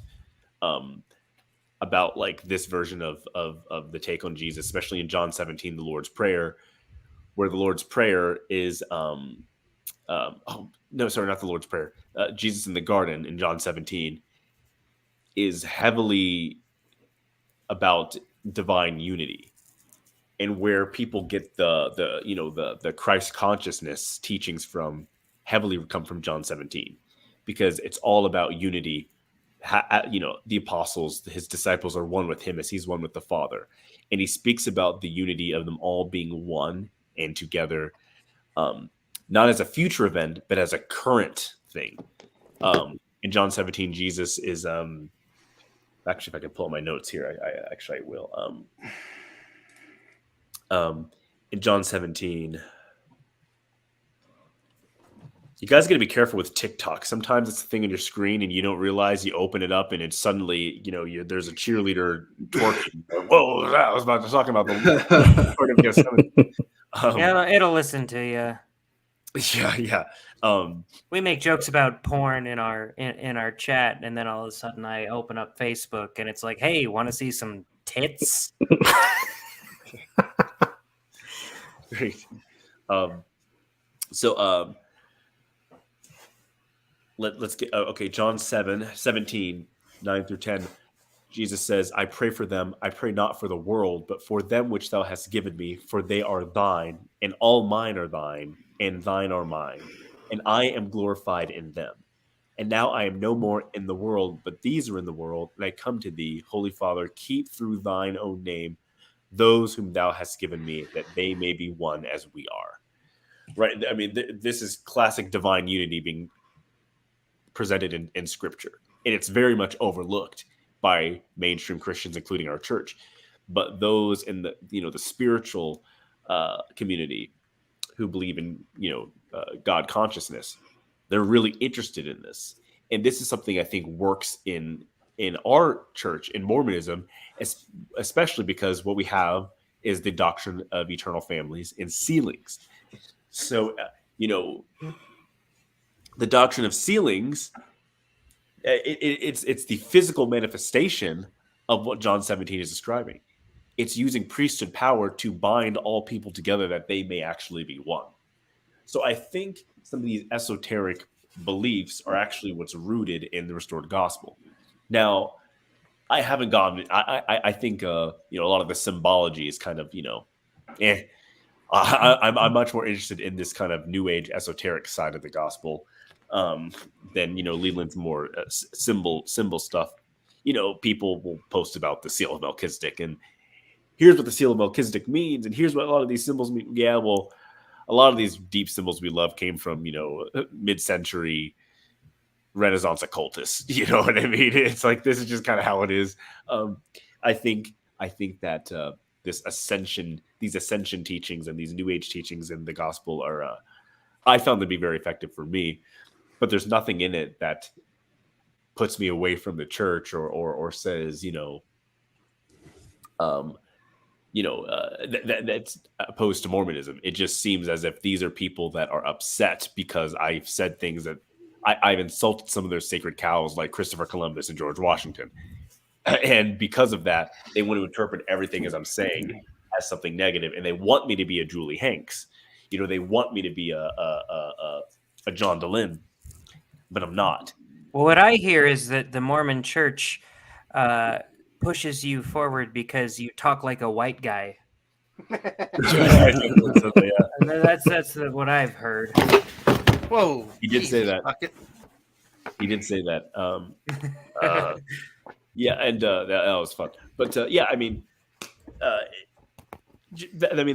essentially the root of the esoteric stuff, right? God does work in many, many fascinating ways, and the roots of what holds the gospel true are not the suburban Christian answers, but often I think some of the more metaphysical things we have to that are outlined very plainly in Scripture. So that's kind of been the basis of my actual thoughts. We get into a little bit of Midnight Mormons, but not too much. The one that would probably actually put me at odds with them is Reincarnation, but that's that's so. So you listened to the whole podcast the other day. Leyland, he was kind of blending in some hermeticism and theosophy. So far in what he said, do you think anything he said's out there? I mean, because I don't know all of his beliefs. I haven't gone. Yeah, aside from the deznat stuff, like putting that all aside. Well, when he said where he lost me is viewing everything in the context of Zion versus Babylon. I think that's personally, I think that's a crazy way to view the gospel. And I think it's unhelpful. Not everything is Zion versus Babylon. I think that's telling people to be closed-minded. There's going to be truth that is going to be presented through channels that we're not used to. And he emphasized a lot, you have to get your information through the proper channels. Well, according to him, the proper channels are leaders of the church and him, right? Like, so anyone can do that. That's not necessarily an honest way to, break down some of these esoteric things. I think the fun part about esotericism is to say, look, this is my theory, but I can't be upset at other people because they don't have this theory. I think some of the stuff he said holds weight. But ultimately, I think it has legs, but I think he does himself a disservice by being so dogmatic about it. The part about the third Nephi 9 and the cataclysms of Scripture and the passing bodies, that's an interesting take. Ultimately, doesn't really matter if in third Nephi 9, Moroni was sunk by Jesus or by the Passover angel of death. Doesn't really matter. All those people drowned. It doesn't really matter.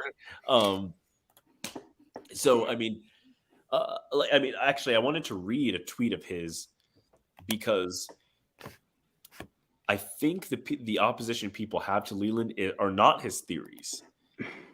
It's not his theories that are making people upset. I think it's more of the way he's presenting them. So this is his tweet about you guys' interview last night. He says, I sat down recently, had a fun conversation with Chris and Vicdas and Guadamax Mations about righteous mind control and a sweeping introduction to what I call restored cosmism. You may enjoy it, especially if you're following my essays. I also welcome all questions, especially from those who wish to sling insults and make sweeping declarations and assumptions before actually reading or understanding my positions.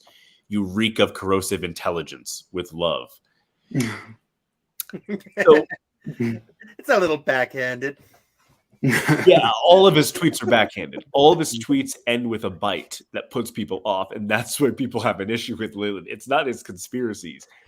You think in 2023, when New Age is at its peak, people are upset with his astrological takes? No You're one's a mad. bitch. So I don't. In I a mean, nice the first thing I pulled up here today, which was partially showing because, like, Forrest thought that it was just out there, but I pulled up Alan Moore's beliefs. Alan Moore's beliefs from Kabbalah are right in line with all that stuff. It's just he blends it into Mormonism just a little bit.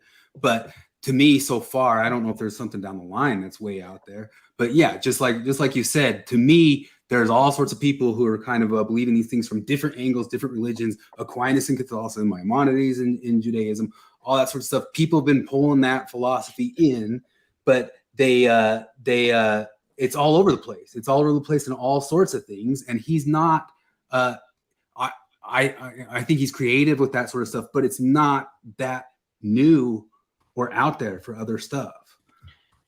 No, I mean, astrotheology is older than the Bible. Mm-hmm. I mean, this stuff has been here forever. Discovering what's already been, an application of astrotheology, there's nothing, you're not necessarily trailblazing it. I guarantee more people have thought of it. I mean, there is literally, you can go look up MormonKabbalah.com. Other people have talked about this already. Yeah, Hermes, I can never say his name. Trimagesta or whatever. It's been there. Yeah. It's been there. And he drops it and people say, what is this? No, that's been there since Plato. Yeah. There are LDS scholars who've connected Hermes Trismegistus to Enoch and the Pearl of Great Price.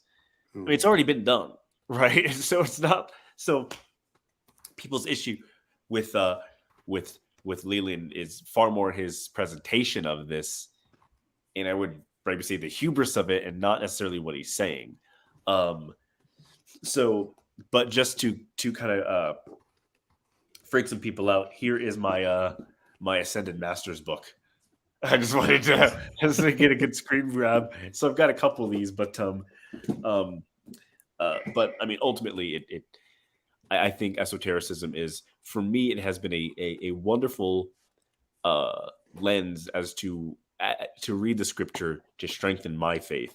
I'm not necessarily satisfied with some of the more generic scriptural applications, and I know that's some people will say, oh, well, you should be satisfied with them, but I'm just not. And there's a certain bizarre Mormon idea that you need to change your mind, or you need to force your mind into a box to fit in. I think that's a dead way of thinking. I don't think that's ever coming back. I think the answers to keep people engaged in the gospel are not regurgitations of what doesn't work.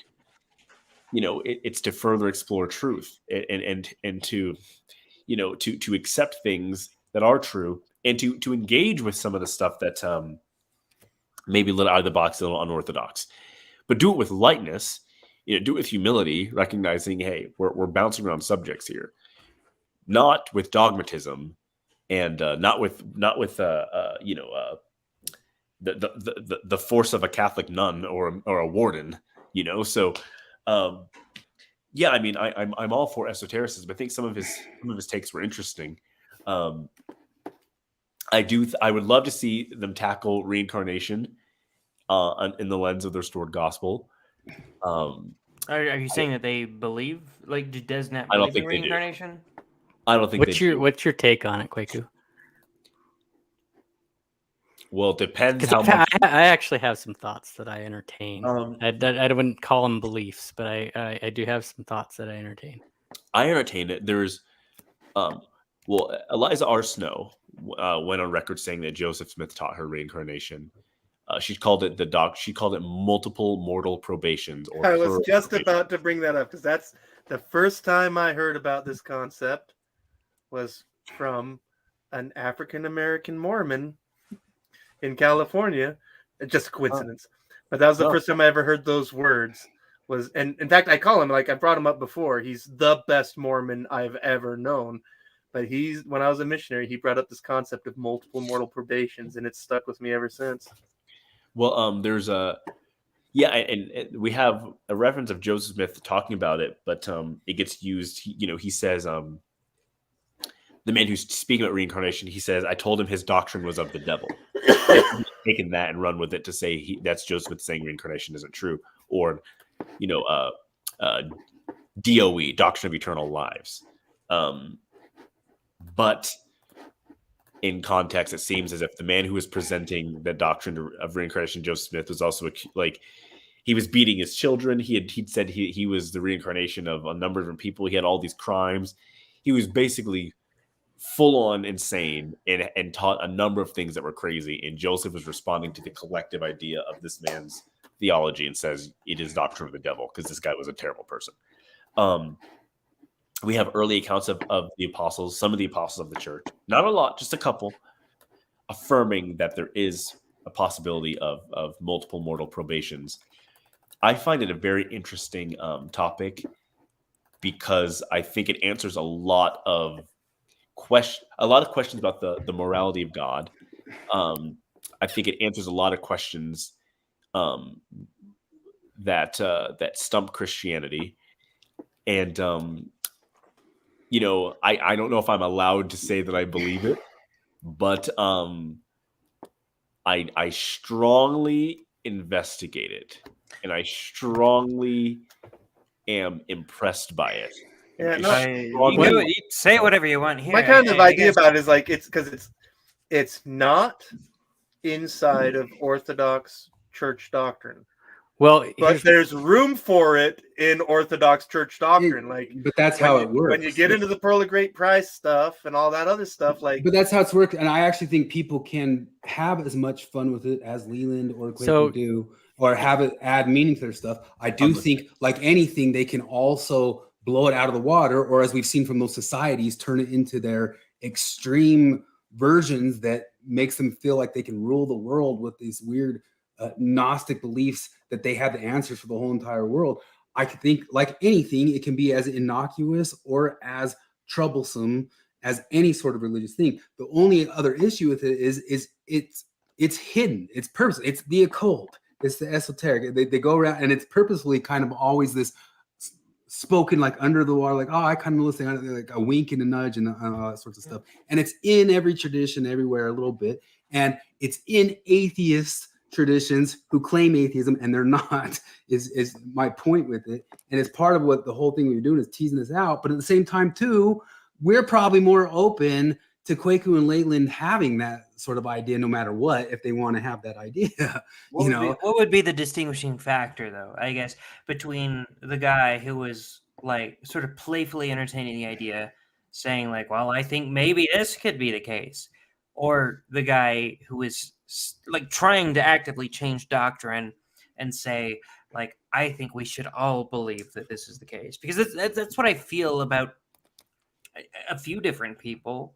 Like, and maybe that's what Kwaku is saying, that Leyland leans that way too far.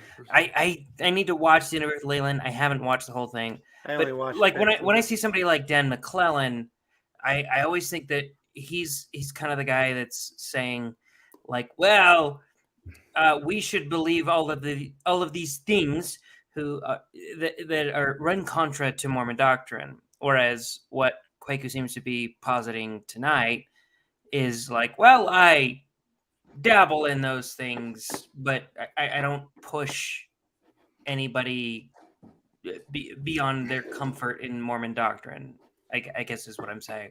So I guess where would be the line between the McClellans and the Kwakus? I don't know. I mean, I like a lot of what Dan McClellan has to say. I think he's really fuck funny. Off. No, I think he's really funny. I think his all right, let's see it. It always makes me laugh. I think his TikTok is really funny.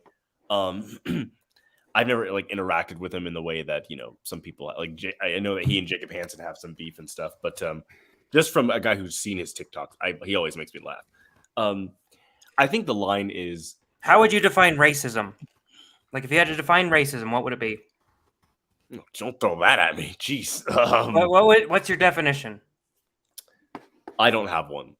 Okay, well, I got a good one for you. He called me flagrantly racist because I said racism is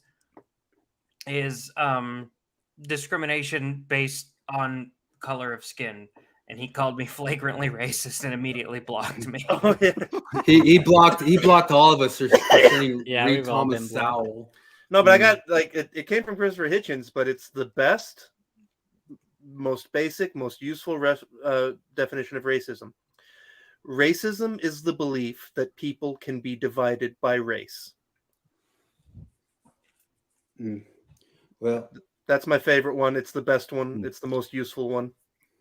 Yeah, I mean, to me, it's racism is like porn. You know it when you see it. I'm not going to act it out for you, but you know it when you see it. That's just kind of how it feels. I think it esotericism is occult, meaning hidden. It is purposefully hidden. Yeah. That's why it's fun. And if we have to it's cool to have some of these thought spaces online where we delve into these subjects, but I do not expect anybody to jump on board with the subjects we're talking in. I don't expect anybody to go and say, "Oh, I think plural probation. I believe that now." I don't expect that. I don't expect the church to change its doctrine. I don't expect any of those things. I just think they're fun topics. And my personal beliefs. The good thing about personal beliefs is that they're personal. No one else has to believe them. that's why they're fun. Maybe that's the distinction between you and Dan McClellan, because I feel like Dan McClellan wants his personal interpretations to be Mormon doctrine, and he wants his interpretations of Mormonism, of racism, of all of these things to be Mormon doctrine. He says as much explicitly when he talks about how we ought to reinterpret the text as being something inclusive and equitable.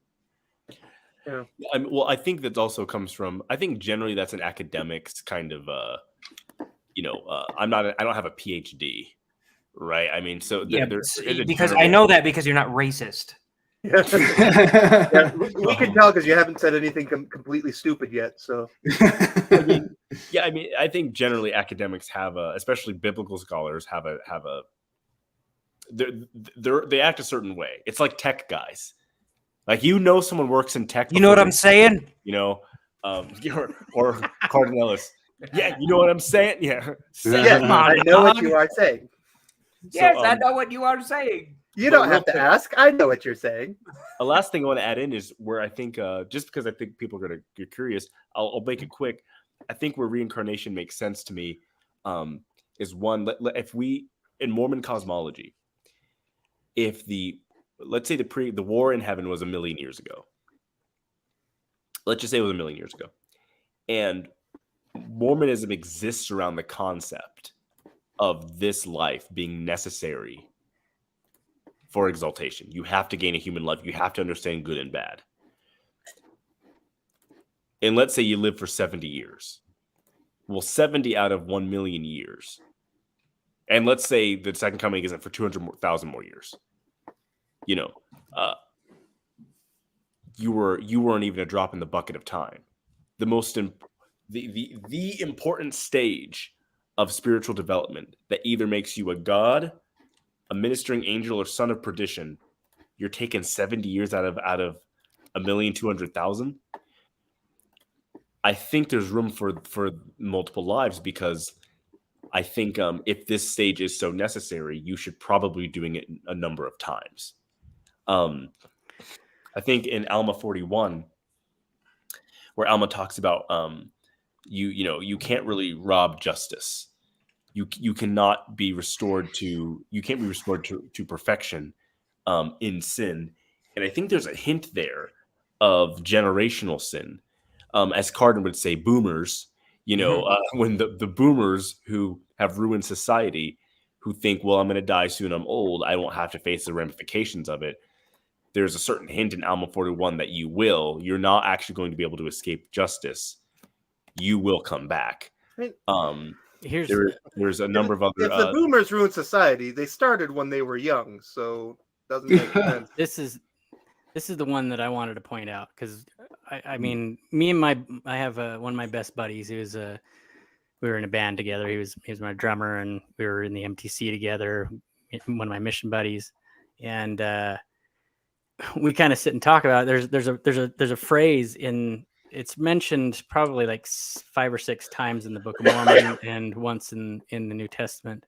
I'm just going to read this out of 3 Nephi 28, where he's talking about they're talking about resurrection, but in verse 40 he says, "In this state they were to remain until the judgment day of Christ, and in that day they were to receive a greater change and to be received into the kingdom of the Father, to go no more out, but to dwell with God eternally in the heavens." That's a pretty interesting phrase, to go no more out. And that's actually, that's repeated, like I said, it's about 6 I think years. they were talking to Kwaku to go no more out with girls when you're supposed to be podcasting. But no more hangout. I've always kind of thought, and then the same thing is like, okay, if eternity is a progression, I am so nowhere near, Nephi. Yeah. Well, it insinuates that the default is to go out again. Yeah. Right. Right. And I think it's interesting in the New Testament, Christ is confronted with the doctrine of reincarnation 3 times, and he never says it's false, ever. In fact, he arguably hints that it's real. I think the thing about it is it's dangerous because you don't want a get out of jail free card. Yeah. I've thought the same thing. I'm going to come back, but also it adds justice to the idea of God. If you have, if you're okay, in Mormon cosmology, all babies go to heaven.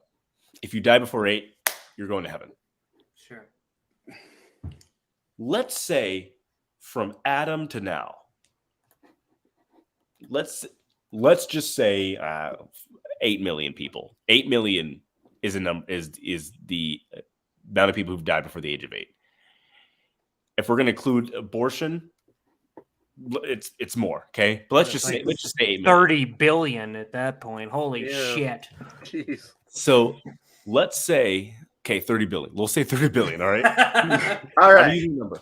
That's a pretty big margin of error of people that did not have to go through this school of life on Earth here, that did not have to be tested, that did not have to go through these motions, did not have to understand the concepts of good and evil. I mean, that's a lot of people. So it's no longer a perfect plan. If you got 30 billion people that were able to just get through to heaven immediately. And now let's add on the amount of people who had, disabilities such as Down syndrome or other things, who had learned disabilities who couldn't understand. Okay, let's say it's 40 billion. The number keeps increasing. But if you're going to come back and again and again and again and again, it completely begins to make sense. And then it also allows you to live a life in which you could, it makes more sense for you to have the knowledge as to become a god, because you've been a rich man, you've been a poor farm boy, you've been poverty stricken in the streets of India, you've been, you've lived a number of different lifestyles where you now have the knowledge that you can fairly govern and judge these people who are your children, because you've walked in all those. We always say, like, Jesus understands you. He's been where you've been. He's understood it all. And I always go, how? Well, he just knows everything. Don't give me the Protestant Christian answer. How? He's Jesus, man. He's God. It's like, well, maybe our Eastern friends have. There's something there. I was going to say, Isaac, are you familiar at all with Jainism? Because what you're describing is actually very close to Jainist eschatology. But it's also I'm not too familiar with Jain. They're the religion that gave the world the swastika, and then the Nazis co-opted it. But they're a very old Indian religion, and they believe in reincarnation, but they're a little bit different from the Hindus, because the Hindus, there's the constant cycle of birth and rebirth. And like your karma is something that, like, if you have bad karma, you come back as a worm, if you that kind of thing. In Jainism, you keep living until like they see karma as something that like they imagine like the cosmic world is shaped like a person, and negative karma weighs you down and makes you into a lower status. And by eliminating bad karma, you can eventually break through the top, and then you break out of the cycle into Ascended eternal master. glory. Yeah. Well, Isaac Asimov also has a very short story called The Egg, which basically says you die, you enter into this egg, you get reborn, and sooner or later you go and live every single life that ever lived. Yeah. Well, yeah, I think there's a lot of room for it in the restored gospel view. I think it just, well, I was gonna say my right now all of Christianity and the LGBT community are kind of at war with each other, and I think the doctrine of multiple lives answers that question very easily. What about people who are gay? And you have I think a sophomoric answer of, well, who, kind of well, we all have proclivities and things. I would love to have sex with a bunch of women that aren't my wife. Well, okay, well, I mean, there's a big difference between I wouldn't for sure. and, That's not me. whoever you're innately attracted to. And whether you're born with that or whether it developed socially doesn't really matter. That's your innate attraction, and it's legal. You're not harming someone. And if now you must marry, if the only way to get to the top kingdom of heaven is to be married to someone of the opposite sex, why would God allow you to, why would that even be something in the cosmology of the universe? Why would differing sexualities even be a thing that exists? Why would it be an option if he knows you must get to the celestial kingdom? Unless, okay, you're gay. Guess what? You got 16 more lives. So it's not really a big deal. You take 16 the more mean gay lives? No, you take the mean of the person's lives, and each person is allotted like 3 gay lives and 15 straight lives, and the average of how straight they were. No, I don't. Is there a lobby beforehand? Like, where you go, gay again? I think. Well, I do. I mean, in seriousness though, but I think it does allow. It does answer that question. If this is your only life on Earth, it raises a big moral question on the nature of God, and it puts a very difficult question on the church. But if it's not your only life, what if I already came through that gay life? That wasn't so bad. No, I'm just kidding. So, I mean, there's a number of things. The murder of people in the Old Testament. It's not necessarily so cruel and dark once you realize you're just coming back again. There's a number of moral questions that are answered. I think it makes a lot of sense. I think it's very beautiful. I think you can kind of add in the romantic version of, how do I know he's my eternal companion? Because you found each other in every single life. You can kind of like the cute version that you can give to the young women. You know what I mean? There's a number of things you can do with it. But I find it very compelling. I find it interesting that nearly every culture has taught it in some form. I don't think it's all. I don't think it's all bunk. And you'll notice when Christ, the clearest in which Christ answers it is Jesus Christ tells us the kingdom of God is within. He says, if a man says, look here, look there, it's the kingdom of God. He says, do not believe that man. Lo, the kingdom of God is within. And then they say, Master, how can I reach the kingdom of God? And he says, verily I say unto you, you must be born again. Right? And we've taken that to mean, that means you have a conviction of that Jesus Christ is who he says he is, and you're reborn. I think that's a part of it. So you're saying there's a literal sense? Yeah, if it's to find this kingdom within, if it's to find this new understanding, this ascension, if you will, does it take multiple lifetimes? Must I be born again? I kind of throw out the verse where Christ says it's appointed unto all men to die once and then judgment. I don't believe it means what mainstream Christians believe it means, because we have Lazarus. We have multiple people being raised from the dead in Scripture. So clearly it doesn't mean you only get one life. I think it means you're born and then judgment. And then you're born and then I gotta go 2005 atheist on you guys though, because that whole Nicodemus born again conversation is a double entendre that works in Greek and no other language.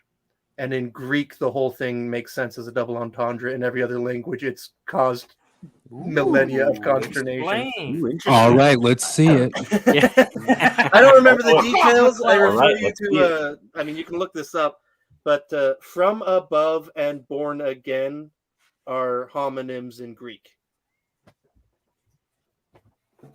You didn't convince me. As above, so below is hermeticism. My version's more fun, though. Look at that. Yeah, me and Boris are still gay for each other, so sorry. But anyway, Kevin, I think it's an interesting. I really, really like I think it makes sense. I think we all probably should have multiple lives. I don't think one is enough for us to get. Did I hear multiple wives? Lives. Oh, okay. You heard it here. I mean, one is too much for me. Yeah, am I right? Fucking women, huh? Is that So Wall Street? Who is that? See what I have to deal with. We're a Red Pill podcast. I don't know if you knew that. We just complain about women. Let me ask about current day LDS stuff. Is any of this heretical to the level that like you get in trouble for it somewhere? Yeah, they're not going to care. I don't. I mean, is this one of those, like these ideas we were just talking about? You're not going to talk about it in church, and they might. Okay. shut it down, but Hang will on. they, Hang on, though. I've talked to a lot of ex-Mormons, and they've all explained to me that this is a type of thing. Like Mormonism is a cult, and it will definitely kick you out for talking. But I mean, I would say tonight, Kwaku's screwed, man. He's effed in the A. He's going to be excommunicated soon. I've talked to the ex-Mormons. They've told me. They've all told me it's a cult. It's a cult. Sorry. It's almost 1 o'clock, but I had the idea earlier of just giving Kwaku the Temple Recommend interview here live on the live stream and see if he passes muster. Struggle session. Well, I think it comes down to if I were to write a book and say a Mormon case for reincarnation, they wouldn't care.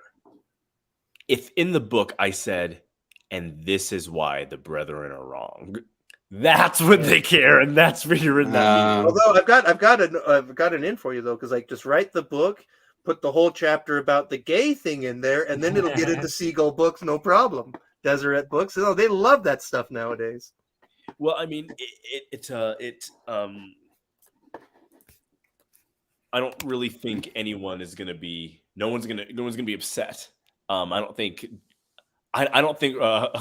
Jeffrey or Holland's watching Porch Time, right? And so, hey.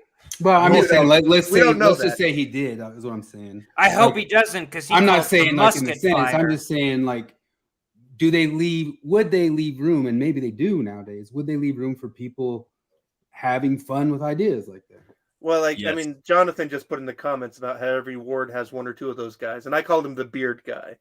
Every ward has the beard guy in Elders Quorum who brings up all the weird esoteric stuff. And people, they're nice, and maybe, maybe they don't get too deep into it. Every ward also has the woman who can't sing and sings louder than everybody else. Beard guy and bad singing lady. Every ward has one. Is there a bad singing lady in your ward? You know her name, huh? Did you go on a date with her tonight? No, I would never date no. There are certain girls you don't date the ward chorister. There's just a number of things you just don't. I mean, bigoted, but whatever. I dated a girl in Monroe, Utah, and I went to her family ward. Yeah, I know, Monroe, Utah. And a super old guy, like this guy was 100. Went up to bear his testimony about how he found Nephite drawings on the Red Rock Caves near Monroe. And in my head, I'm like, you didn't. Like, that did not happen. You thought you saw that. I was like, oh, we're in the part of Utah where this is still the thing, right? Like this is just kind of how it is. Also, let's be real. They're not excommunicating black people. They're not. I was going to say, John Dehlin were black. He'd still be a member for sure. Yeah, you're right. You think that the sisters in Zion could literally like? Yeah, they aren't Mormon. They're straight. They aren't Mormon. Yeah, Jeremy Reynolds, dude. Jeremy Reynolds should have tried being black. He wouldn't have been excommunicated for writing the ex-Mormon That's Bible. probably true. No, I mean like Yahosh Bonner could walk around Temple Square not wearing any clothing. He's not getting kicked out. Like this is I didn't Gladys Knight can do whatever she wants. Yeah. I didn't get into she's black and celebrity. She's got those two things going. Like I would be really bad for marketing if we kicked her out. In fact, I kind of wonder, like, can I go to Gladys Knight's ward just so I can hear good singing in sacrament? Like, is she in the pew doing Gladys Knight? It would be to great the to have a hymns? ward That with her, would Donny be awesome. Osmond, Brandon Flowers. That'd be a wonderful ward. I listen to Midnight Mormons. And Cardon Jim says, Cardon says those, oh yeah. Shut up!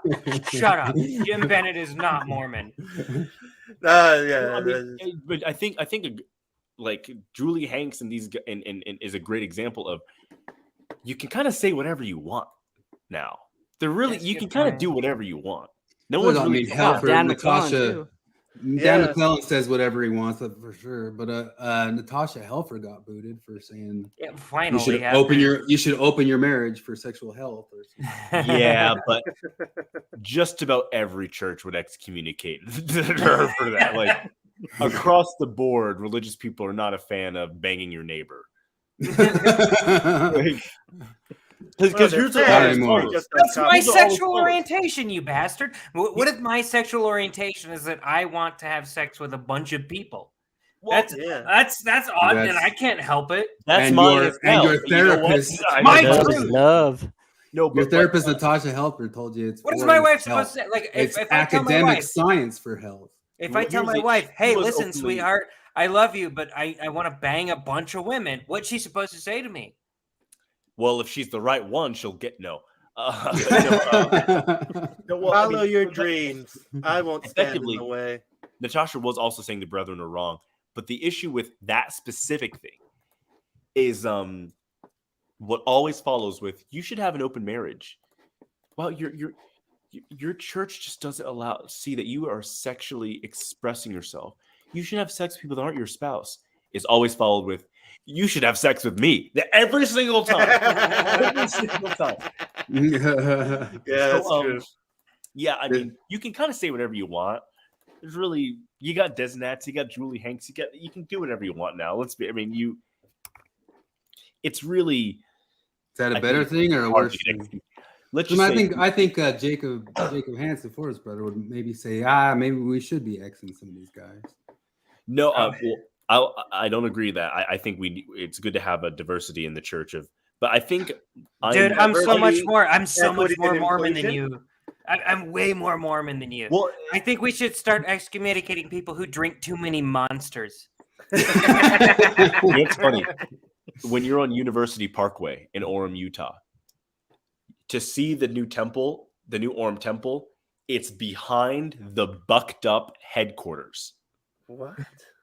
Bucked Up is the big Utah energy drink brand. Yeah. No, Bucked Up's in like Linden or PG, I mean. No, the new headquarters are in Orem. So now the temple? You want to see the LDS temple. It's Bucked in the shadow Up is a Mormon energy drink company? Up, the energy drink company with antlers. Yeah. Man, I am old. It's a different time, man. Sounds literally satanic. At the time that I stopped being Mormon, masturbation was still a sin. And then I heard 10 years ago that was off the naughty list.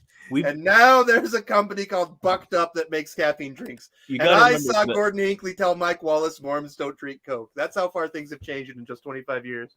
3 months ago, the top 3 trending thing on TikTok, the number 2 most popular app in the world, was Taylor Frankie Paul, a Mormon woman, swinging and having sex with a bunch of men who weren't her husband.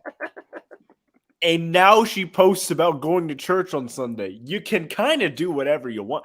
That's amazing. If you want to, the best argument against Mormonism being a controlling cult is not about doctrine or prophets or anything. Go to Provo or Orem on our Saturday night. Tell me how many girls are wearing crop tops and booty shorts. No, me and my wife go there all the time, and we're always like, "Hey, we saw you guys from across the bar. We really liked your vibe." No, I'm saying, I'm not kidding. The youth at the LDS Church, the YSA, the girls are not dressed frumpy. We're talking the beautiful. They're getting the tans and the hair, the short shorts and the crop tops and the. I've been saying for a while. Although I heard Cardon's not crazy about my theory of this, but as Mormonism goes getting cleaned up and ex-Mormonism becomes more Islamic, you're losing all your frumps and you're keeping all the cool people. And, in 1998, I worked at the airport, and I'd always ask people, "What do you think of Salt Lake City?" And one of the most common things I heard is like, "The women here are so beautiful. They all have such great hair." And it's absolutely the Mormon girls downtown with the great hair. Yeah, I mean, the days of the Mormon Church as a controlling cult. I'm sorry, I don't know how you can. If you live in Utah, you can just walk anywhere and see that none of these people are being controlled or brainwashed. Yeah. You can do whatever you want. I don't. So,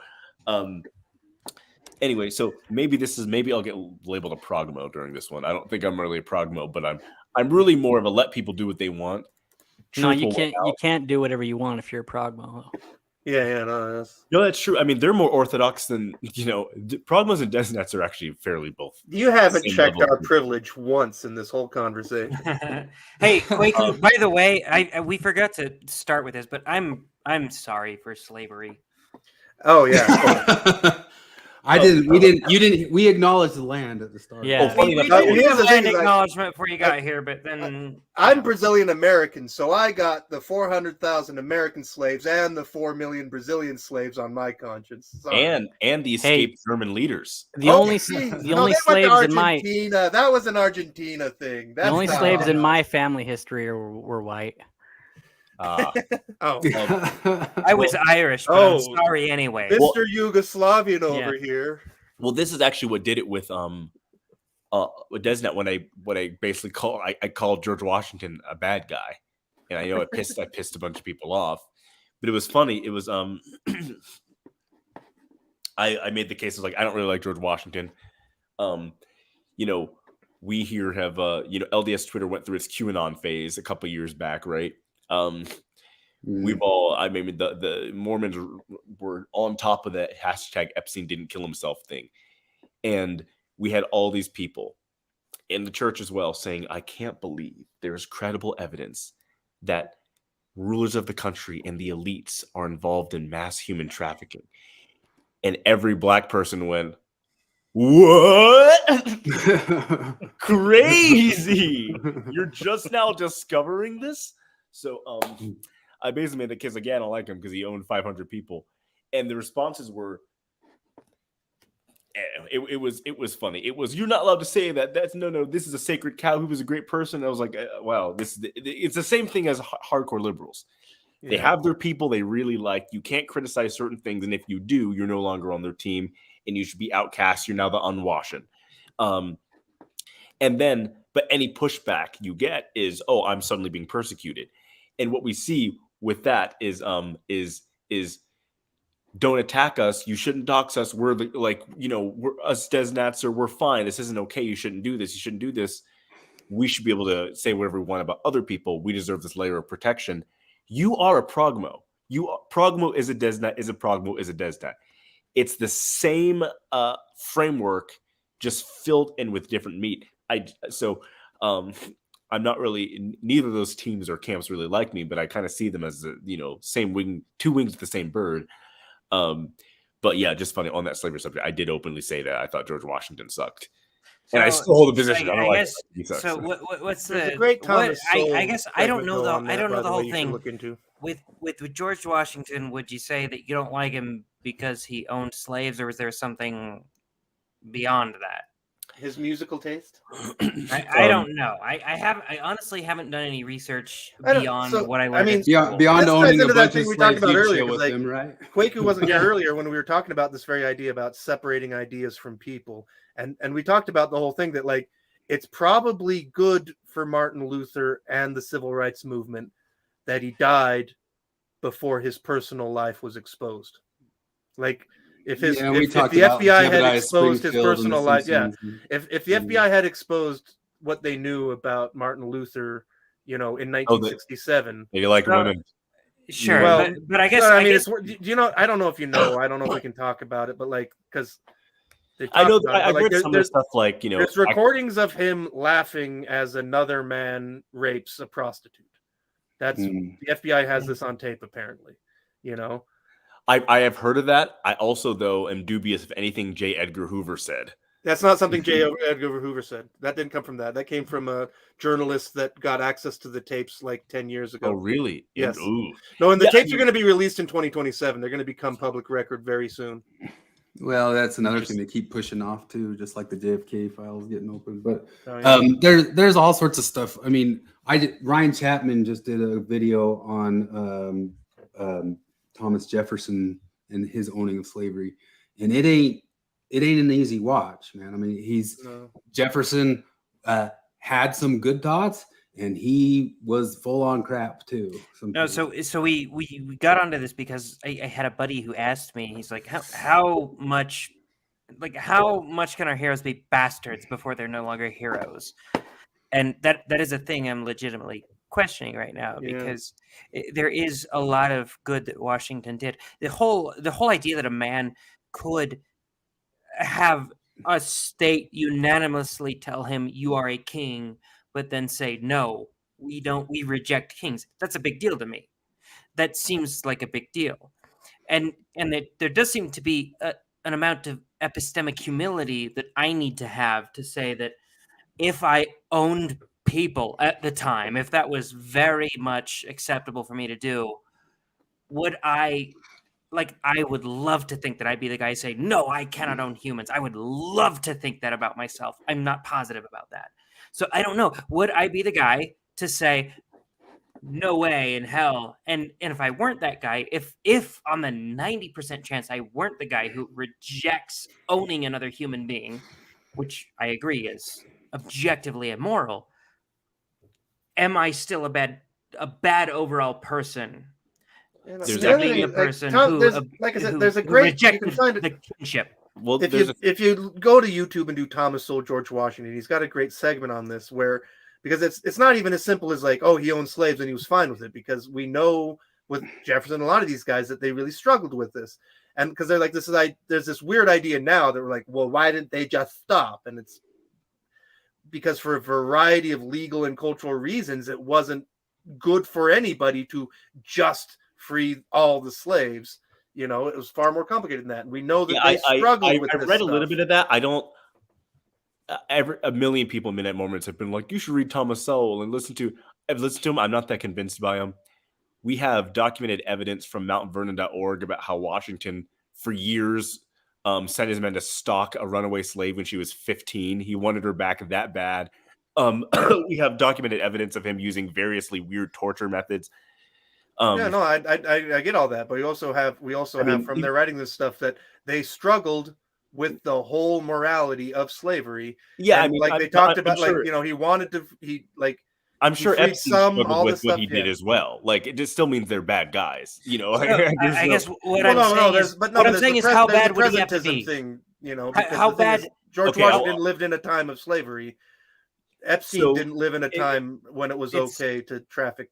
It's difficult for me to think it's difficult for me to think that I would be any better than him, and that's okay. I'll answer, because it's a shameful thing to admit about still, myself.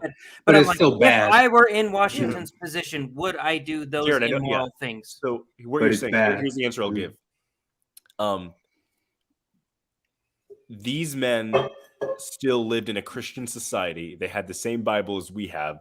They theoretically operated on the same moral framework. We will never reach a state in which either the political parties get the world they want if we continue to have this if we keep this this thought pattern of, well, it was the sins of the day, so we should all be forgiven. If we're being consistent with that, I don't know that anybody's saying that. I guess what I was saying is, if we're being consistent with that, then every single Mormon that says that gay marriage is totally fine should be completely there should be no criticism, because this is the thought pattern of the day. This is the day in which we live. I think 100% of human traffickers, whether it was in the biblical era or now and anything in between, I think we're immoral people. Scripture says the law of God is written on our hearts, and we know right from wrong.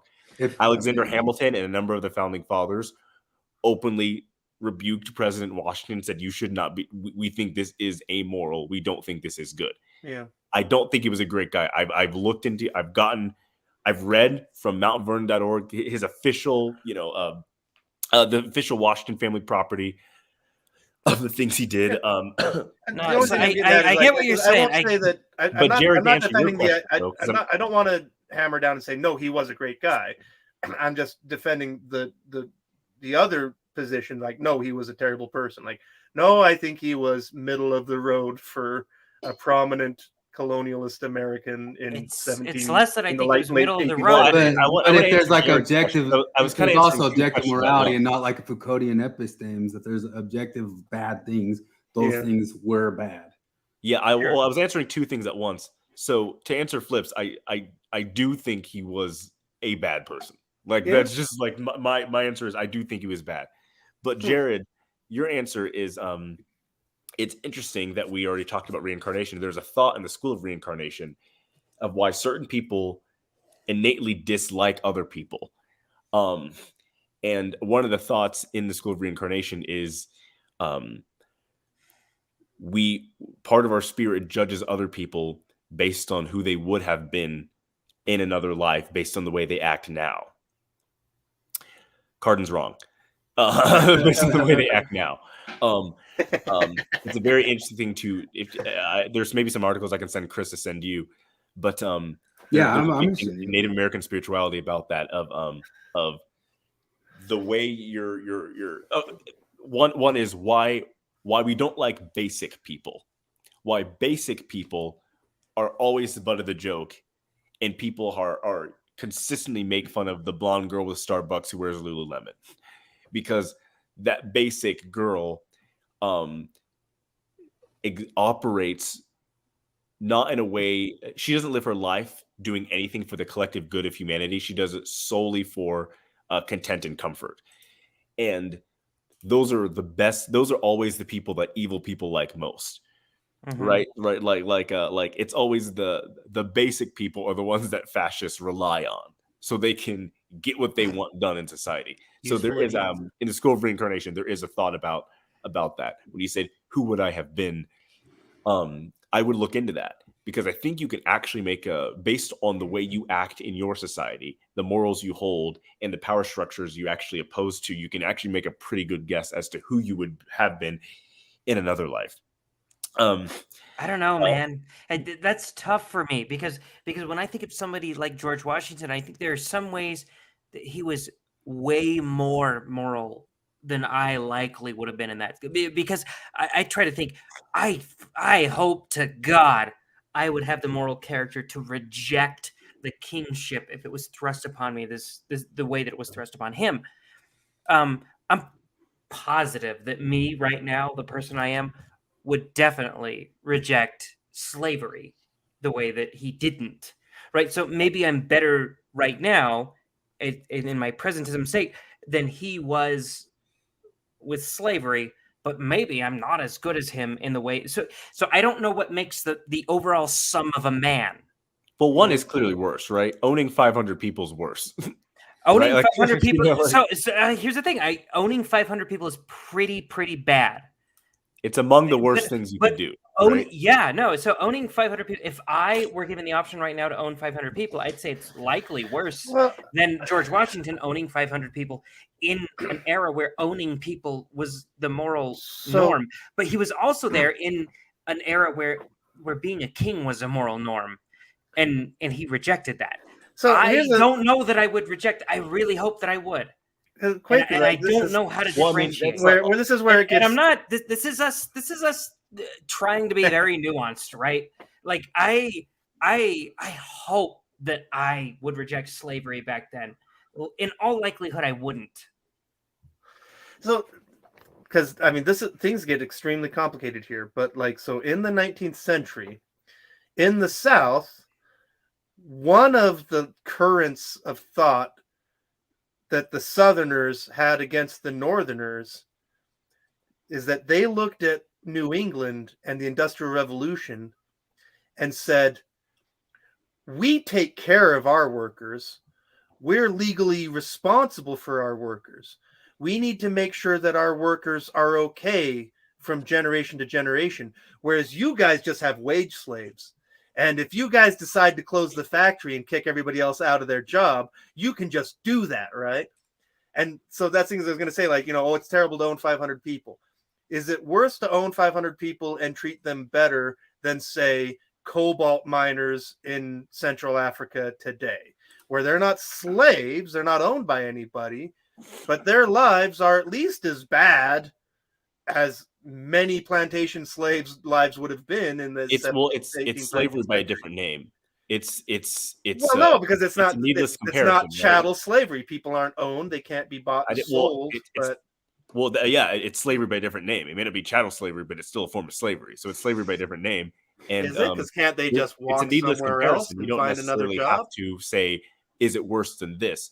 We can look at our heroes and say they engaged in a mass moral evil that ruined the lives of hundreds. They engaged in torture, in separating families, in massive abuse, in murder. Yeah, but they we're did all evil things, unforgivably evil things, and we can say that was bad. And every person can be left to their interpretation to say, but we're I all in this hold mess. this to be now a collectively bad person. I think they were mostly bad because they did this thing. If I save 15 polar bears and stop an elementary school from being burned down, you could go, wow, what a great guy. If I also molested 155 Guatemalan children, you reserve the right to say, what a terrible guy. Well, What no, if they were I'm Argentinian trying to children, get though? I mean, I'm over the George Washington good or bad thing because I don't know. I'm agnostic on it. I don't know. I'm just getting more into this general idea because the thing is, like, you know, we are all in this moral conundrum right now that we all have cell phones and we're all talking on computers, and all these computers are reliant on cobalt that was mined by people in horrific conditions in Africa, you know? And like, so are we bad people because we participate in this system that, like, maybe we'd like to change it? Like, we can say, just like George Washington can say, like, I think slavery is wrong. I think it's wrong that cobalt miners in Africa get treated like that. But what am I supposed to do? I can't quit civilization. Well, so effectively, is I think the comparison would be if you were the warden or the enforcer in the cobalt mines, are you more guilty than someone across the world using the product? Well, I mean, that's the thing is, like, I think that's if there was the one concept. person and it was an up-down decision, that's an easy thing. But it's not one person. Well, it's all interconnected, you know? Well, I know. We're all I mean, clearly customers. Right? Let's jump to the religious imagination of it, because I mean, we always think in like these atheistic terms, right? But let's jump to the imagination. Some we Christians see were against slavery. Some Christians were for it. We see George Washington come before the Lord to be judged. How does that Lord judge him? I gotta Like, stop. He owned a Cardon bunch says of slaves. atheism created slavery. Would say that he's being judged before a God. Is that God going to say, well, you gave up the presidency, but you raped the little girl? You know? Maybe that's a whole. That's actually my favorite part of Christianity is the idea that I can't judge on the entire sum of a band. I don't like the way that progressives view that, because progressives try to state that don't ever make anybody feel uncomfortable at all for any sin. But the way that was intended, it feels to me to be like, you don't know what you would have done in that situation. You can judge what you can perceive, and you should allow that person into or out of your society based on what you can perceive, but nothing is unforgivable. Like, that's the part I like about Christianity, is there's not a single thing that's unforgivable eternally, right? Sure. Well, But some things are. Except for blasphemy against the Holy Spirit. Sure, I guess the whole There's the that Holy one. Ghost thing, But that was just like, one verse in one book. But The I mean, whole at big the same Bible. time too, I mean, I just don't, I don't see how like the political thing did a lot of good for us. And what I'm saying is that I am at a point that is more easily, like, it's easier for me to be moral right now than it was for, according to objective morality. If I'm to believe that morality is objective, it's easier for me to be moral than it was for George Washington to be moral. Well, I think and you'll he made a probably lot of he made a lot of difficult decisions that I likely would not have made. Well, I think the quick answer is I think you'll be judged by how you acted in all your lives. That's the esoteric answer. We're getting back to the Christian answer, though, is to look at the way, how does God deal with those who are engaged in human bondage in Scripture? If I look at the story of Exodus, he drowned Pharaoh in the Red Sea. So, I mean, he doesn't take kindly to people who engage in slave, but slavery. Kwaku, after that, in Deuteronomy, he lays out a code for owning people, of slaves of both kinds, of Gentiles and Jews. I would say that the Deuteronomist actually rewrote that, and he doesn't. Okay, but I mean, you gotta pick that up with 1,000 years of Jewish history. I'll just put it read like the Talmud. What I'm talking about, but the fact is, like, it was in there, and well, I mean, they had slaves. I'm not evangelical Christian, right? I think a good bulk of the Old Testament is political writings attributed to God that are not his personality at all. I think if those had not been done, that we wouldn't have, all the Yaldabaoth demiurge kind of stuff. Well, I mean, because I don't want to go all 2005 secular atheist on you, but like, because you said we should see how God treats slaves in Scripture. The problem is that question is very complicated. Well, when I say Scripture, I mean Scripture. Well, you and I are defining Scripture. When I say Scripture, I mean the Scripture is God breathed, not the fake stuff. Okay. All I would say is this: like, say, if a God's a real, and I'm going to meet him, and somebody spotted me, well, you gave up the presidency. I say, well, I think I'm going in pretty good here. And then they spotted me, and you also owned 500 slaves and raped young girls. I'd be like, oh crap. I don't like my odds going in. So here's the thing, though. Like, Forrest in the comments says, God also murdered innocent Egyptian babies, which that's not what I want to comment. But I'm talking about when you say, like, oh, he drowned Pharaoh and his army. How many of those guys in that army were probably thinking to themselves, like, I think we should let the Jews go, but I'm a professional soldier and I have to follow orders. Otherwise, I'm going to face the consequences. And God drowned them too. Well, I'm not sure if you've seen the Midnight Mormons episodes of my thought on the military, but I'm very consistent with all these views. But I want to answer Chris's question, because Jesus is brought to the mountain and tempted by Satan. And Satan offers him all the kingdoms of the world if he were to bow down and worship him. In Scripture, governments are always owned by the adversary. And in fact, Rome is called Babylon. Babylon is Babylon. Rome is called Babylon. And then in John's revelatory apocalyptic visions, he sees the great kingdom, which he also calls Babylon. Babylon becomes the every name for empires in Scripture. All governments, according to Scripture, are inherently bad and evil. Poor Babylonians. So when people say, well, George Washington gave up the kingship for the presidency, and we would not have our entirely corrupt, overly militaristic, drug-addicted, abusive country that's been responsible for 4.5 million deaths since September 11, 2001. We wouldn't have this nonsensical mess if it wasn't for this man who owned 500 people. I don't see either as being the thing that God is happy with, right? I mean, so to me, it's not really a difficult question. It is if you're a Mormon that is super pro-America, America's great, can do no wrong, where this is the chosen country. It becomes a problem for those, but it's not really a problem for me. I don't think that interpretation. I don't think that. I think the best of Ezra Taft Benson is the secret combinations and watching out for woke ideology. I think the worst of him is equating modern day America with, Zion, which it's clearly not. It is another Babylon. Yeah. I'm looking at Cardon's comments, and I just keep asking the same thing. Are you talking about 2,000 years of Vajrayana Buddhism? Because they're atheists. Cardon, you really got to get off this thing, because all this stuff you're attributing to atheism has nothing to do with the belief in God or not. It has everything to do with belief in other religious concepts. Again, the woke are anti-secular. Real fast before we get wrapping up. Let's see here. Jonathan wanted to show you a couple AI images that oh yeah. Let me see what. Oh man, we got all these pride memes in between them, guys. Come on.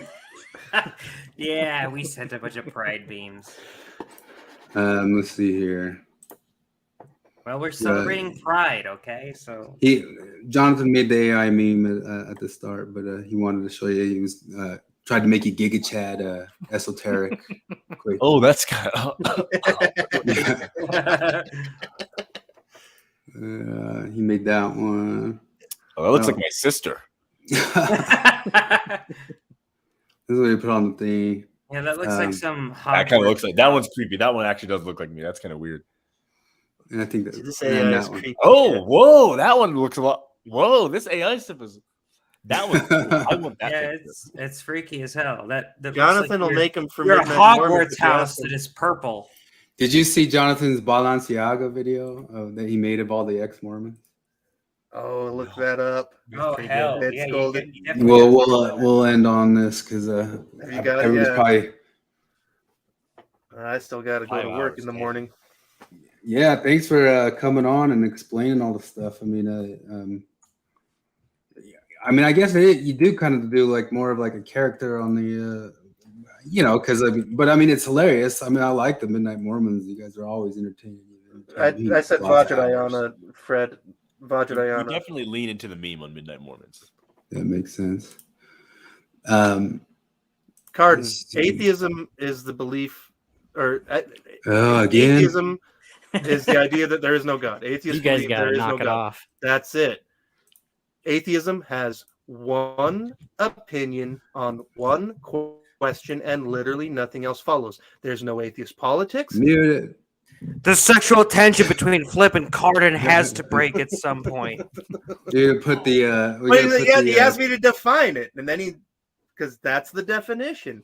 Now, can atheists believe and do all kinds of stupid shit? Of course they can, but it's unrelated to the question of whether or not I'm always God super exists. excited when I can interview faithful Mormons in my Balenciaga.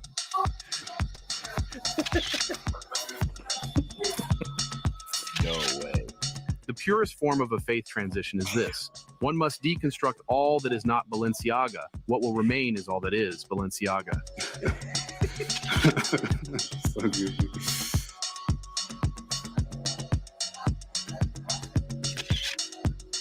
All my briefs are made by Balenciaga, even my legal ones.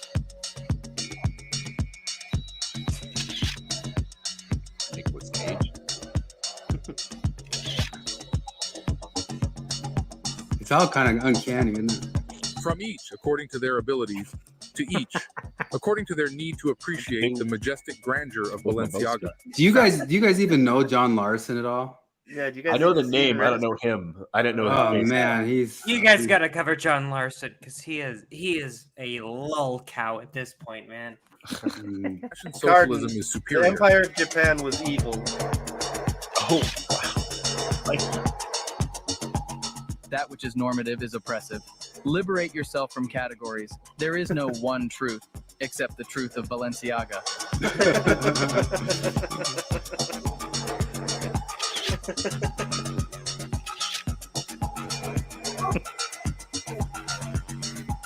It's so The thinker creepy. of thoughts on things and stuff. My thoughts can only be of my Balenciaga.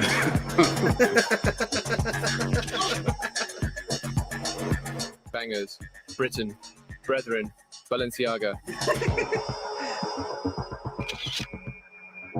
My unrequited love affair with words has endowed me with complete deniable plausibility in my love for Balenciaga.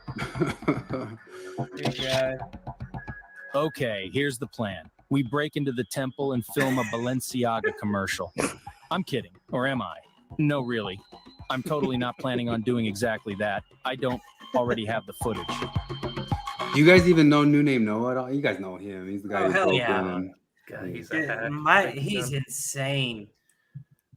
but he goes after John DeLynn hard about him going. He his, does go issue. after John DeLynn, and I don't know, he's right in a lot of the stuff that he goes after John DeLynn, but he's also just fucking nuts. Yeah, he's with it too. Going through the dark night of the soul can be devastating. But Balenciaga will make you look fabulous as your entire worldview and self-conception crumble in a puddle of doubt and nihilistic despair.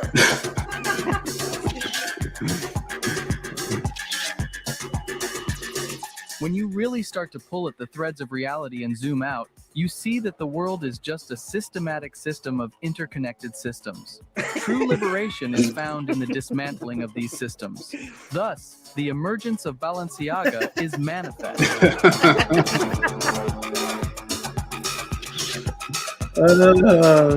Balenciaga is nonpartisan and non-political, just like Mormon Story podcast. I think that's it.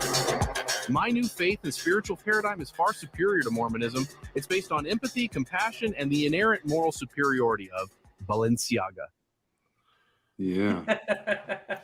All right. Oh, well, Cardon.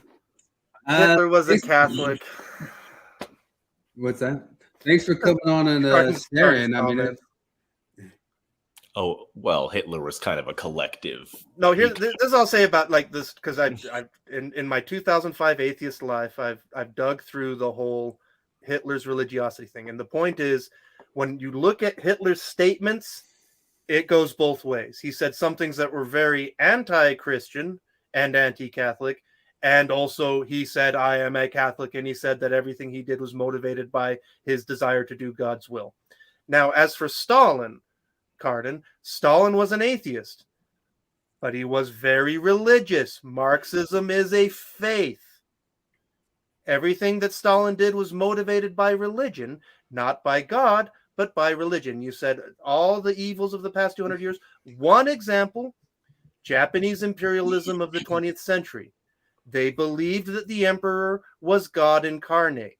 Everything that the Japanese Empire did in the 20th century was motivated by religion. You got to get off of this idea. I'm not like, that's again, like I'm on your side about most of this stuff. I am fighting against the same evils you're fighting against. You're just making the mistake of ascribing to a lack of belief in God all kinds of other ideas. All these ideologies can exist completely independent on whether or not you believe in God. And I won't say it again. You will, though. I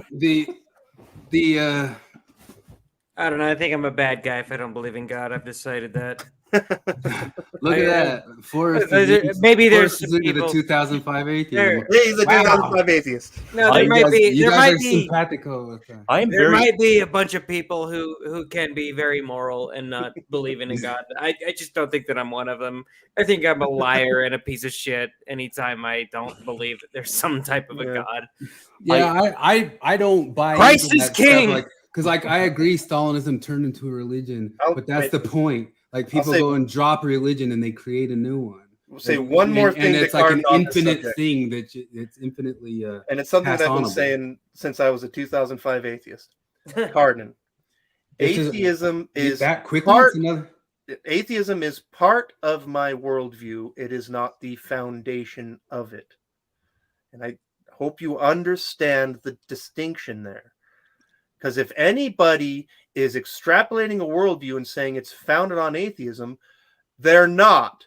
They're being religious and misusing the word because, again, atheism has one opinion. I now believe in God and I want him to give me cancer now. Don't worry, you'll be coming back. You will. Marxism was the religion, Cardon. Marxism-Leninism is a faith-based ideology. It's a Flip, religious idea. I think you fell into the grave error of reading the live chats. Yeah, you're right. Never do that. I mean, I'm turning it one of these comments says Kwaku, the kingdom of God within you is from the Gospel of Thomas, which may or may not be the words of Christ. It's from Luke 17. I don't know where he's getting this from. It's in the Bible. It's not apocryphal. It's from Luke. It's like Luke 17:21.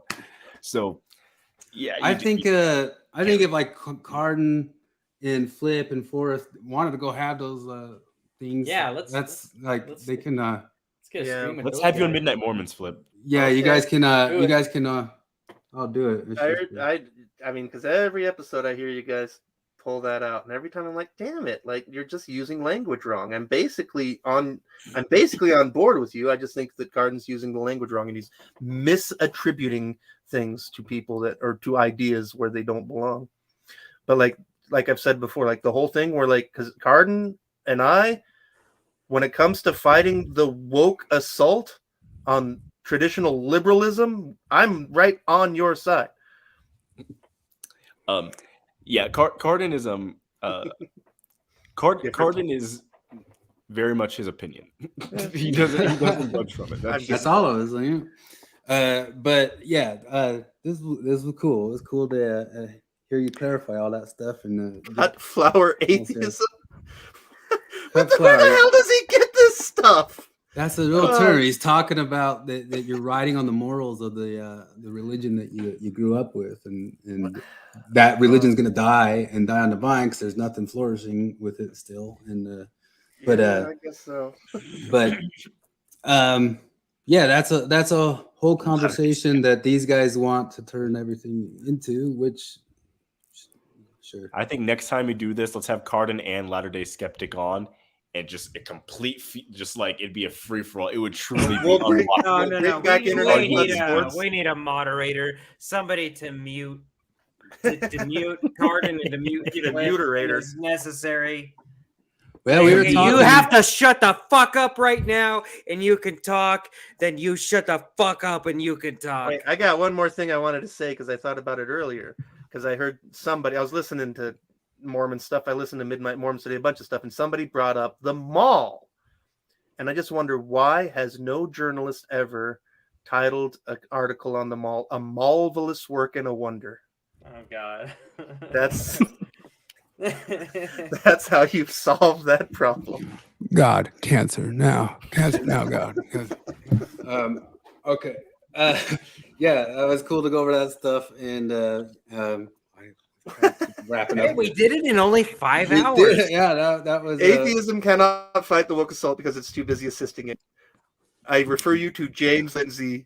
Does atheism have an opinion on a second topic, Flip? Oh, I don't know. This Cardon. There we go. We got... Only faith can fight woke skulls. Jesus, oh, you say so. That's a faith proposition. Before we wrap up, I just want to thank Jim Bennett for the idea of getting all these different types of Mormon, ex-Mormon. His inspiration is just a. It makes me think of that moment where Ronald Reagan went into surgery after getting shot, and he said, "I hope you're a Republican." For the doctor, and the surgeon said, "We're all Republicans today," but he was a registered Democrat. That just makes me think, we're all Mormons today. Let's just all be Mormons right now for a second. I like Mormons. I'm fine with Mormonism. I just don't believe it, but I'm not opposed. It's that simple. Yeah. Well, thanks for hanging. All right. All right. See you guys later. Thanks a lot, guys. Thanks for the time, Kwaku. Thanks for coming on. 5 hours, man. We're out of control. I'm still gonna go walk Charlie right now. I'm gonna walk to 7-Eleven. All right. All right. Peace out, guys. Later, y'all. Late. Got it.